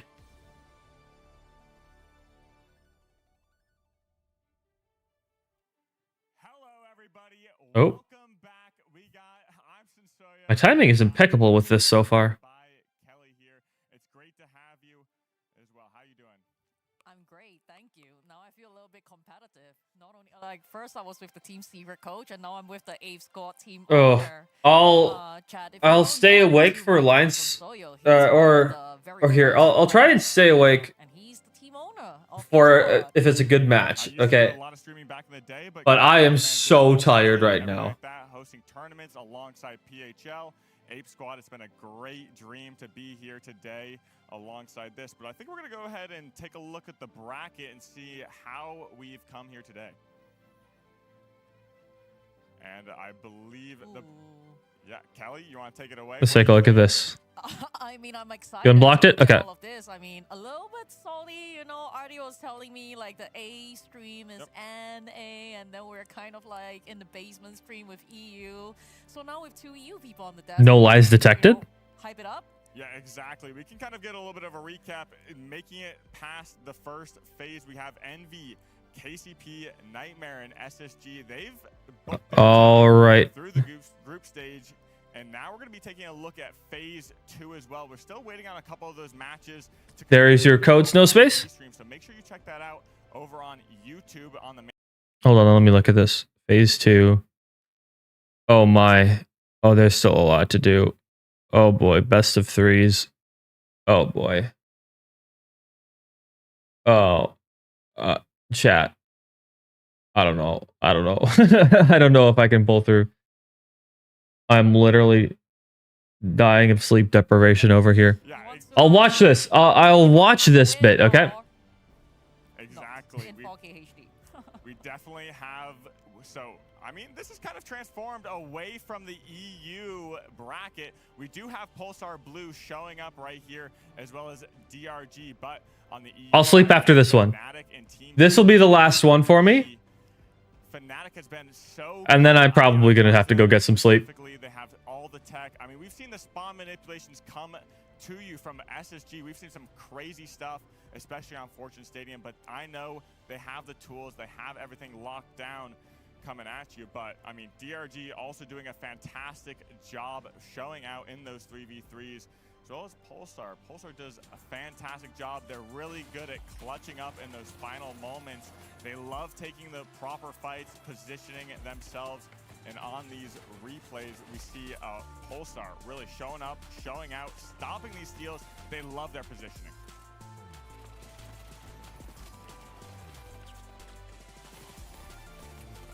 And as we go on, we have Team Secret here as well, getting some amazing shots. I mean, they're another team to kind of watch out for. They have their full team, their full roster with OG here, and I know they're coming in at full strength as well, so they're going to be making their approach in this match of cash out. Fnatic as well right here, going to be trying to make that steal. But overall, I mean, this run back on this situation went hand to hand to hand. Everyone basically had their hand on this position. Ultimately, it did go down to KCP, if I'm not mistaken, on this point. But I mean, overall, we do see DRG really showing up, showing out, giving KCP a run for their money and going for those last second steals. Again, they have such a great Light Hathaway. His ability to dish out damage in the proper moments and clutch fights for his team has just been immaculate. What do we got here? Let me remember. I think we got DRG. I remember seeing DRG on this list. I mean, honestly, like, we have to talk about the APAC teams. DRG especially has been showing out. Hathaway has been their standout player for me personally. We also had, if I'm not mistaken, we had Guga sub in, which is their coach, and really show out. It's been immaculate to see him do that. But what about you? So the heavy player who subbed in for that team was the coach. That explains all of the issues that I was having. I was like, what is this heavy player doing? Okay, so he was the coach who subbed in. Okay, that makes so much more sense.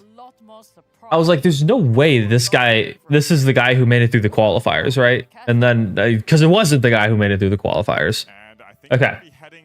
What happened to the other guy then? A little bit of analysis and get ready as we prep for this game as well. So we got Artie and Jerry on the casting desk for these matches. I'm really the coach just kept W keying into solo fights. So yo, I'm over here now, chat, thanks to the power of production. And Jerry, I've swapped seats. We're finally together.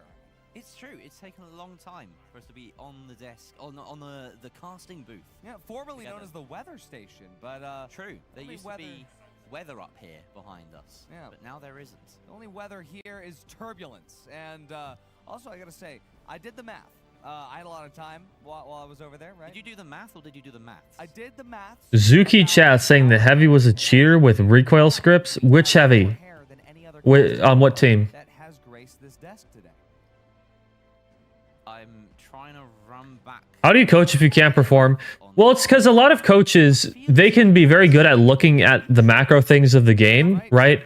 But they might not necessarily be good players of the game themselves, right? I mean, the old adage, coaches don't play, is real. It's like, you can be a fantastic football coach, but like, that doesn't mean you'll be good at football if you play it. I know that it's very short, very minuscule.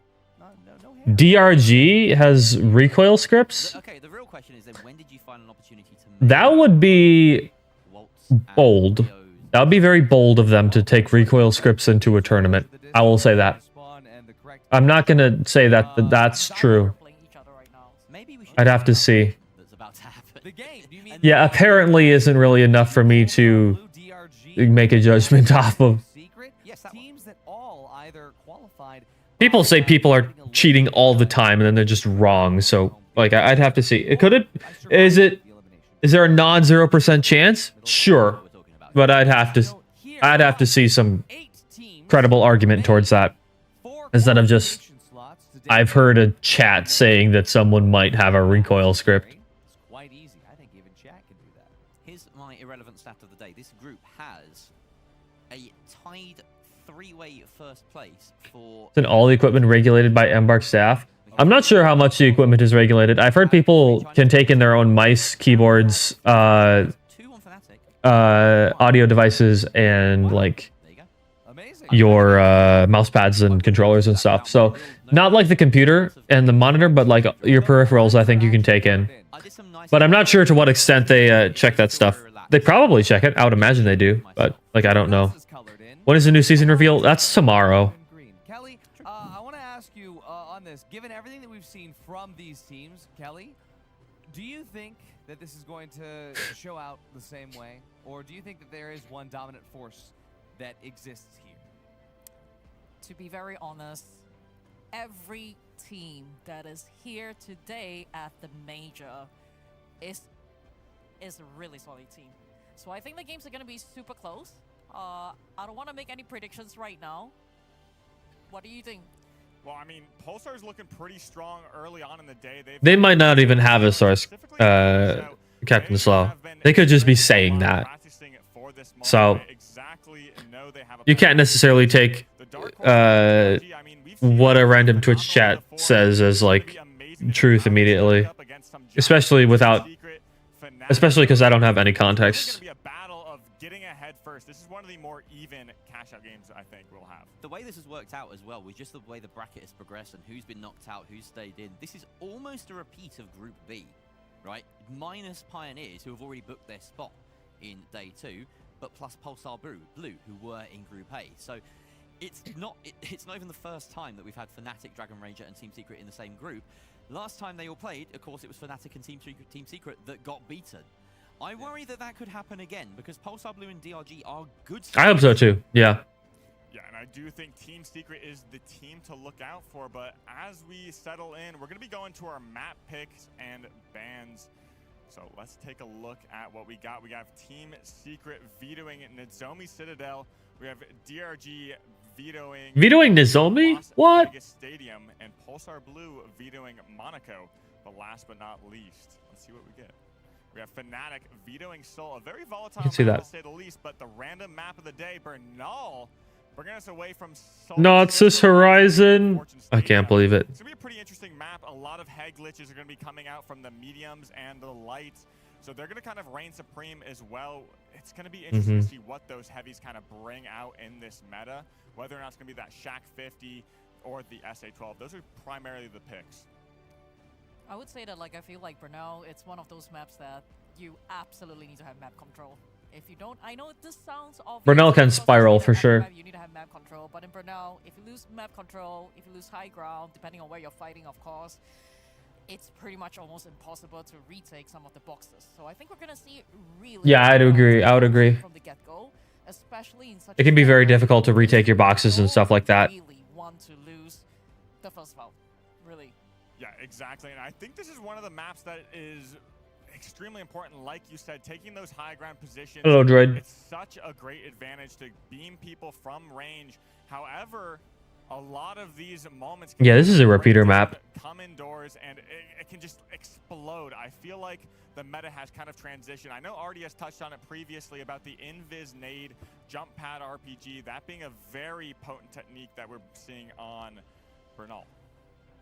I mean, yeah, you have to be invisible sometimes, and genuinely with this map, you have a lot of different places. Is Grad the only one with revolver? I think DRG uses a revolver sometimes. I don't know if they're going to be using it this time, but I think they do sometimes. To a different city entirely. But I gotta say, there are a lot of different opposing strategies in here as well. Like you guys highlighted, this is fundamentally a rematch. This is fundamentally a rematch here of the Group B matches that we saw earlier. But I think that leads to a little bit more spice. Now these teams know what DRG is capable of. Now these teams know that, well, Invis Light is on the menu. I think that actually lends itself to maybe a couple of surprises here or there. Yeah, exactly. And this is one of those maps that has multiple map picks. We could be seeing standard. We could be seeing suspended structures. True. That's really going to put things into a wrench. And like Kelly was saying about having such an advantage on that high ground position, it can really 50-50 whether it's suspended. Nice one. Cool. Normal. Standard. Before I watched the morning games, right, we were talking about who are the strong teams coming into this bracket per se. I would have thought that Fnatic and, Secret, they are kind of like the favorite in this matchup. But after seeing the games this morning, really, I was pleasantly surprised. And now I think it could be anyone's game. Well, maybe there's an element of warming into it as well. We always see Secret particularly warm into tournaments. They Good night, Viking. Start strong, which is a bit of a problem they've had. But, it's see ya. starting strong and then falling off towards the end, right? Unless, of course, you start Oof. and then just make an early exit. When does the match? Has happened a few times in recent memory, so they're They need to start the match. sort of toying with that dangerously. It seems like they've survived the earliest possible drop. Because I'm tired. Momentum. This could be their time to shine. All right. Yeah, remember, in the lower bracket, in the elimination bracket, the EU bracket, they The EU bracket, I love it. out 2 teams. I love the EU bracket. FN Esports. They were able to destroy 5 Fears as well. Through that, Team Secret was able to survive and overcome. I think that they're able to do that here as well. I think there is something to say that maybe Team Secret makes it out of this, but one thing is for sure. The teams that lose this are going to be in for a very bad treat, because if they lose this, they are sent directly to the elimination cash out that you guys are going to be seeing later today. That, yeah, everybody just shuddered. Everybody in chat just like bodies just took a screenshot. But elimination cash out is Ooh, that sounds cool. It is terrifying to think about. Imagine coming to the major and that's how you go out. An elimination cash out game. The biggest stakes possible. Biggest stakes possible. That sounds cool. Lose this cash out, you go But I don't know if I'll be awake. to win here, folks. That's important, Sunsoyo. Yeah, and I don't think any of these teams want to be there. I wish this was like later in the day. I feel like this is such a bad time to have this going, especially if you want like your American audience to tune in. I feel like having it like a couple hours later in the day would be better for Americans while still being watchable for Europeans. In this cash out, overall, I mean, to say who's gonna win it can be extremely tough because Pulsar Blue has what it takes. DRG has what it takes. They've proven themselves time and time again. But Kelly, any words before we go into this game? I think, right? Yeah, let's hope for a really exciting game. Yeah, it's gonna be awesome to see how this turns out. And we're going to be going into the game with Artie and Jerry. Yeah, basically, the stream is going to be this one. Jerry, it's a pleasure to be here next to your beautiful bald dome. I wish I could reciprocate that comment. But you're not bald. That's what it's going to be. Yep. You're man bun, though. Thank you. See what I did there? It sounded like I was insulting you, but then I didn't. I was saying that it wouldn't be a pleasure. You're gonna just stay on Here we go. I'm going to let you die on this hill. At the same time, Last match for me. Let's see what happens. No, Jerry, this is the moment we've been waiting for. This is for survival. I mean, this is for making sure you don't have to play elimination cash out. That's survival in my book. It does feel like that, yes. You really do not want to be on... Oh, we're getting the third-person camera. Ooh. We haven't been getting many of those. Oh, never mind. A common call-out on a lot of other maps, but these buildings be flat. Oh yeah, it is what it is, you know. And speaking of which, we're gonna see Team Secret dive up from the very top here, up against Fnatic, and the damage is Okay. Nice. Rainkey, the first to fall here, an iconic fight that we've just witnessed, and now as Nago. Yeah, they're done. They're done for. I wonder if they wiped on purpose. And DRG wipes Pulsar. Interesting. We're on suspended structures. We are taking that EU versus EU 3 versus 3 at the very start as well, just letting them know. I really like the third-person camera for Spectator. It looks neat, in my opinion. On the other side of the map, it was Apex. Very true. DRG as well. Have a close look at the icon in the top right of your screen under Gigi's name. He's running Charge and Slam. We have a Charge and Slam in the lobby. That's right. Oh, great. We have a Charge and Slam. For Relay Rice, absolutely incredible to see DRG running the Charge and Slam. This is memories of close calls. Memories of Ruby Labubu. It's like Ruby Labubu never left. I almost wish he never did leave. He was so close, so very close, but so very far. Either way, we don't hand out spots at the major. As you've seen, we've already seen some teams make a swift exit today. 07's in chat for 5 Fears.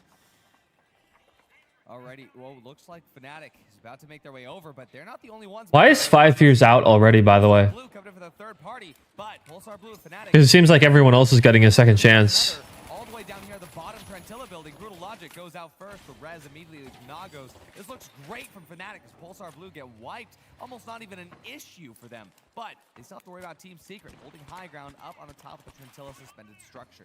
Yeah, DRG are going to be very uncontested there. So we see as Team Secret defending up here. Wait, have they left that zipline intentionally? Maybe they have. Oh, they're going to be dropping this out immediately. They have the drop prepared. Glitch mines as well from Team Secret, I'm noticing. Interesting setup here, surprising. Even Ardy, but it is the burst in through the bottom, and Raimkut's taken massive damage on that engage, but he does survive with the help of his teammates, but no longer. OG wins that trade.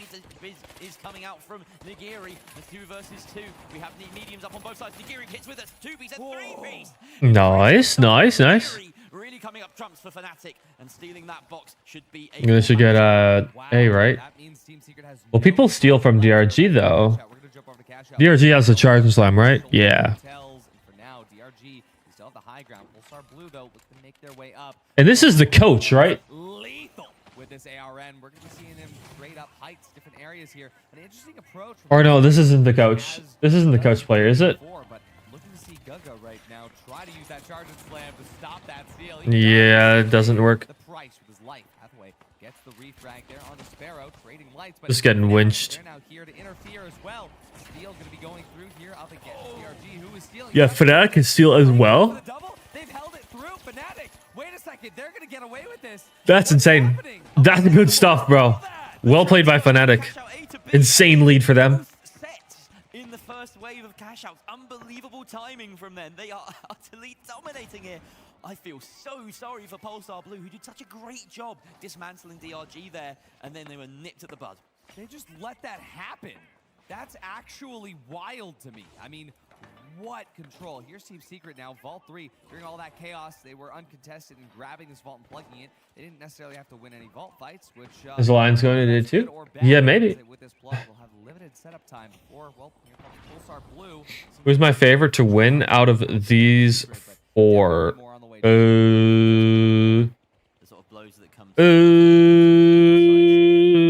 I know some of the guys on Pulsar, so I'll say Pulsar. But they're not doing too hot. We'll see that fight play out a few more times, certainly over the course of this. Fnatic looks like they have a very strong lead. Already 45 seconds down or so. Hathaway has the 4th vault. We're going to take a little look at his perspective as he knows that Fnatic are lurking. The calls are coming from his teammates. They're all mingled in and out of each other. E actually picks up that box and gets the plug over on the pagoda. And that gets things started. They need to re-engage with his team, though. The charge and slam value. Skill and slam value. Skill and slam. Comes the kill from Nigiri, and that should be enough. E left alone, and here's the attack on Team Secret's box. Oh. Oh, nice. Just one. Yeah, that's an easy one for them. Yeah, Pulsar is not gonna do too hot in this lobby. I don't think. They could get griefed in though by. They could get griefed in by Fnatic if Fnatic takes the lead. But that pacing in these structures is everything. See, okay, Fnatic versus DRG. Let's see what's gonna happen. Now to see Fnatic about to get re-engaged here by DRG. Look at these clean. This is such a good angle for him. Excellent angle. Put a lot of pressure on the approach from DRG before they could even get anything meaningful off. A great back shot there from E as he gets that repeater up Great, close what? and personal, but again, Nakos fights him off, and they're just swarming here. Raimkut finally Oof, unlucky. that engagement. E does trade it off onto the opposite medium, and he Oh, you need the heavy to do that. Oh man, you shouldn't have challenged that at all. It's like you have 1 health. Disengage completely. Go fight. Say I can fight and leave. I feel right. I feel like that's the right play. Okay, and the other Fnatic player jumped in, but oh man, Pulsar's just gonna try and steal the box. Running away with this, it really does seem like it's gonna be the most important box right here in this moment. Everyone's here. Oh boy. Fnatic, they have the perfect setup for it. Because if Team Secret wants to steal this, they'll have to get through everybody. But Fnatic, they're getting shot in the back there by Pulsar Blue. What a steal! Nice. The Secret steals. Oh wait, they are over Fnatic now. That's bad for Fnatic. Yeah. That's horrible for Fnatic. Enix dropped a glitch mine and it delayed the steal. Pulsar stealing, but this might work. Oh, he can't find the shot. Ooh, interesting. Okay, DRG's in last now. It could be anyone's game now, I believe. Yeah. Yeah, it could be anyone's game now, unless DRG forces a kill race, maybe. Well, wow. I mean, Pulsar Blue is still last because that was only one cash box. That was. I mean, we were just at the second set of cash. If Pulsar plugs into a split, it could be a kill race. I mean, we still have 2 vaults left. Vault 5 Maybe. the cash out A now. Not much of a kill race, but like a kill race. They're able to hold this all the way through. They'll have enough to at least stay competitive, which is really good to see if you're struggling on the bottom. But for now, we need to wait to see where Pulsar is going. Fnatic are really the team in control. They are ahead in terms of cash in pocket. We'll have to keep an eye on what they do in terms of macro, their movements. But we're tuning in here with Team Secret to see what their move is. They are in that sort of dreaded second place in terms of money in pocket. And now making that decision, deciding to drop the vault as they realize that the cover is important. They want to get it as close to the gateway as possible. OJ is going to have to barrel this through. They've already lost Roma on the approach as DRG are still defending from above. And actually, Pulsar Blue look like they're having a bit of trouble getting this down. The RPG brings it down 1 layer. That's not enough. Yeah, they're going to have to do a lot. But again, for DRG, they need to get this timing right. They dive away. Okay. Wait, they faked it. They Oh. away, but they have a gateway back. 5D check. Interesting. I like that. Pulsar Blue, they drop it out all the way to the bottom on top of the invisible. Invis. The shots are raining through. Putting Invis on your medium and heavy is so underrated. But they are able to trade it through. 1 for 2 now. It's just up to spare on Pulsar Blue. DRG. Gugga gonna be Nice. Dude, good kills. Good kills from this guy. Ultimate price for that. Only 13K left in their bank. And Vault 6, it's still controlled by Fnatic. They're not letting this go anywhere. Yeah, Fnatic's just gonna hold this. Kill race or go for the steal. They absolutely need to go for the steal, you'd argue. That was something Secret, go for the seal. Stop getting distracted. This is how you lose, Secret. Deny that steal. And now Hathaway finding OG. That's a massive blow to Secret's hopes. But here comes Elix trying to find a home in the rubble to get that steal. He's forced off of it. Oh, okay. DRG and Fnatic win. Nice. Pulsar does not make it. DRG once again coming top of the lobby in the cash out, bringing Fnatic through. Well played to those guys. And we have to say right now, Pulsar Blue and Team Secret with an elimination cash out ahead of them in the bracket. You would not want to be in their shoes. This is the first time that a team from APAC had full control of who to allow in. They could have easily figured out any other way to just focus that wipe somewhere else, but for Fnatic, that early control with the early double. That was well played by Fnatic. Yeah, that's really just unfortunate for Pulsar. What a match. We just keep saying what a match until we can get some Soyo to talk to us. I mean, that was such an amazing match over on Bernal. Some crazy picks. We saw Gugga running charge and as well as that SA-12. And typically you think of this as a long-range map, but he seemed to make it work as they were the deciding factor, being the top team in this lobby. Nice plays. Nice plays. You see some crazy kills. Chat. It might be time for me to try and get some sleep. I'm not gonna lie. I'm kind of dead right now. It might be that time of day. Unfortunately. Yep. I've held strong. Let's see how long it's been. 7.5 hours about roughly now. It's been streaming for 7.5 hours on 3 hours of sleep. I am dead, man. I need to go. I need to go sleep, I think. Yeah, I'm going to turn into Ronap for a little bit. Yep. That's how it's going to be. All right, guys. But I'm probably going to head out for today, unfortunately. I wish I could stay for longer, but yeah, I'm just way too tired. I'm going to try and get some good sleep so I can stay longer for day 2, because I know the Season 9 reveal trailer is 8:30 Central my time. And the live stream for day 2 starts at roughly 3 a.m. for me. Like 2 to 3 a.m. So I'm going to have to be up for quite a little bit and then probably make a video on the Season 9 reveal trailer. So definitely have to be ready to do all that stuff tomorrow. So I got to get some sleep. But yeah, thank you all for stopping by, guys. It was nice being back, finally. Finally got a chance to stream again. And I will be back in roughly 14-ish hours. So maybe see you guys then.